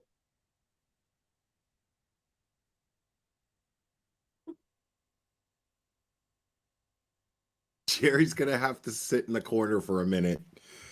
Don't be hiding people because you love cheese, Noted, Cherry. staining That's in not this right. area, This reddish brown staining, which did react to the presumptive test for blood, and this was the area that was swabbed. You'll see staining there? I can't. Is that your circle that's on this suitcase? Yeah, I circled the stain area. That's just for when I take photographs. I've also noted LMG positive. LMG is just shorthand for leukomalachite green. That's, I'm Leuco, L-E-U-C. Right, that's too fast. It's the chemical presumptive test that I'm using in the lab. This LMG positive means it has reacted, and then I take photographs of this thing from various angles and with a scale. And I always like to have that notation in my photograph. Are there other areas within this suitcase that you noted and swabbed?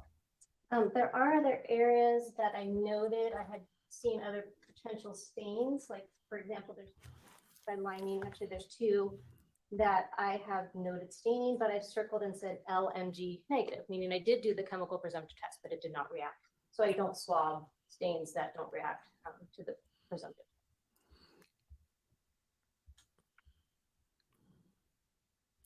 Jerry, I'm gonna take your wrench temporarily if you keep this shit up. Stop it. Did you forward these swabs from the suitcase on for DNA analysis? Yes, I did. Did you also look at a blanket, People's Exhibit 365? I did, yes.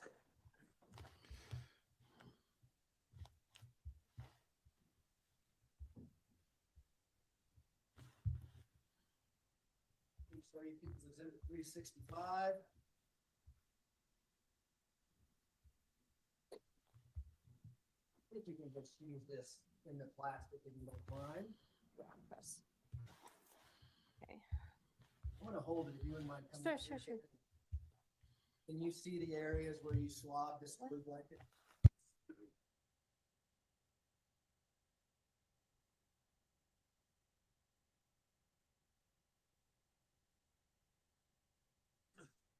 On the other side. Jerry's out here running amok over some cheese. I-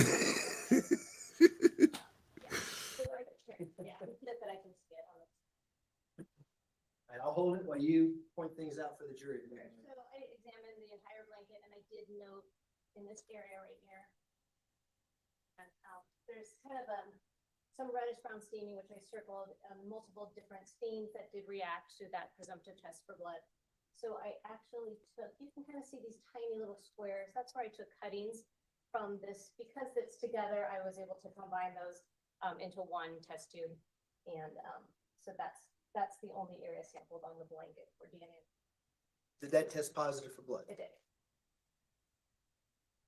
Do you know whether or not this blanket was inside this suitcase when it was recovered?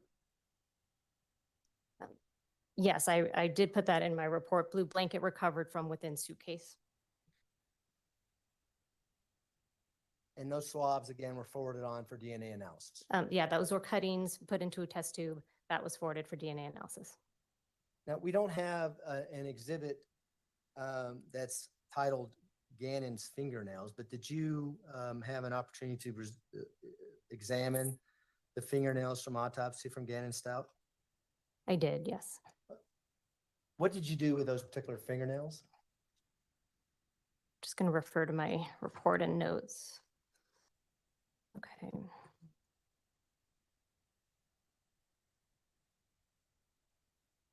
So of the right hand, I received 2 entire fingernails. From the left hand, I also received 2 entire fingernails. Separately, I examined them and I did swab the undersides of the distal ends, meaning the ends furthest from, like, I guess, the knuckle. I did swab separately the right undersides and the left undersides of those fingernails. And for each case, for both the right hand and left hand, the swabs from underneath the fingernails were positive for the presumptive presence of blood. And did you forward those on to DNA for DNA analysis? Yes, I did. And why did you do that? Why did I forward or why did I swab? Why were the fingernails that we knew came from Gannon forwarded on for DNA analysis? Do you know? To look for the presence of possible foreign DNA, which may be on the fingernails.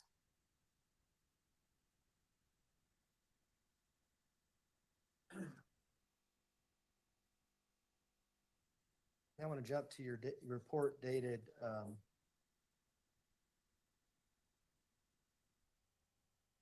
March 17th. And do you have People's Exhibit 194 up there?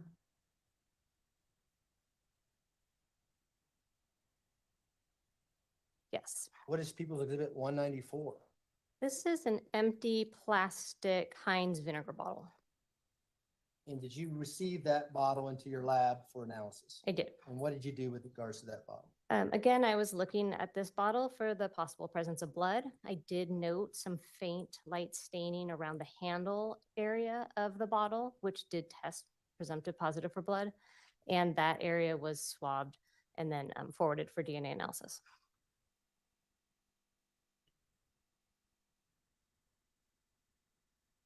You have People's Exhibit 435 up there.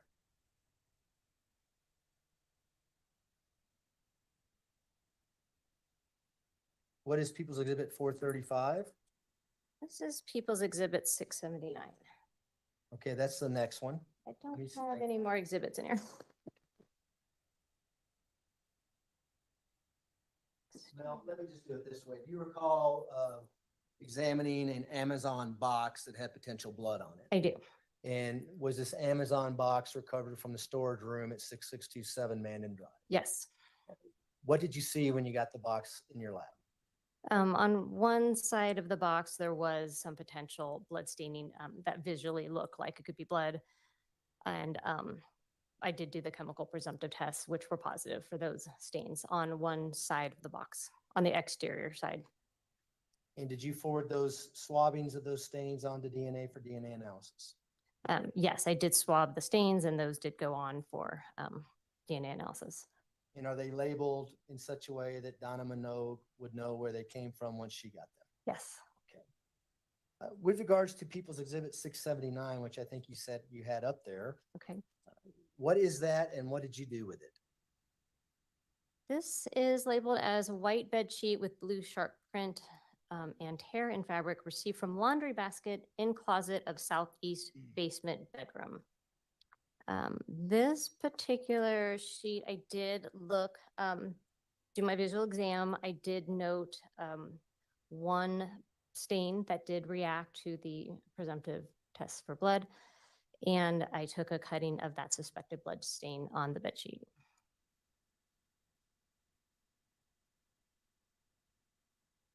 Your Honor, for the record, there is a stipulation to the admission of People's Exhibit 339, which is that chart that I had up by the jury earlier. Defense, do you agree? This is yeah. Okay. Exhibit 339 is admitted. Press to publish. You may go ahead. Ms. Holmes, I'm going to show you Exhibit 339 first of all here. Did you help me prepare this particular exhibit? I did. And did Ms. Minogue also contribute in preparing this exhibit? Yes, she did. Could you just let the jury know what this exhibit is? Yes, this is just a summary table of the different people's exhibit numbers with a description of the item, and we've gone through all of those today. And then for my purposes, it does have a column that lists what the serology results were as far as whether it was presumptive positive. For instance, where it says blue star in your column, would that be something you didn't test for blood because the blue star already eliminated there? Correct.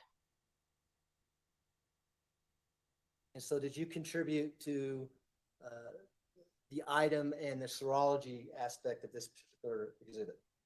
In preparing, yes, I confirmed with all of my reports that that is accurate, correct? And we'll be using this exhibit again with Ms. Minogue. Right.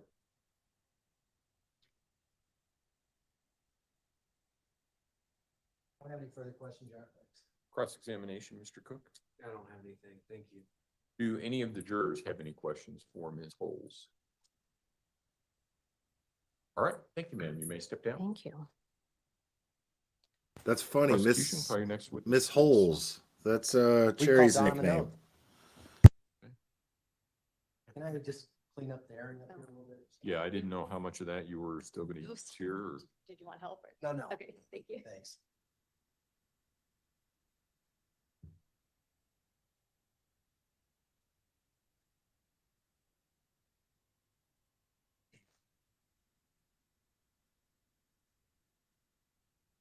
Ms. Minogue, if you would step forward and raise your right hand, please, ma'am.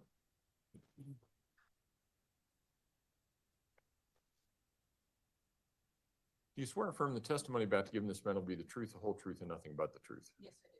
Go ahead and have a seat in the witness stand. Please watch your step as you step into the stand.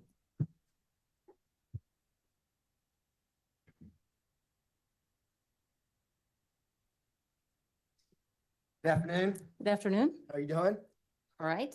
Could you please state your name and spell your last for the record and introduce yourself to the jury? My name's Donna Minogue, and my last name is spelled Manogue. I'm currently a DNA analyst and serologist with the Colorado Springs Police Department Metro Crime Lab. How long you been a DNA analysis? Analyst. Is that how you say that? Analysis, yes. Mm-hmm. Analyst, actually. Analyst, bro. That all- Jesus That was Christ. Yeah. fast. I've been. a Can we DNA get one of you analyst since college about people to fucking 1999, pronounce a prior to word working here correctly? At the CSPD Crime Lab. I retired from the Albuquerque Police Department Crime Lab doing the same type of job. And how long have you been in that particular field prior to that? I've been in the field of forensics for a little over 35 years, but in terms of serology and DNA, I would say since 1986. What kind of training and experience do you have in that field of forensic DNA analysis? The training experience that I have, again, is about 24 years, about close to 30 years in serology and DNA analysis, both with the Metro Crime Lab here and with the Albuquerque Police Department. Prior to this, I have experience training. I have on-the-job training by a qualified analyst in both locations. Because each Analysis. location requires you to train in their particular procedures. It took about 2 years to train at Albuquerque Police Department because that's where I started. And it was probably about 4 to 6 months to train and come up to speed on their procedures here. And do you have continuous training going on now every year? I do. We are required by our accreditation board and our quality assurance standards to have at least 8 hours of training in developments in DNA, and I generally accrue about 40 to 60 hours a year. And tell the jury a little bit about your educational background. I have a bachelor's degree in biomedical sciences I earned in 1981, and then I have a master's degree in the same field I earned in 1983. I also have continuing education beyond that, academic education, in terms of extra additional classwork that I took to help bolster my job qualifications in my prior years of employment and in my employment here. And have you testified as an expert in the field of forensic DNA analysis in the past? Yes, I have. Approximately how many times? I'm going to say approximately 30 times here in El Paso County. I've testified probably over 100 in Bernalillo County. That's in New Mexico, the county I worked in. And I've testified once, actually just once in federal court in California. At this time, we ask that the court allow Ms. Minogue to be qualified as an expert in the field of forensic DNA analysis and render opinions in that field. Defense? No objection, Your Honor. The witness will be so qualified. Go ahead. The jury's heard a little bit about forensic DNA analysis, but it was from an expert from Florida. Okay. So can we give them the Colorado version of what forensic DNA analysis is? Should be pretty similar. When you do forensic DNA analysis, you're looking for a transfer of body fluids from either an item to a scene to an item, person to person. So we're looking for a transfer of DNA that is contained in the cells in the body. You say cells from our body. What kind of fluids do we get our DNA from? You can obtain DNA profiles from almost any body fluid. Saliva and blood and semen are the most common, but you can also obtain DNA. Nikki profiles Harrison, like I'm sweat sorry and about urine. you getting timed Blood? out. That was did I clearly not say Cherry. blood? She went crazy with her wrench. She was timing people out. I'm sorry. Blood, semen, and saliva. I thought that was my first. It's been a long day for me. I apologize. Yeah, well, my fault. No question about that. I want to talk about this case, the people of the state of Colorado versus Letitia Stout involved in this investigation. I was, yes, in terms of doing the DNA laboratory work. I want to talk about known profiles first. What's a known profile? A known profile is when you obtain a sample. It can be either a blood sample or it can be a saliva sample from an individual, so you're collecting it directly from them, so you know what their DNA profile is when you analyze it and obtain the profile. Can you just let the jury know what a DNA profile is? A DNA profile is a graphic representation of your genetic information at the locations that we examine in our laboratory. And so how do we obtain these known profiles in a forensic setting in a criminal case, in criminal investigation? They're obtained, essentially, an investigator will provide known samples and they will be submitted to evidence. And then if it's on a request that I receive, I will analyze that. Have you received things such as buccal swabs? Yes, I have. And is that a common way to develop a known profile for an individual who's alive, for instance? That is a very common type of sample, yes. And did you receive buccal swabs in this case? I did, yes. We're going to talk about those later on, but I really want to talk about, at least start out talking about how you were able to develop a profile for Gannon Stout, especially before his body was discovered. Could you tell the jury about that? Yes, because we had no body to source a profile from. I was provided with items that were common, thought to have been used by him. And one of the items that we obtained a profile from was from his toothbrush. And that was a male profile was developed from that.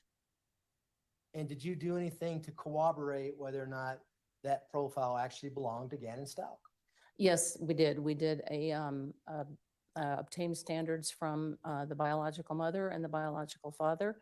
And then we did a parentage statistic between the two parents and the profile we found from the toothbrush to determine if it was likely that those were the parents or this was the biological child of those two individuals. And were you able to determine that? Yes. And what was your determination? The determination was Cherry, that, stop it. Seriously. that the profile from the toothbrush could not be excluded as having originated from the biological mother's standard and the biological father's standard that I found. And the probability of finding another individual with that profile, if you will, is the probability of including him as a biological offspring of those two is 99.9999, 10 nines after the % What does that mean? It's a high likelihood that these are the biological parents of the profile from the toothbrush. Once Gannon Stout's body was discovered, March 17th, 2020, were you able to corroborate that finding through other materials? I was through bone samples. What bone samples did you get and what did you do? I was provided with bone samples that were transferred or transported to the El Paso County Coroner's Office, and they prepared some bone sample and bone marrow sample for me because I don't have the means to break down a bone. So they provided me samples, and I took a portion of those samples, and the profile from the bone sample matched the profile from the toothbrush. And was that bone sample from a femur bone that was created, or at least a DNA sample was created for you to examine from a Dr. Leon Kelly? Correct. He's a pathologist here in Coral Springs? Yes. Did you also get information with regards to what a DNA forensic analyst was doing out in Florida with regards to a rib bone belonging to Gannon Stout? My understanding is that they were attempting to obtain a profile, and they were putting it into like a database to determine, or as under the category of unidentified human remains. I don't know what the outcome of that entire thing was. Did they reach out to you to confirm whether or not they had a match with regards to this rib bone that they did DNA analysis on in Florida? We did, yes. And was there a match with regards to what profile they obtained in Florida? Yes, with the toothbrush sample. Okay. And so the last item I want to talk to you about was Gannon Stout's fingernails. Were you able to do DNA analysis on his fingernails as well? I did perform DNA on the fingernails in an attempt to get a DNA type that would verify that a known DNA sample from him. I was not able to obtain full profiles on those samples. Were you able to obtain enough to know whether or not there was a connection between his fingernails and the toothbrush, for instance. Yes, I was. And tell the jury about that. What did you find?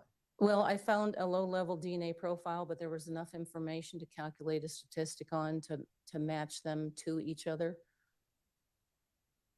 Based on everything you just talked about, is the profile that you obtained from the toothbrush in the beginning, the DNA profile for Gannon style? Yes, And is that the profile you used in your analysis of particular unknown items, particularly from 6627, Mandan Drive, and other areas with regards to the profile from Gannon style? that is the profile that I used until I obtained the bone sample profile, which was more, the toothbrush sample is what we consider a secondary standard, not knowing who the individual is, and the bone sample just verified that. But yes, I did use the toothbrush sample for comparison. Okay. Did you also obtain some buccal swabs from the defendant, Letitia Stout here, and obtain a DNA profile from those buccal swabs? Yes, I did. And did you also use that in your analysis when you're comparing knowns to unknowns? Correct.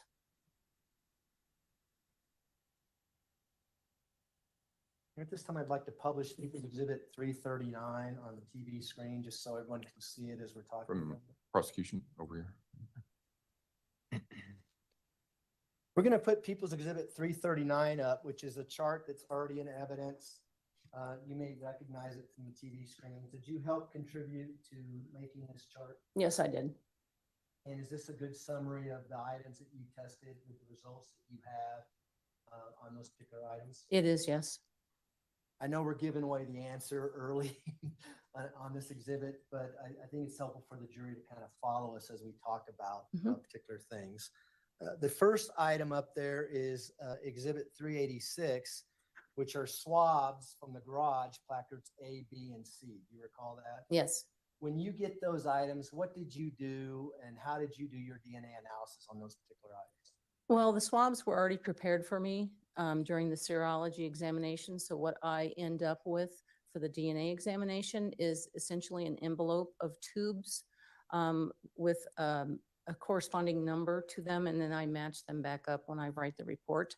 So I just simply did DNA analysis on these swabs. What did you find with regards to the swab from placard A? The swab from placard A, the major profile matched Gannon Stauk with a estimated frequency of 1 in 3.4 octillion. And when you say major profile, why do you describe it as a major profile? Because in that particular sample, I had a mixture of more than one individual, and I was able to parse out a major contributor to that according to our standardized operating procedures. I was able to pull out a major profile, and that major profile matched Gannon Stauk. And do you have any standards on how you determine whether or not a mixture can determine a major profile? How many contributors need to be in there for you to do that analysis? In order to pull out a major profile, I have to follow our standard operating procedure, which is written up. It's called a mixture interpretation policy. And essentially, the major contributor has to be 2.5 to 3 times higher than the other contributors in that mixture. So by following my standard operating procedure, I was able to pull out a major profile. How many contributors were in this mixture with regards to plaque? I would have to check my report for that. Sure, that would refresh your recollection. Yes.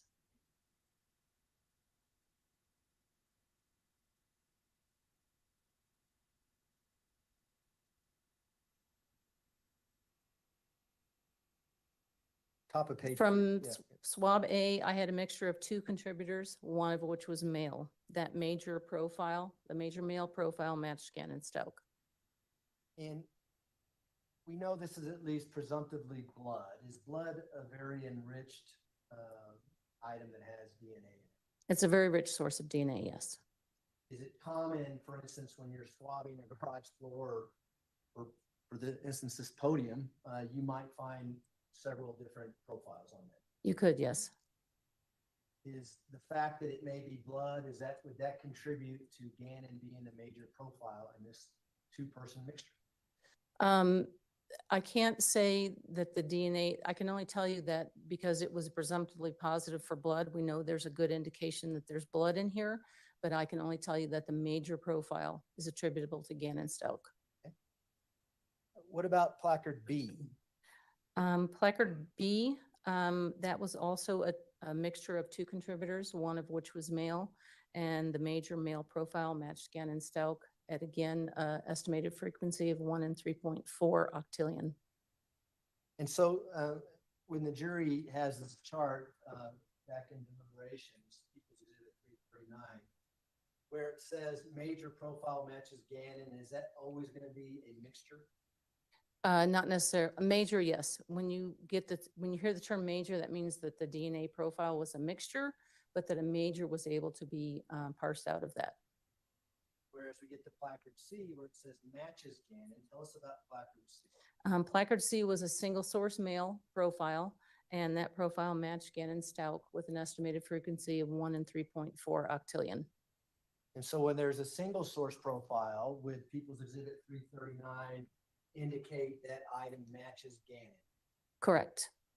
Just so we're clear. So mixtures, you'll see the word major profile. Yes, Source, you'll just see match. correct. Okay.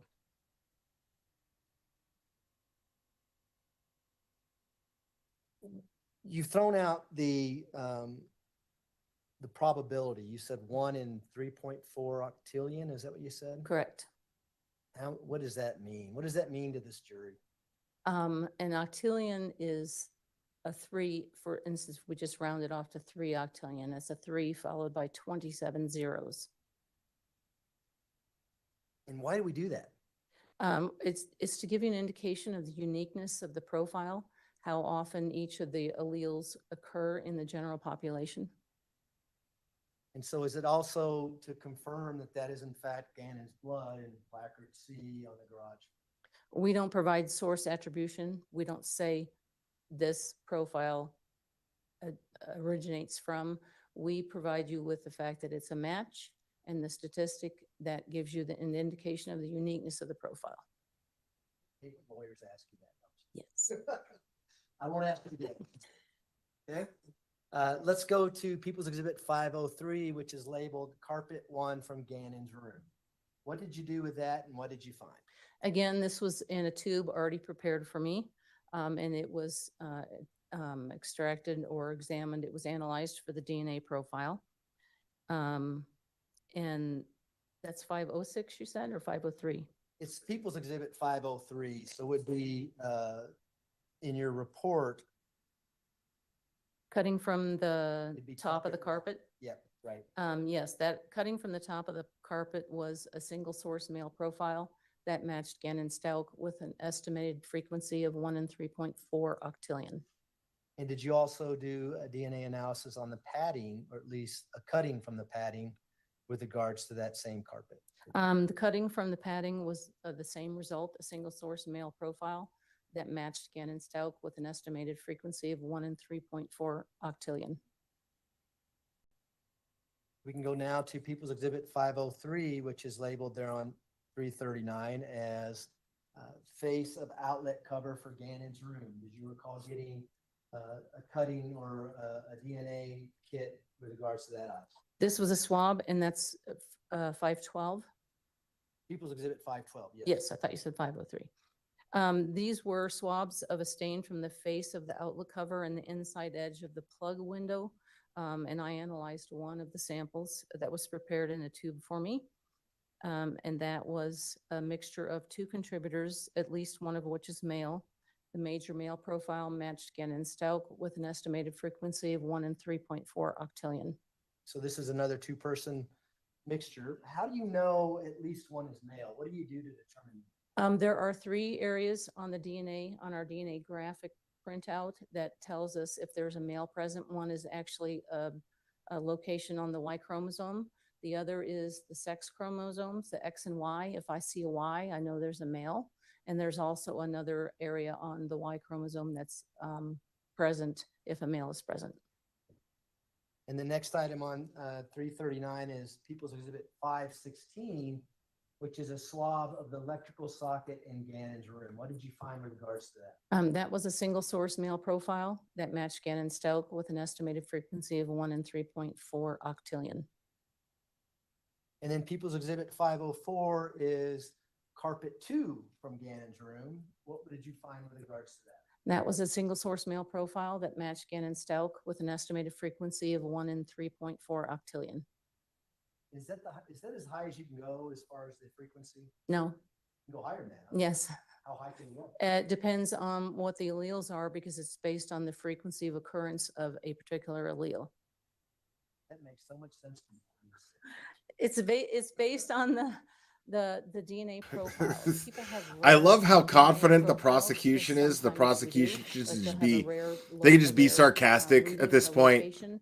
So the frequency It of doesn't occurrence matter. of that is less, which makes the statistic higher. Okay.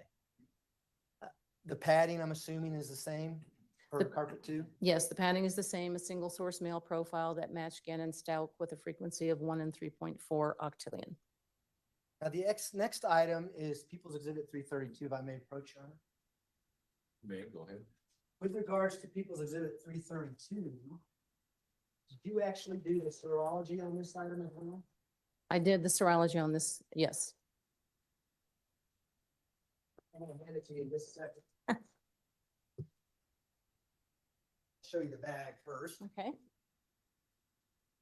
I recognize it because I recognize the barcode label that's on there and my initials and date when I resealed it is on there as well. Now I'll show you the board. Yes, Does it show here where you did your serological examination? yes, Did I say that right? serological. I'm doing the best I can. That's your fine. All right, if permission to publish to the jury.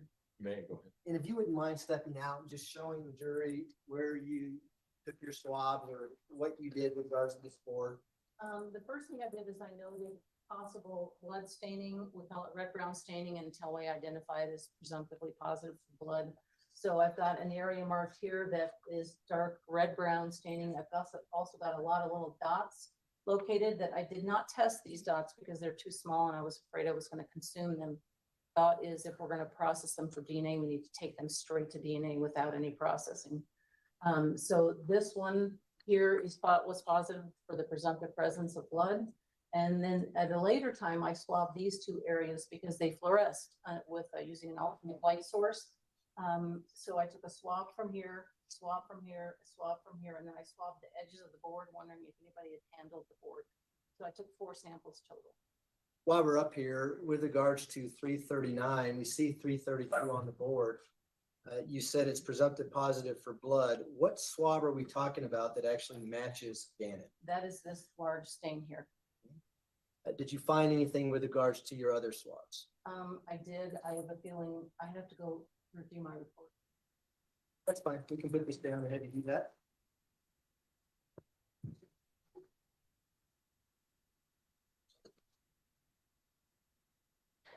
From the swabs from the edges of the board that I was looking for if somebody had handled it, it was a mixture of, it's a partial profile, which means I don't have all the information on the DNA profile. And it's a mixture of at least 2 contributors, at least one of which was male. And the profile was not suitable for comparison because it was too low level. And why is it that you did the serology on this particular board and the DNA analysis? It was the weekend and I was the only one available. Was there some urgency with this particular exhibit? Yes, And you did it quickly and to get it back to the sheriff's office? yes. The next item we see on 339 is People's Exhibit 378, Nike shoes from washer. Do you see that? Yes, Now, you didn't actually get the shoes, but did you get swabs that were related to that shoe? I did. I got swabs that Sherry Holes, the serologist, collected. She did the presumptive testing and collected, and I did the DNA analysis. Let's talk about the swabs of the outsole of the right Nike shoe. What did you find there? The swabs from the outsole of the right Nike shoe matched, it was a single source male profile that matched Gannon Stelk with an estimated frequency of 1 in 3.4 octillion. What happens to DNA when you place items in a washing machine and wash them? It depends on the nature of the stain. It depends on a lot of things. It also depends on how heavy the deposit is. Some of the DNA can be washed off. Sometimes all of the DNA can be washed off. just depends on what happens, right? And this, with these particular shoes, did you see anything that may have diluted the DNA profile, or can you even? I didn't see the shoes, so I don't know. Did you give a statistical analysis with regards to the swabs of the outsole of the right Nike shoe? Yes, that was an estimated frequency of 1 in 3.4 octillion. Let's go to swabs of the bottom sole of right Nike shoe. What did you see there? That was a single source male profile that matched Gannon Stauch with an estimated frequency of 1 in 3.4 octillion. The next item says swabs of inside sole of Nike shoe. What did you find with regards to that particular swab? That was a mixture again, and I was able to parse out a major profile, and the major profile matched Letitia Stauch with an estimated, or at least it matched at the interpretable loci with an estimated frequency of 1 in 28 billion. And do you understand why Sherry Holes would swab the inside of the sole of the Nike shoes? Yes. What was that for? For potential wearer, And do you know how many contributors there were to this particular mixture? I can check.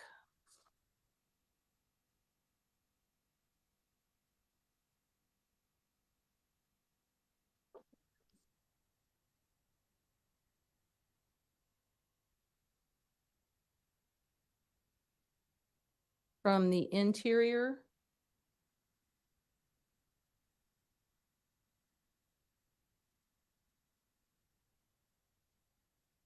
is this the left shoe? Yeah, the left shoe. It was a mixture of 2 contributors, one of which was male. We can scroll down now, please, on 339.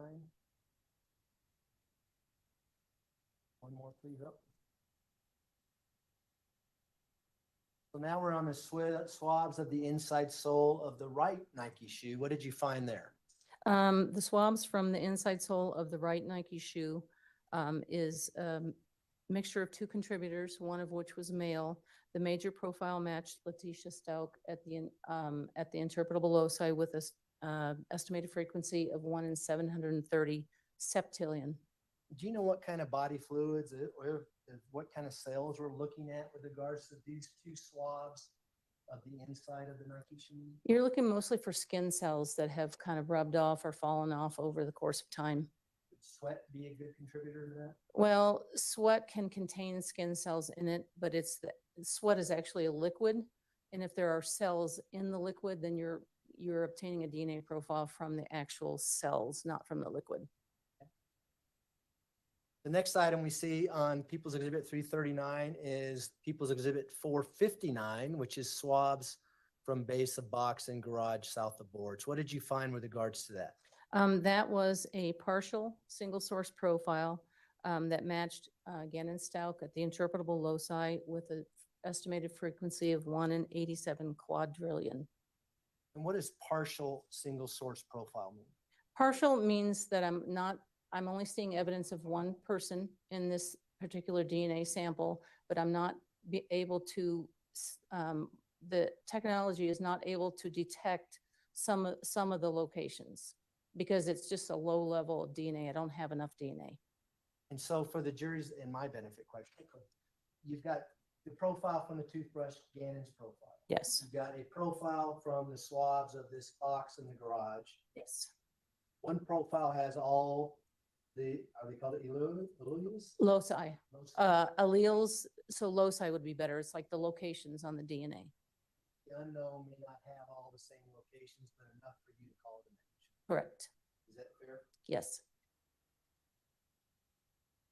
We can now go to 518, which is swabs base of stairs and garage under cord. Do you see that? Yes. Did you test that for DNA analysis? I did, and I obtained a profile that was a mixture of 2 contributors, at least one of which was male. The major profile matched Gannon Stauch at the interpretable loci with an estimated frequency of 1 in 3.8 quintillion. We're just going to go down the list. People's Exhibit 1. What? Or 278. Quintillion. Yes. I didn't even know that was a number. Which was presumptively positive for blood. What did you find there? The swab from Gannon's bed was a partial profile, a single source male that matched Gannon's Stout with an estimated frequency of 1 in 450 sextillion. Exhibit 192, a blue and white. scrub brush 156 matched tillion. The That- blue and white scrub brush was a mixture Wow. of at least two contributors, at least one of which was male. The major profile matched Gannon's Stout at the interpretable loci with a statistic or an estimated frequency of 1 in 120 septillion. People's Exhibit 193. I don't even know those numbers existed. That was a mixture of two contributors, at least one of which was male. The major profile matched Gannon's Stout at the interpretable loci with an estimated frequency of 1 in 2.3 trillion. Then we have That's it? 191, a red and white yellow scrub brush top flat surface. What did you find with regards to that? That I obtained only a partial DNA profile that was not suitable for comparison, but there was one male. It's a profile of at least one male. Was that a mixture or was it a single source? My conclusion was at least one male, so we're thinking it could possibly be two, but thinking it's one. And could that be impacted with regards to that particular item if it had been washed in a dishwasher? Would that impact the DNA that may be on? Yes. Is that obvious why that might I happen? know Well, Kelsey a 206. I just didn't dishwasher want to obviously excite washes Cherry. dishes like a washing machine, but contained in the soap and that whatever additives you put in the dishwasher, there's bleach in that soap. And that can break down the DNA. The next item we see on 393 is People's Exhibit 361, Peak suitcase from South Carolina, mesh lining inside. What did you find there? That was a single source male profile that matched Gannon Stout with an estimated frequency of 1 in 3.4 octillion.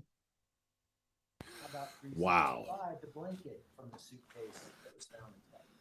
That was a single source male profile that matched Gannon Stout with an estimated frequency of 1 in 3.4 octillion. That's just crazy. The next item we have on there, it says teal couch pillow from basement. And just so we're clear, if we skip one item down where it says Blue Star swabs from pillow on north couch in basement, do you know if that's the same item? I believe it's the same item. One was collected at the scene by the crime scene investigator and the other was collected by Sherry Holes. What did you find with regards to, let's just cover all three items, 417 at once, which are swabs. Well, I mean, Blue Star. we know the blood belongs to Gannon. This is just a detailed One of them explanation was as from to a how basement they area road, identified and I Gannon's found blood. a mixture of two contributors, at least one of which was male. The major male profile matched Gannon Stout with an estimated frequency of 1 in 3.4 octillion. The minor was attributable to an unknown individual, and I gave it a number 1. Why did you give it a number 1? Because when you find an unknown profile that you don't have a standard to compare it to, you just start counting. So this was the first one.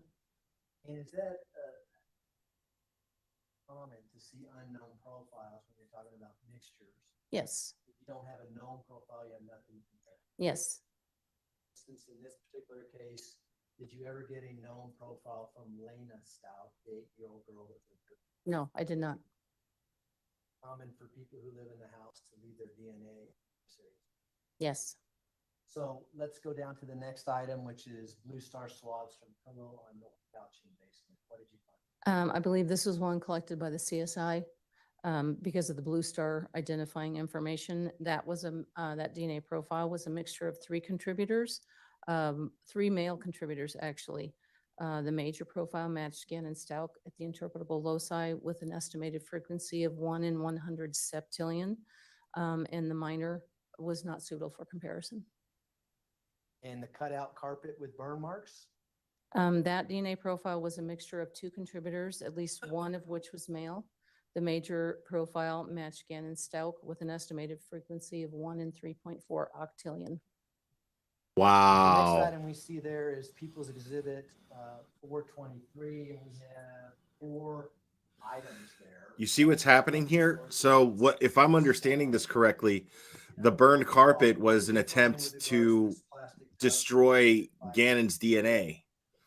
Swabbing that was submitted to you. There were 4 separate swabs. First was the swabs with the stain on the outside lip of the lid, the short end of the tub with a label from the basement. That was a single source male profile that matched Gannon Stalk with an estimated frequency of 1 in 3.4 octillion. I have a second one, swabs of the stain on the outside corner of the lid from the short end of the tub with the label from the basement. That was a single source male profile that matched Gannon Stalk with an estimated frequency of 1 in 3.4 octillion. Then I have a swab of a stain on the outside lip edge and into the side of the container on the short end of the tub in the basement.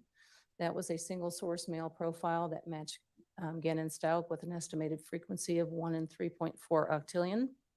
And then lastly, I have a stain on the inside corner of the lid on the short end of the tub with the label from the basement. That was a single source male profile that matched Gannon Stalk with an estimated frequency of 1 in 3.4 octillion. People's Exhibit 519 looks like it's 2 more Blue Star swabs that we see on People's Exhibit 339. Yes. One is Blue Star swabs from storage room 4. What did you find with that one? That was a DNA profile was a mixture of 2 contributors, at least one of which was male. The major male profile matched Gannon Stalk with an estimated frequency of 1 in 3.4 octillion. And now with regards to the Blue Star items that we see on 339, do you know what substance that is that you're testing for DNA? It's just an area that reacted to the Blue Star reagent that they use out on the field. The Blue Star is a presumptive test for blood. But you're just testing whatever. So for all of you guys that are saying that Letitia set Gannon Correct. on It was fire described with a as Blue Star candle, positive, so we I'm use gonna the write a exact- monologue so you guys know that you guys are just pitchforkers and That was a crazy, mixture of 2 okay? contributors, at least one of which was male. The major male profile matches Gannon Stalk at the interpretable loci with an estimated frequency of 1 in 170 septillion. We can go ahead and scroll all the way down to the bottom. We should get the rest of them in. And then we have People's Exhibit 194, swab from exterior and opposite of handle inner bottom. What did you find? That was a mixture of 2 contributors, one of which was male. The major profile matched Gannon Stalk with an estimated frequency of 1 in 52 septillion, and the minor was attributable to unknown individual number 1. Same comment as we talked about before. Correct. You didn't have a known profile to match to. Correct. People's Exhibit 435, swabs from exterior of Amazon box from storage room 3 stains. What did you find? For all 3 stains, they were all single source male profiles that matched Gannon Stalk with an estimated frequency of 1 in 3.4 octillion. So you did a test on all 3 of these different DNA samples? Correct. And the DNA profile and the statistic is the same for all 3. Now, you tested a lot more items than what we just displayed in People's Exhibit 339. Is that correct? Correct. Are these the items that you were able to identify Gannon Stalk to or the defendant to with regards to your DNA testing? Yes. Are there other items that you were not able to obtain a profile to or were not able to come to a conclusion with that were not presented to this jury? Yes, there were. Those are my questions, Jar. Thanks. Council approach for a moment.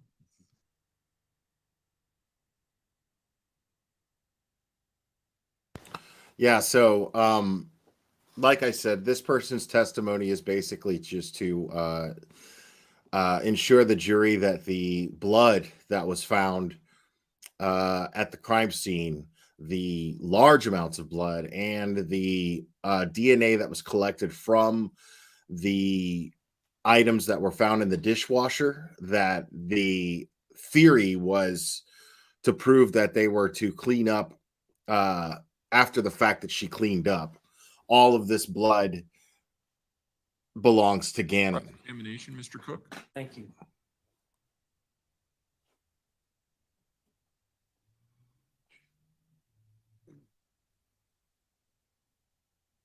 Could you leave that up just for whoever the controller is over there?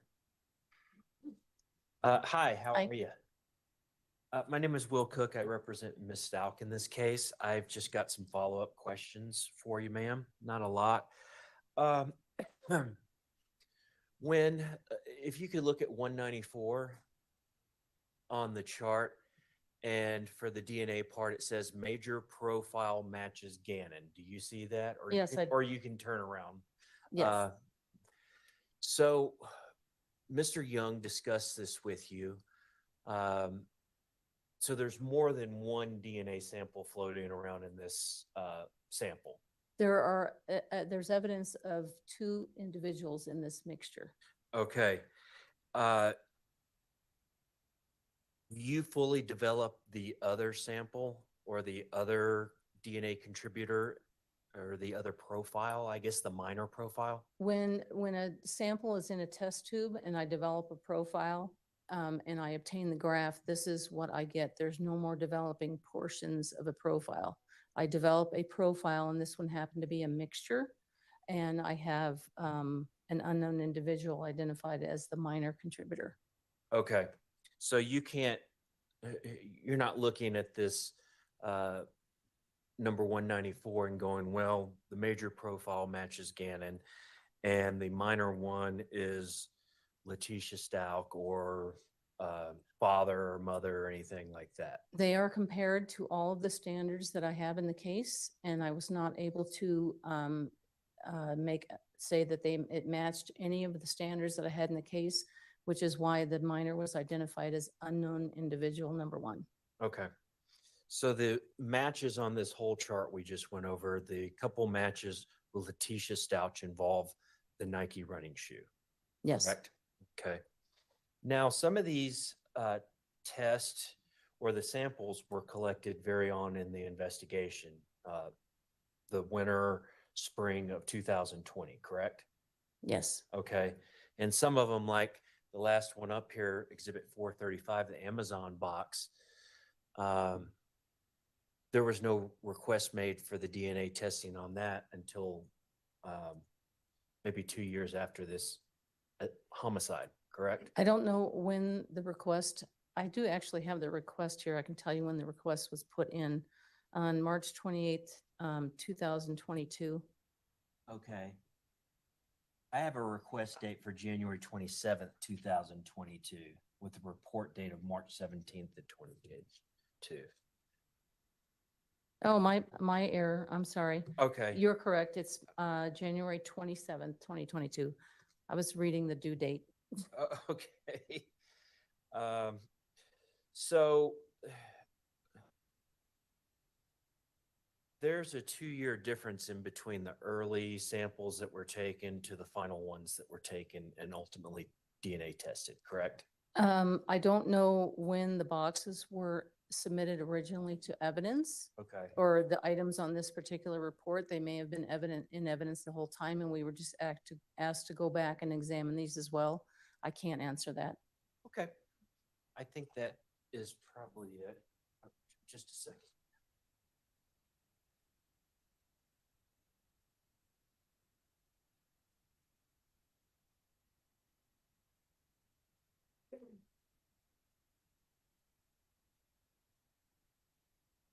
As one of your, who were the standards you were using? You had Letitia Stout, Yes. Gannon, Yes. Gannon's father, Yes. Gannon's mother, Correct.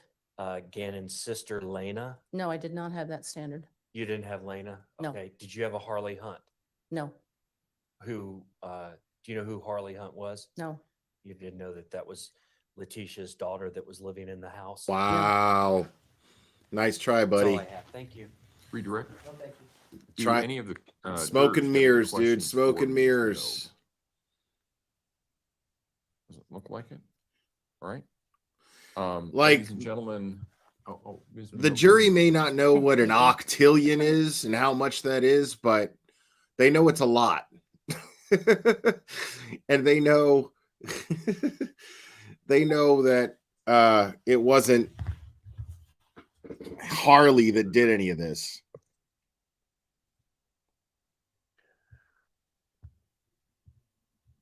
All right, ladies and gentlemen, we are again in the same position that we were earlier today, and that is that we do not have any other witnesses to fill the day. We anticipate, however, that the witnesses will be here tomorrow. Therefore, they are traveling. So if I can have everyone back in the morning at the same place, same time, we should be able to start on time at 9 o'clock. Again, don't discuss the case among yourselves. Don't discuss the case with anyone else. Don't do your own independent research about any aspect of this case. Don't go looking up what septillion and quadrillion and all of that stuff means. I know everybody wants to get home and do that. You simply I love can't. this judge, dude. So we'll see everybody tomorrow at the regular time. All rise for the jury, please. Yeah, that was just an attempt by the defense to create misdirection, to don't look over here kind of thing, which is their job. It's what they're supposed to do. They're supposed to create doubt in the jury, and they likely failed to do so. You could see that he's the first one wanting to get the fuck out of there. I mean, has left the courtroom. Since we have this time, I want to talk a little bit about potential Wednesday morning issues. Are your people flying in today, tomorrow, or what? Hey, Judge. Okay. Yep. So that part, the weather should not impact their travel here. Wednesday morning, if we have a 2-hour delay, my thought would be that we start at 10:30. That will give us time to get the jury back at 10 o'clock, and then give us time to get in place by 10:30. I spoke with Court and Transport over the lunch hour to see what impact it is on their operations, and they said it doesn't matter. They just bring everybody over at the same time. They just hold them until everybody gets here. Okay. So who are we anticipating potentially on Wednesday? On Wednesday, good question. Yeah, I think it's just Dr. Torres, Judge, but let me make sure. And is she coming up from Pueblo? I think she actually lives here. Okay. I think Storm Track is supposed to be more north. yeah. So I obviously, think there's coming a up from weather Pueblo issue on is not as Wednesday, and much they're of an just trying issue, to but, they're just we'll trying be to able continue anticipate I suppose. any problems that they might Yeah, have so with we actually have travel, 2 witnesses slated for potentially on Wednesday, depending, of course, on how everybody. Okay. goes because with there are timelines. witnesses coming in Both of from them out are of town. local, we should So have no trouble with that. All right. they're just All right, trying to. So we'll just keep an eye on the weather then and see where we are on Wednesday morning and hope for the best. And I also don't know what the impact will be on potential jurors here either. So we'll just have to deal with that. So, okay. Okay. Anything else from the prosecution? Not that I can think of, Judge. Defense? Well, I think Mr. Young. Oh, has something. Mr. Young? You did get the packet that we sent you of jury instructions? 'Cause I know I sent them to defense as well, just. For like when? It was I- when the trial started. Yes, I do. I thought if you meant in the last day or so, the answer would be no. But I do have the jury instructions that you sent, was about a few days before we started, I think it was, or the week before, something like that. Okay. All right. Okay. Defense have anything else? No, you're. Okay. All right. We'll see everybody tomorrow morning. Thank you. Okay, so there should be only about 4 witnesses left for the prosecution. 5 total. That's if you're counting the one defense witness. But I may be misinterpreting that. I don't know. But there's no more than 5 witnesses left. So they're going to breeze right through this. Today they breezed through it. They're ahead of schedule, so they're calling it an early day, which is nice for everyone. It's nice for me as well, if I'm being honest, because I got things to do. But yeah, and guys, those of you we were having some fun in the chat, the timeouts and things like that. That's how me and Cherry mess around. We have some fun. So don't take it personally. Those of you who know better already, good for you. And those of you who don't, well, now you know. So we like to have fun in the chat here and there. Nobody's getting hidden. Nobody's so anyway, I appreciate you guys hanging out. And we're gonna get back to this tomorrow as usual. If I had to guess, hopefully, considering the very few witnesses that they have left, one of them apparently got in at 6 o'clock this morning there. I'm not sure who they are, but I'm guessing that at least two of them are mental health experts that have evaluated Letitia. So I'm looking forward to hearing their testimony, because it's probably going to be, besides the one FBI agent who interviewed Letitia, that will probably be as far as proving the insanity defense. I mixed two words there. The insanity defense, proving that to be wrong. That's besides the FBI agent's testimony. I think those are going to be the strongest testimonies that we're going to hear in this entire trial. Like I said, as far as proving the insanity defense wrong. So I'm looking forward to that. And it's an early day, guys. Fantastic. Okay. And if you guys are lucky, because I'm a writer and I'll write a monologue. I'll write a monologue explaining why Letitia's so misunderstood and how she can be as crazy as she's making herself out to be. You guys are just prejudging her. You're not making any sense when you prejudge a person with your pitchforks. I mean, all of this evidence doesn't mean anything. We still haven't heard from the defense witness. So, anyways, guys, I love you guys a lot, and I appreciate you guys hanging out with me. We will do this again very soon, my friends.